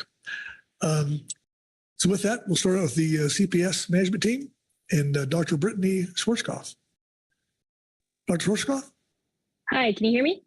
We can. Welcome.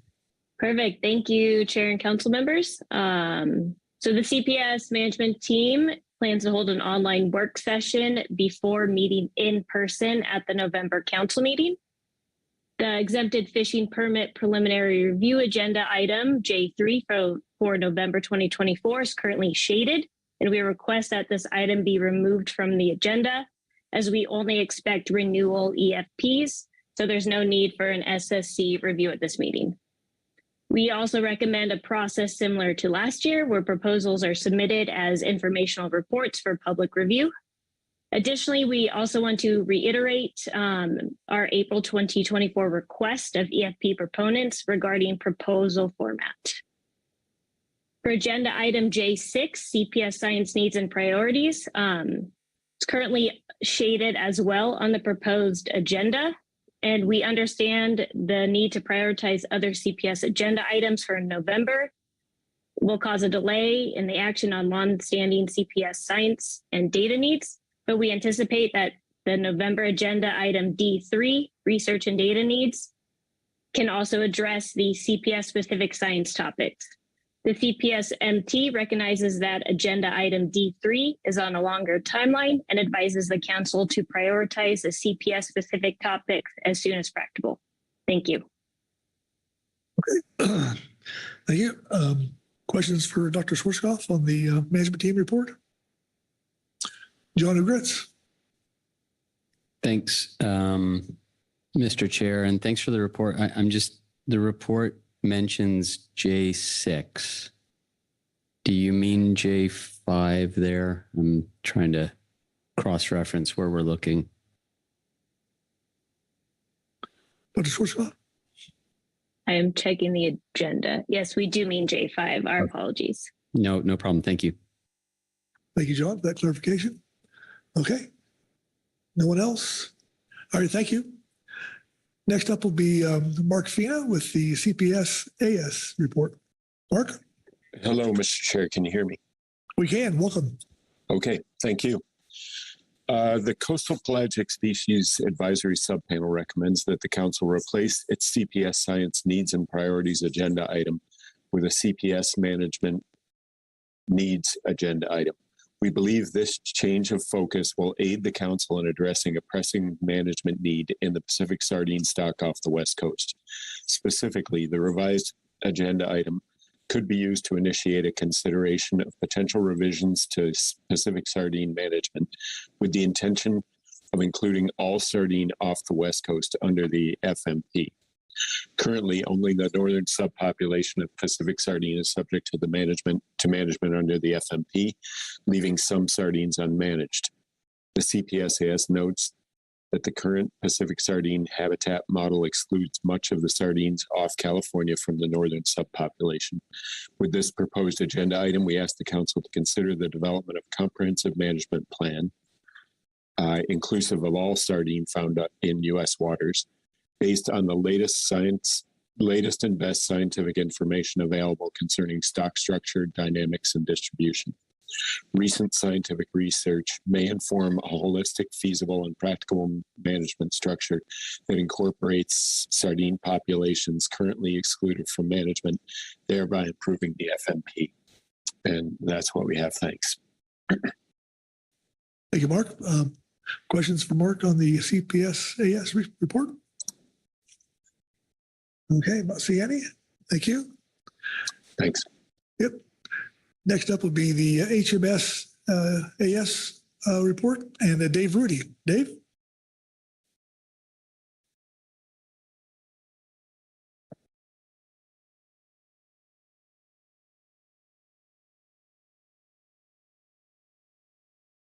Oh, I see Mike Conroy has his hand up.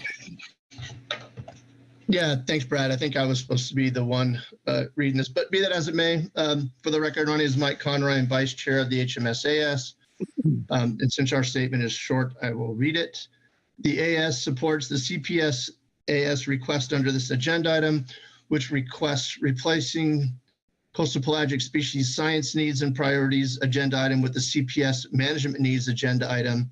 This is important to HMS recreational fisheries and the per se fishermen that participate in both HMS and CPS fisheries. The AS would also appreciate the opportunity to have a joint online meeting with the management team in advance of the November council meeting to discuss the report out from the HMS roadmap workshop and other November agenda items. And that's our report. All right, thank you. Questions on the AS report? Krista Svensson? Thank you, Mr. Chair, and thanks, Mike, for reading the report. I guess the question that I have, and I'm thinking about how to word this one, in the second paragraph, when you're talking about the opportunity for joint online meeting, was that before we had the conversation around how to get things moving in November? Meaning, does the conversation we had earlier under J2 cause more urgency for this, or was that included within this recommendation? Through the chair, thanks for the question, Krista. I would argue we didn't overlap that, not having the benefit of having heard what your discussion on J2 was going to be about, but having listened to that this morning, I think it does add some urgency to that.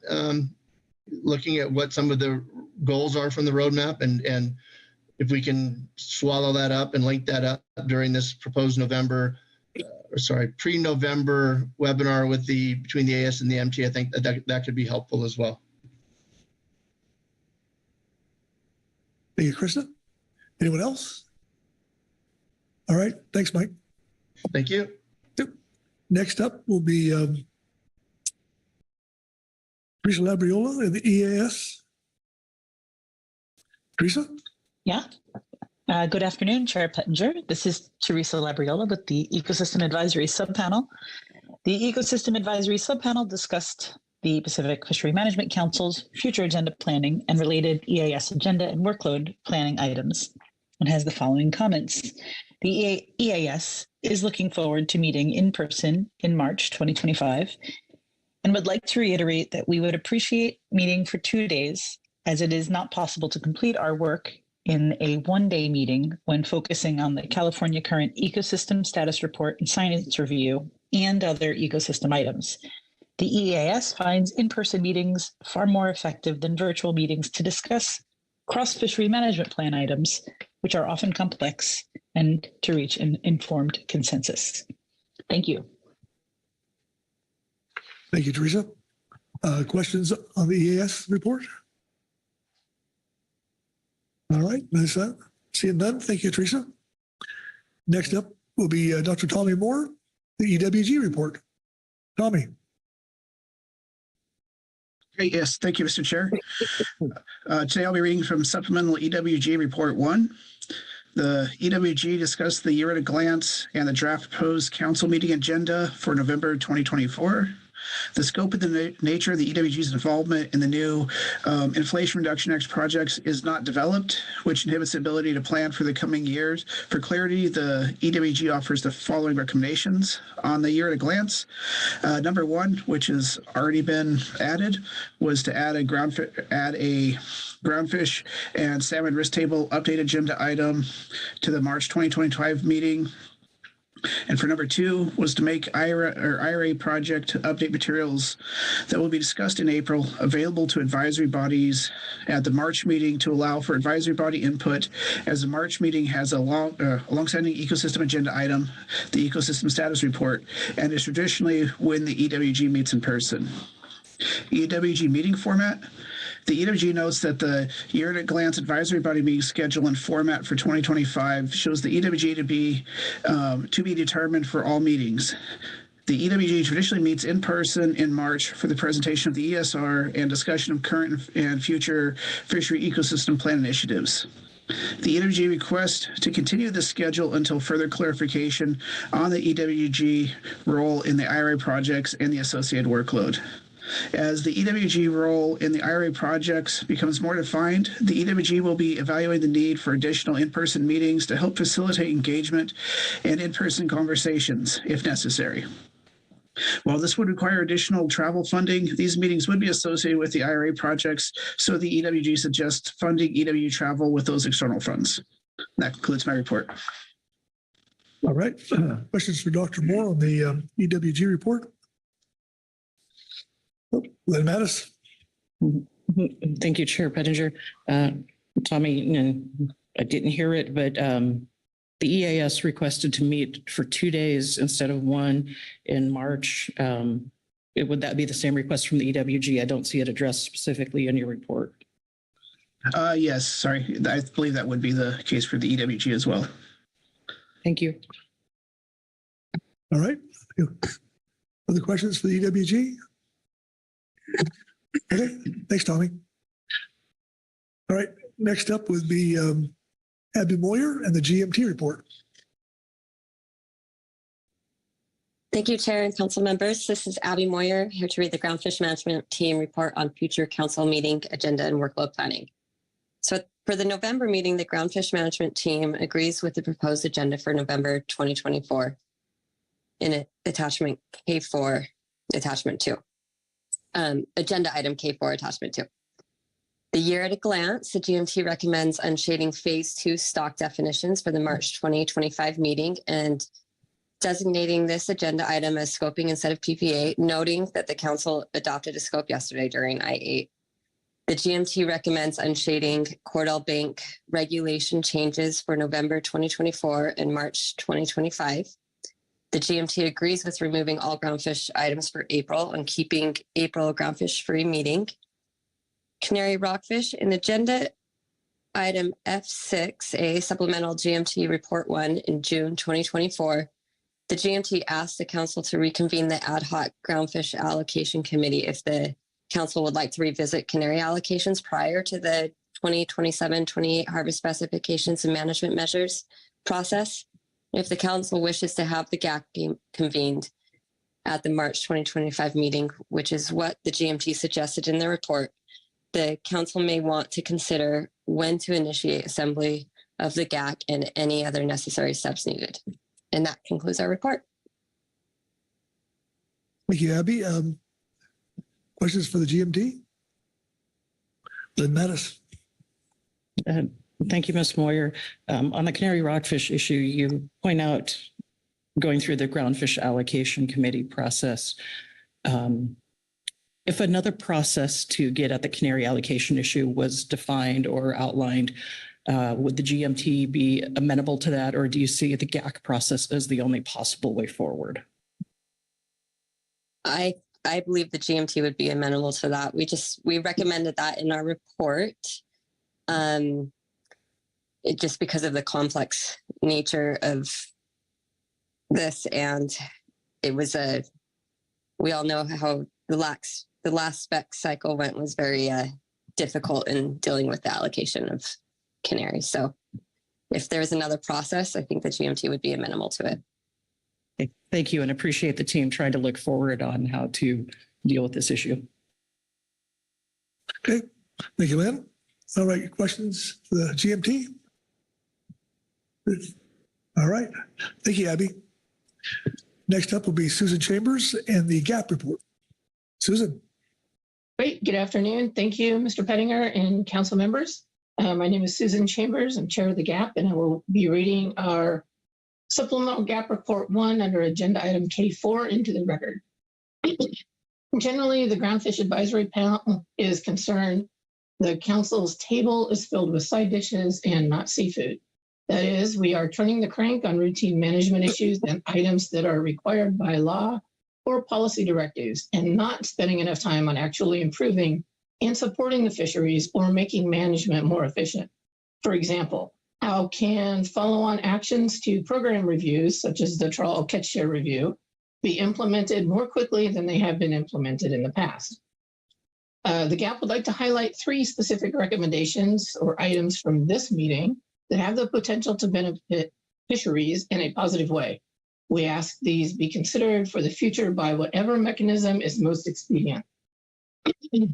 Number 1, as we noted in our agenda item F1 halibut catch sharing plan and annual regulations report, the GAP would like to consider changes to the directed commercial halibut fishery, particularly the season structure in 2026 and beyond.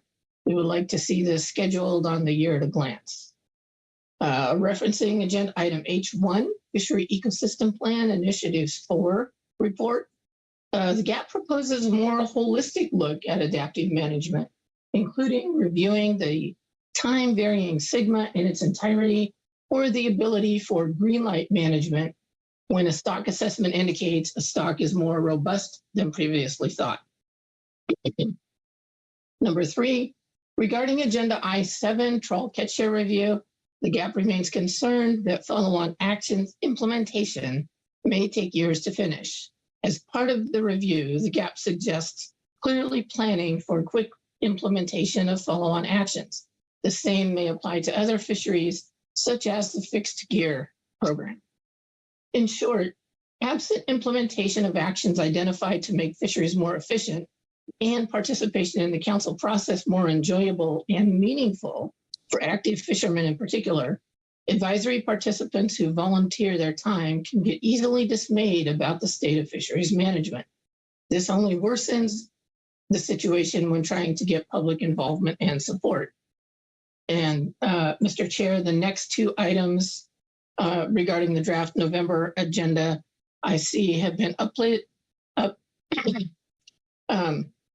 included on the supplemental November agenda, so I'll skip those, but they are still in the record. In the interest of time, regarding non-agenda items, the GAP appreciates the Scientific and Statistical Committee scheduling a closed area workshop for December or January. We request a GAP member be included in this workshop, as we have commented on in several of our future workload planning statements before. and they are detailed there.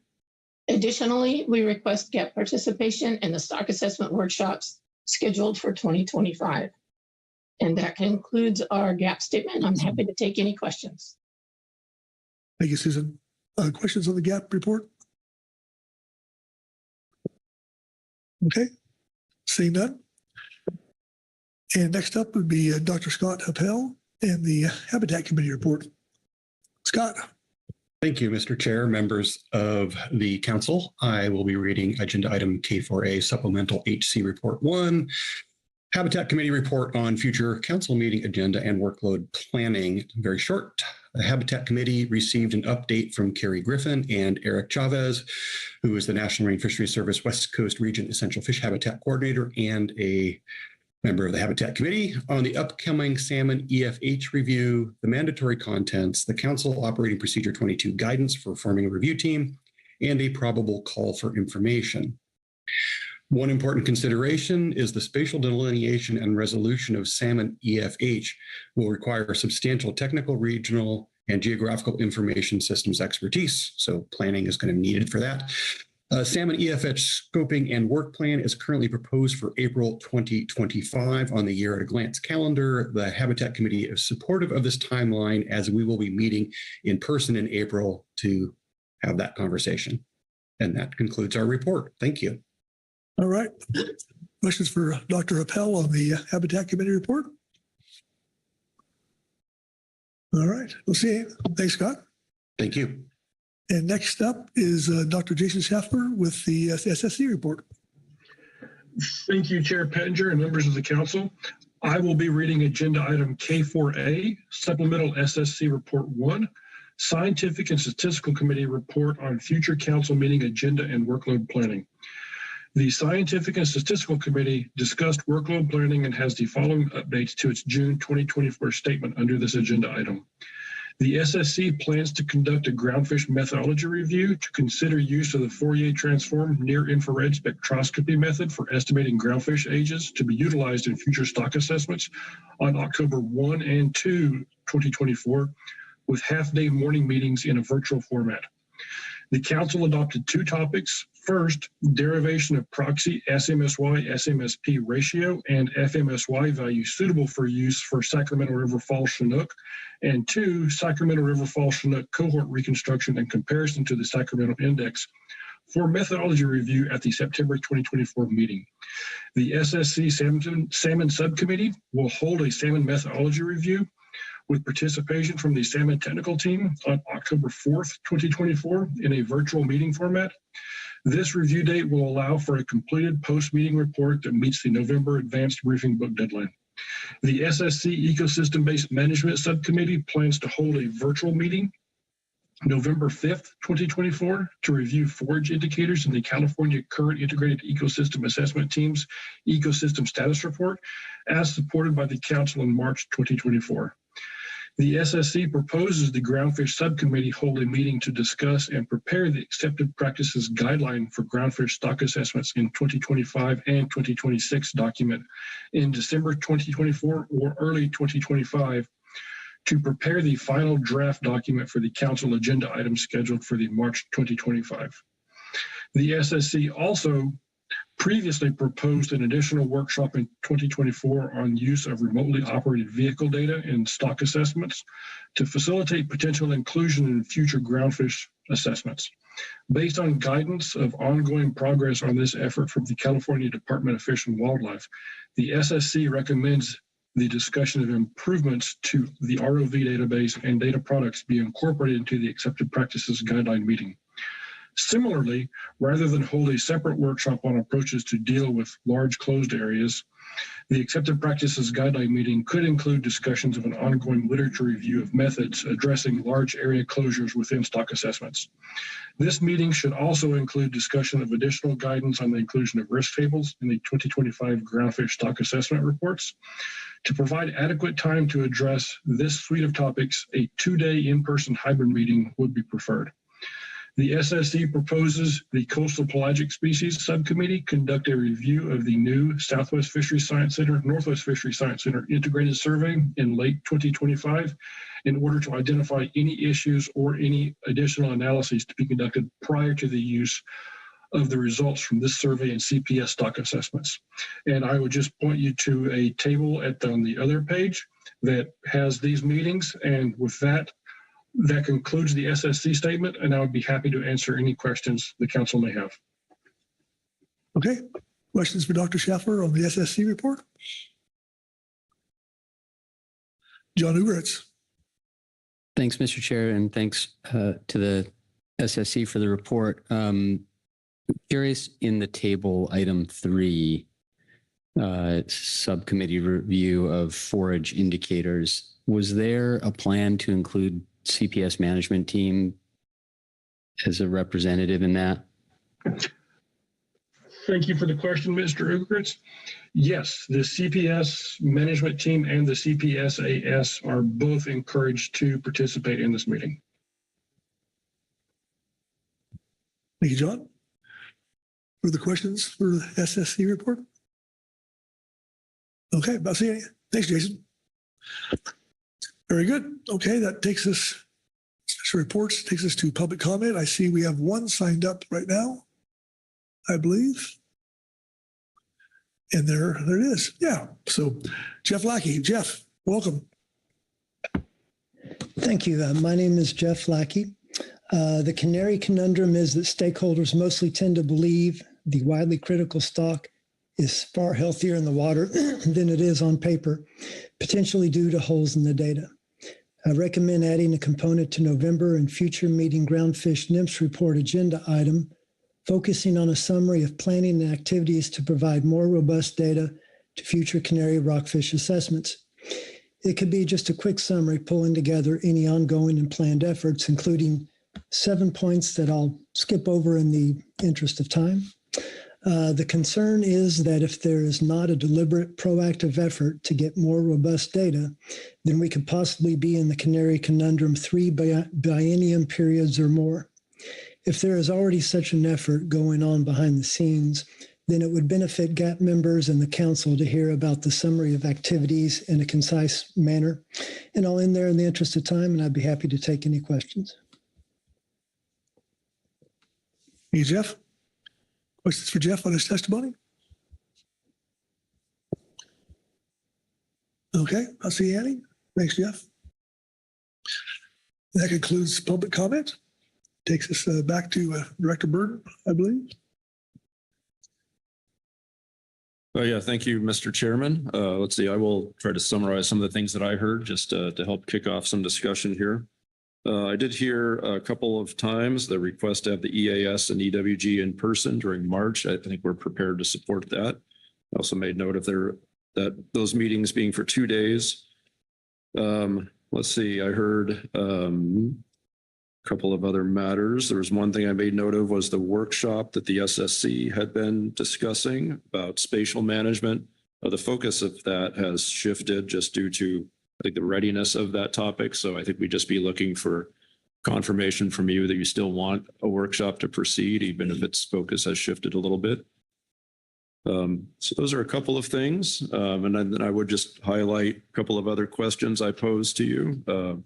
One is in regards to shifting the risk table discussion over to April. I made note earlier that we may have a longer whiting agenda item in March than we are used to. And this is all very preliminary, but we're running out of time in March. And if we're going to be adding some longer items on some of our core work of specifications, we'll need to find some space. So Ms. Summer, I don't know if you're prepared to speak to the whiting issue at all. Thank you, Executive Director Burden. We are uncertain at this time of when the spring 2025 Whiting Joint Management Committee will meet. The dates for that meeting haven't yet been finalized. We're not sure whether it's going to be before or after the council's March meeting. We will know more by the November meeting and can update the council then. Okay, thank you for that. I would still request that we take a look at possibly shifting those risk tables over to April. And let's see, there was another topic. Oh yeah, earlier Mr. Ugaretz had asked about having our salmon folks meet in person. I think we've been having a dialogue with our salmon staff officers about that. I'm not sure about hotel space at the moment, but I do get the logic of having them there in person, and so happy to look into that some more. Not able to, I think, commit the space at this time, but we're happy to look into that, see what we can do. So those are a few things that come to mind right away, and just happy to take your guidance at this time. Okay. Vice Chair Hassemer.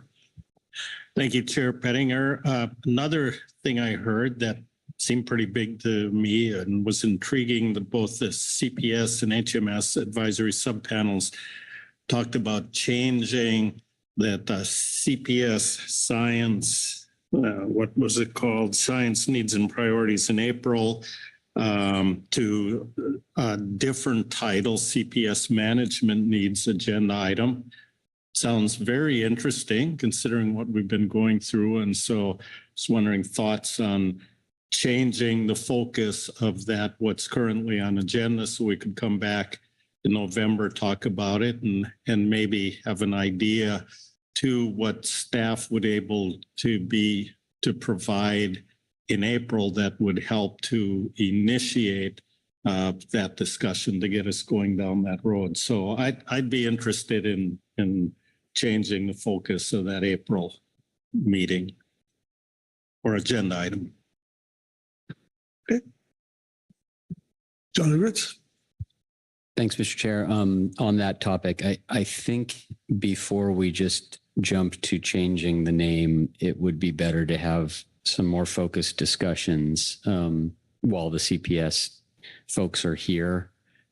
We could do that in November during this time frame after getting some reports. So I'd rather not just change the name. It's scheduled for April and in shade right now. So we've got time.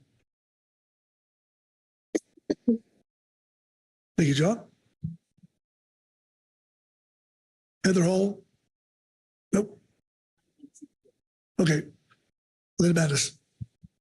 On the CPS issue, there was some consternation this morning in the Oregon delegation meeting, both from ODFW staff as well as the public, about the removal of the science and data needs priorities. There is a bigger picture science and data needs priorities agenda item that this could get rolled up into, but there's concern that this is in a way kicking the CPS piece down, continuing to kick it down the road, the can down the road. And it might not get the focus and the timeline, the timeliness that is needed. And maybe if we had been addressing this sooner, maybe some of the lawsuit stuff wouldn't have happened or wouldn't have been as severe. I don't know that there's anything we can do about it, but based on what I heard this morning, I just wanted to express that there's concern about rolling it up into the bigger picture science and data needs, that it'll get lost in the shuffle. Thank you, Lynn. Heather Hall. Thank you. Similarly, we talked a bit about the disappointment that the science and data needs or science needs and priorities agenda item for CPS is in November is getting moved, and the idea of it being something that feels like it's getting kicked down the road a lot. There's been a lot of interest in talking about it, and I do understand the reason that we're hearing about the change in the name is that I think there's a desire to not just look at the science, but the management with it too. And so I think maybe what Mr. Ugaretz suggested about having that conversation when CPS is meeting in November, when the management team and the advisory subpanel are both there, we could suggest that's part of their discussion during that meeting and get a little bit more input on that. Dr. Burton. Yeah, thank you. I also appreciate Mr. Ugaretz's suggestion. I think there's something there that might strike a nice balance. The litigation was unfortunate, and that always takes priority when we have to respond to it, and that has, you know, sucked up our time and NIMS's time, and so there's not much thinking that we can provide at this time on that matter to help inform you. And so what I'm picturing now is in November, kind of following John's lead here and saying in November, ask the CPS groups to provide maybe a more fleshed out report about the scope of that item from their vantage point as part of our work planning discussion in November. As I hear this discussion, that to me seems like maybe a good way to keep this moving and just help us fine tune what it is we're looking for from that agenda item when we are able to take it up later in 2025. Does that seem right to you all?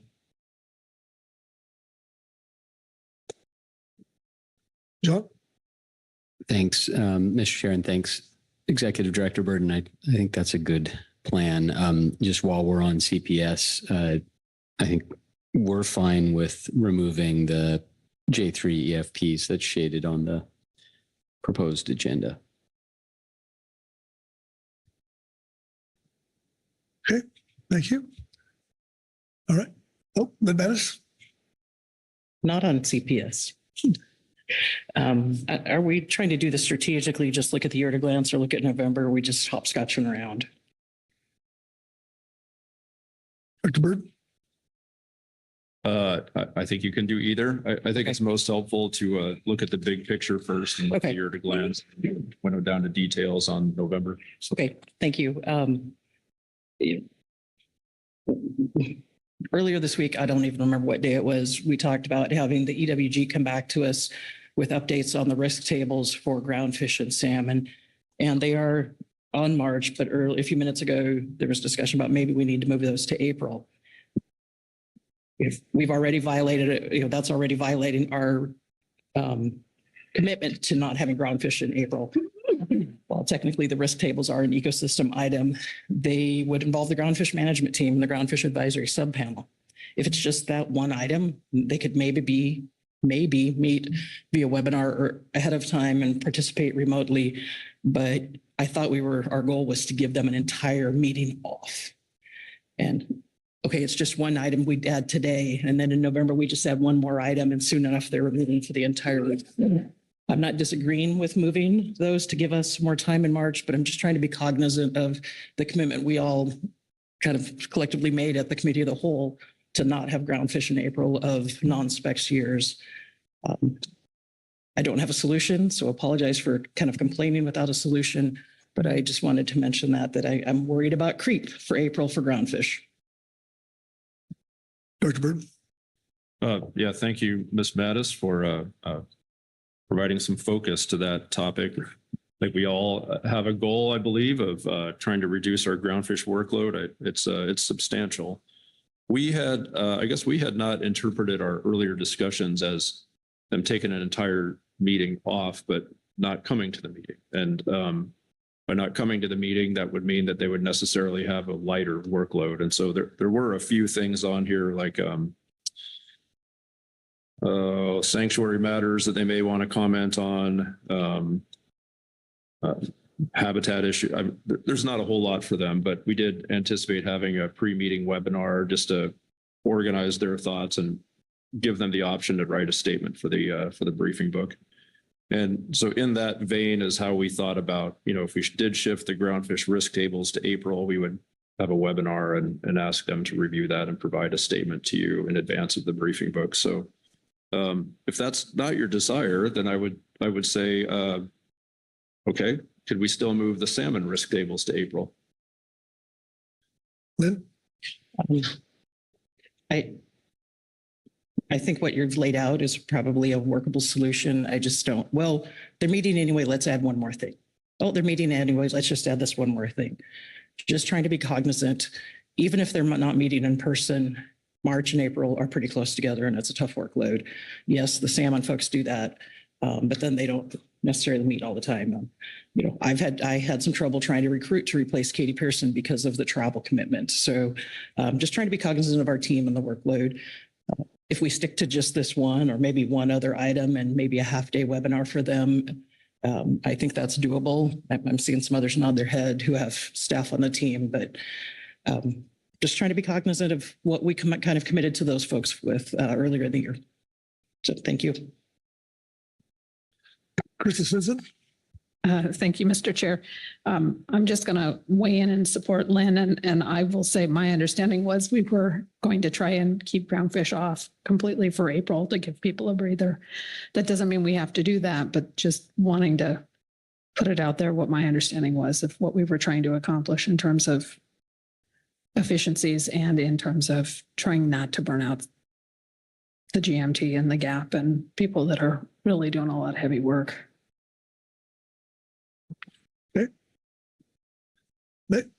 Heather. Excuse me.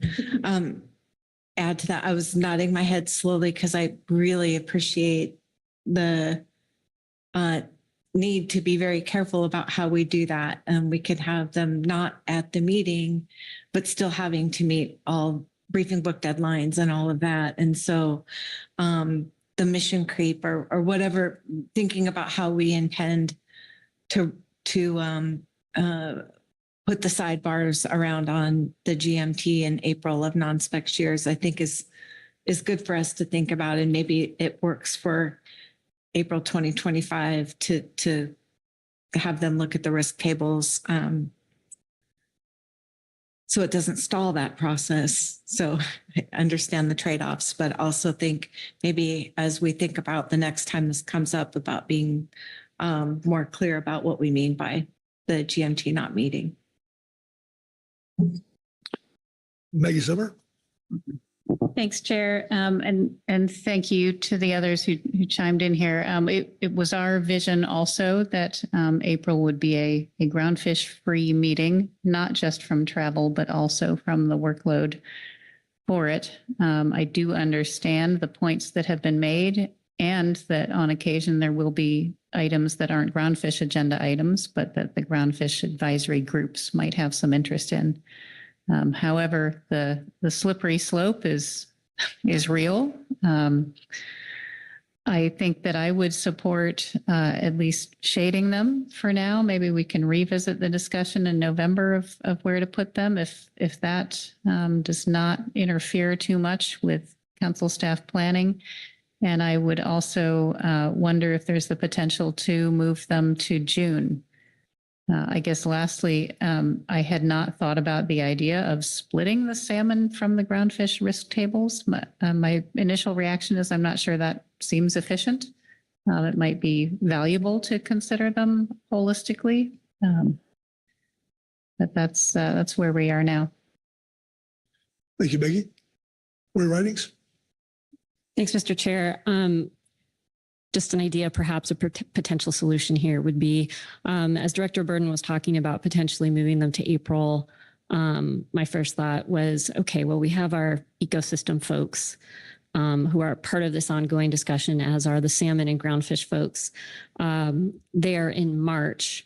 Would it be possible, and just given how close our March and April meetings are, perhaps it could be covered for those advisory bodies in March, and then the council has it on the floor in April as a way to make sure those groups do have the ability to discuss in-person convenience. GMT is left free or free-ish in April. I'm not sure where we're landing on that. But then those reports could be offered up and discussed by the council in April. Just throwing it out. Okay. Hey, Corey. Butch Smith. So I don't want to be accused of buckling around the schedule here, but is March on the table? Can we talk about that? Okay. Got John, Sam, and you sitting in the seat, so I don't want to misstep, and maybe Marcy could jump out of her seat, but March might be a kind of extra heavier deal with California salmon too, with all the panels, meeting and reports and more than usual. So I just might add that as a placeholder. I don't want to overstep into the California salmon world, but I just sense that, being from my old salmon days, that there might be a little more time needed for salmon in lieu of hopefully we have the opportunity to have salmon fishing in California. But I think that there's a couple bodies, a couple panels out there, and I imagine there's reports and all kinds of stuff like that going on. So I just want to put that as a placeholder and maybe a point of discussion. Sorry if I stepped in your salmon world, but thanks, Bush. Thank you, John. Yeah, thanks. Thanks, Salmon Butch, for. We would support shading it and furthering the discussion, or moving things to June. We do, however, Maggie, want them split. So this was a follow-on from our discussion at this meeting where salmon and groundfish fell into ecosystem because they were sort of part of that. And we felt was sort of making it harder for those constituents to know that it was being talked about in such a great detail. They are very different. The risk tables are much further along for groundfish. For salmon, we're looking for just an update on the results of a potential meeting that's coming up that may or may not even happen. So having the two separate things works. As to when they occur, they could occur separate from each other in meetings too. Director Burton. Yeah, thank you, Mr. Chairman. Just listening to this discussion, I guess what I would propose to do is shade the two risk table items. And when Kelly and I were discussing this, I think we had in our minds that you wanted to make progress early in the year. And so we're trying to accommodate that here, but I'll leave you with a question to think about between now and November, which is, would June suffice for you? I think that would be most effective on the workload side, because March and April are quite tight all the time. And so if we're able to take it up in June, I think that would be a much better workload balance. Understanding that does then slow that agenda item down again. So I'll just leave you with that thought, and I would propose that we shade it for now and think about it some more between now and November. Okay. All right. John? Just a new subject, so making sure nobody wanted to follow on that. Yeah. Okay, great. Executive Director Burden mentioned the ROV workshop, and I definitely want to support that ROV workshop that the SSC has identified as number 4 in their table. It's going to be very important to have that review completed ahead of the 2025 Quillback full benchmark. This is an important data set that needs discussion early. Thank you, John. Corey Writings. Thanks, Mr. Chair. I wanted to make a request to have an EEJ check-in agenda item in April as an opportunity to get input from the advisory bodies on the NIMS regional plan, including the EEJC, which will meet on this in November. The AB's got briefings at this meeting, but didn't get a chance to actually discuss and submit reports. So holding that option out. Also, potentially at that time, get an update on how the gap analysis is moving forward, and get some updates from the results of the ongoing EEJ work that I believe Dr. Seeger is engaged in regarding the website update, review of the COPs, and some definitions work, which was originally envisioned, I believe, last September. In my head, this isn't necessarily long, just a chance to check in and allow the advisory bodies to weigh in here. June just feels like a real long way off to touch bases on EEJ again.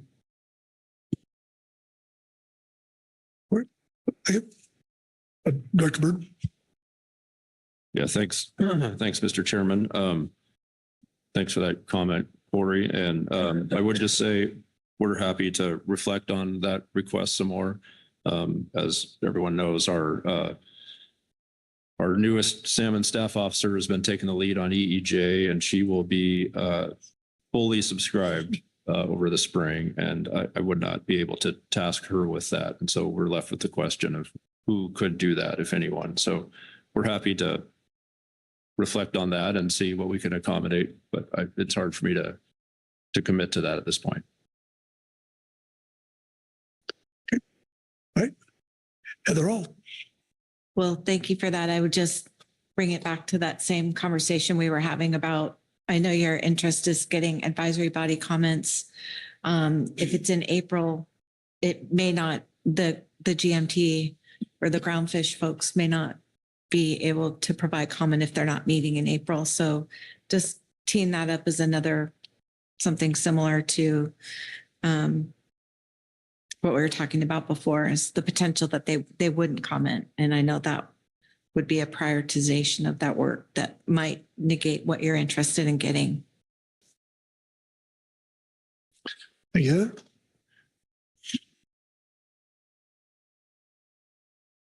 Maggie Summer. Thanks, Chair. Different subject. Sure. I am going to come back to the November agenda. Sorry for jumping around. And I have two things on that. First, I want to appreciate the council adding J2, Amendment 18, Pacific Sardine Rebuilding Litigation Response to the November agenda. However, just to clarify, the intent of that agenda item is to develop a final recommendation on a new rebuilding plan. Just wanted to make that clarification. And then if I may, a separate topic on November, I just wanted to ask for a brief description, and I apologize if you gave this already, Director Burden, in your introduction, and I missed it, of what the D3 cross FMP research and data needs item is in November. Director Burden. Yeah, thank you, Mr. Chairman. Thank you, Ms. Summer, for that question. This goes back to something I touched on in my ED report at the start of this meeting, which feels like it was last year. So in your briefing book, there's an informational report that I hope you've had a chance to look at that outlines some thinking that we've been doing and reflecting with the Science Center directors about how to make our research and data needs process more useful, more effective. And so what we've proposed is that the council really set the stage and say, these are the categories of needs that we have from our research partners. And then the advisory bodies and the SSE take a stab at saying, here are the things that we envision that could help you with those challenges. Right now, if you think about our research and data needs, we have by far the longest list of research and data needs of any council. And we have so many of them, we've created a database. And we've had the Science Center directors have over the years recommended that we try to streamline those. We've had the public come to us and say, what kind of research could we help you with? And we say, well, here's the research and data needs, and they don't know where to begin with it. So I don't mean to sound critical. There's a lot of good work in there, but I do think having this here on this agenda item, asking the council to set the tone and set the stage for what your needs are, and then have the advisory bodies respond to that is perhaps a way of making this a more effective effort on our part. Does that help? Thank you. Yes, thanks. Yeah, thank you, Maggie. Lynn Mattis. Thank you, Chair. I have one hopefully very small thing and then one more substantive thing, if that's all right. And on November, the budget committee is scheduled to start at 1. Is there any chance to move that back to 2? Just like, I'm not on the budget committee, so we don't need to schedule around me, but just looking at flights, just moving it back to 2, I think would allow some additional opportunity for folks interested to arrive in time to catch the majority of it. Okay. Dr. Burton? There may be.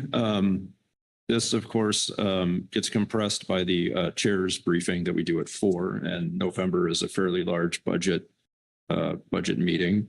Okay. But let me think about that and noodle on it with Patricia and see if we can schedule something that we're confident would just take us 2 hours or less. Then I think we're happy to move that back a bit. I've heard that request a couple of times now. So, yep. Great, thank you. And then if I may, Chair, this one may be a little more substantive. The GAP request, both earlier this week and in their report about taking a bigger look at changes to the directed commercial halibut fishery. I know we took a really brief look, and I'm remembering giving the ODFW presentation in Sacramento back in like 2015, where we looked at some options on how to do something other than the directed commercial halibut fishery. And this would be probably a question for Executive Director Burden or Deputy Director Ames. To take that on next summer, it would probably take a fair bit of staff workload. And you've already mentioned Angela's workload. Kind of wondering what workload capacity would council staff and maybe even NIMP staff have to work on something like exploring making the directed halibut fishery something different, either longer time period or incidental with the sablefish fishery, or just that bigger, more holistic look that the GAP requested. Just trying to find out if that's even possible with staffing over the next year or so. Dr. Burton? Well, I can start and then I'll refer to Kelly. But I would say, just broadly speaking, I mean, our staff relishes this kind of work, practical work that we think can make a difference and really help people. All of our staff officers relish that kind of thing. We are quite busy. And so as we look out across the year, I think, as we get to middle of the year, things start to free up a little bit. And Kelly, as the supervisor of our staff officers, can probably tell you some more detail about that prospect. Kelly? Thanks, Ms. Madison, and thanks, Director Burden. I guess the only other thing I would add to Merrick's comments, we are still in the process of hiring Dr. Dahl's replacement. So really, until we have our full complement of staff officers in place, it's difficult to look toward next year and staff capacity. But I'd be pleased to think about this further and maybe report back in November once we see how portfolios are shaping up and we can have a more detailed discussion with staff about capacity. I appreciate the responses from both of you. Thank you. And thank you, Chair. Yep. All right. Thank you, Lynn. Corey Ridings. Yes, Mr. Chair. Talking about November, I'm looking at the Wednesday, November 13th, and noticing that EEJC is scheduled. It will overlap with the I believe the budget committee, the SSC, the GAP, and the GMT, and the enforcement consultants. The EEJC has discussed in the past the real desire to try to be as open and available as possible, so that as many folks from the council family and even outside of the council family can participate in these discussions. So throwing it out here, if there is the ability to have it the day before, I know that was being discussed, perhaps in the spirit of trying to find another path forward. If that's not possible, is some sort of maybe a week before webinar or something like that, where there could be a virtual option to encourage more public participation in that. And I wouldn't want to put the burden on NIMS with that, having not talked to them at all, but just having the opportunity to make sure that it's more inclusive.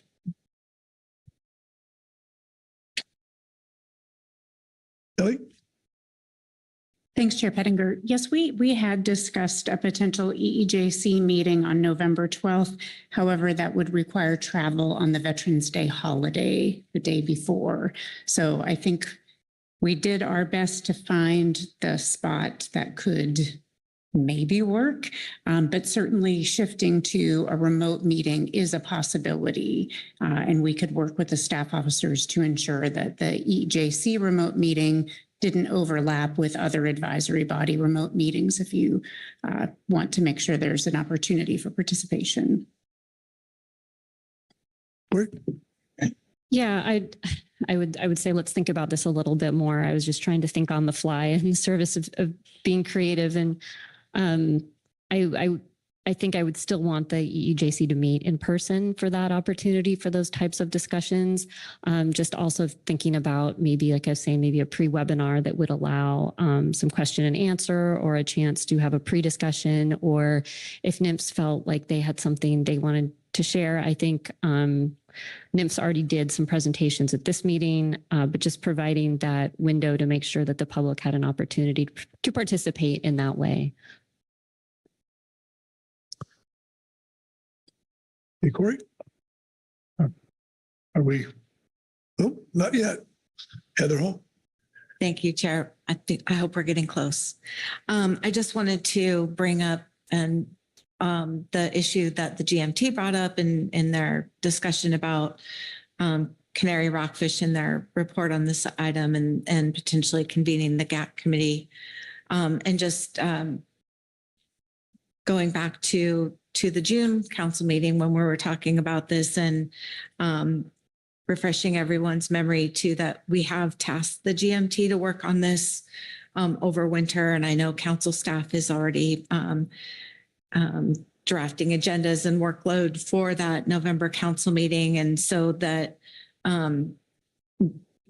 just getting them thinking about not necessarily canary allocation options, but more of schedule and process options that we can talk about at March when we're talking about workload planning and what does that look like, and that pathway, I guess, and the way I'm understanding it, then sets us up to work toward having some kind of an analysis that can funnel into the specs process without it being in the specs process. And so just recollecting that discussion from June, and I don't think right now we need to request that we reconvene the GAC, but just noting that we have that coming up over the winter, and we should hear from the GMT about what that looks like in March. So just expressing that. And all right. Thank you. The other?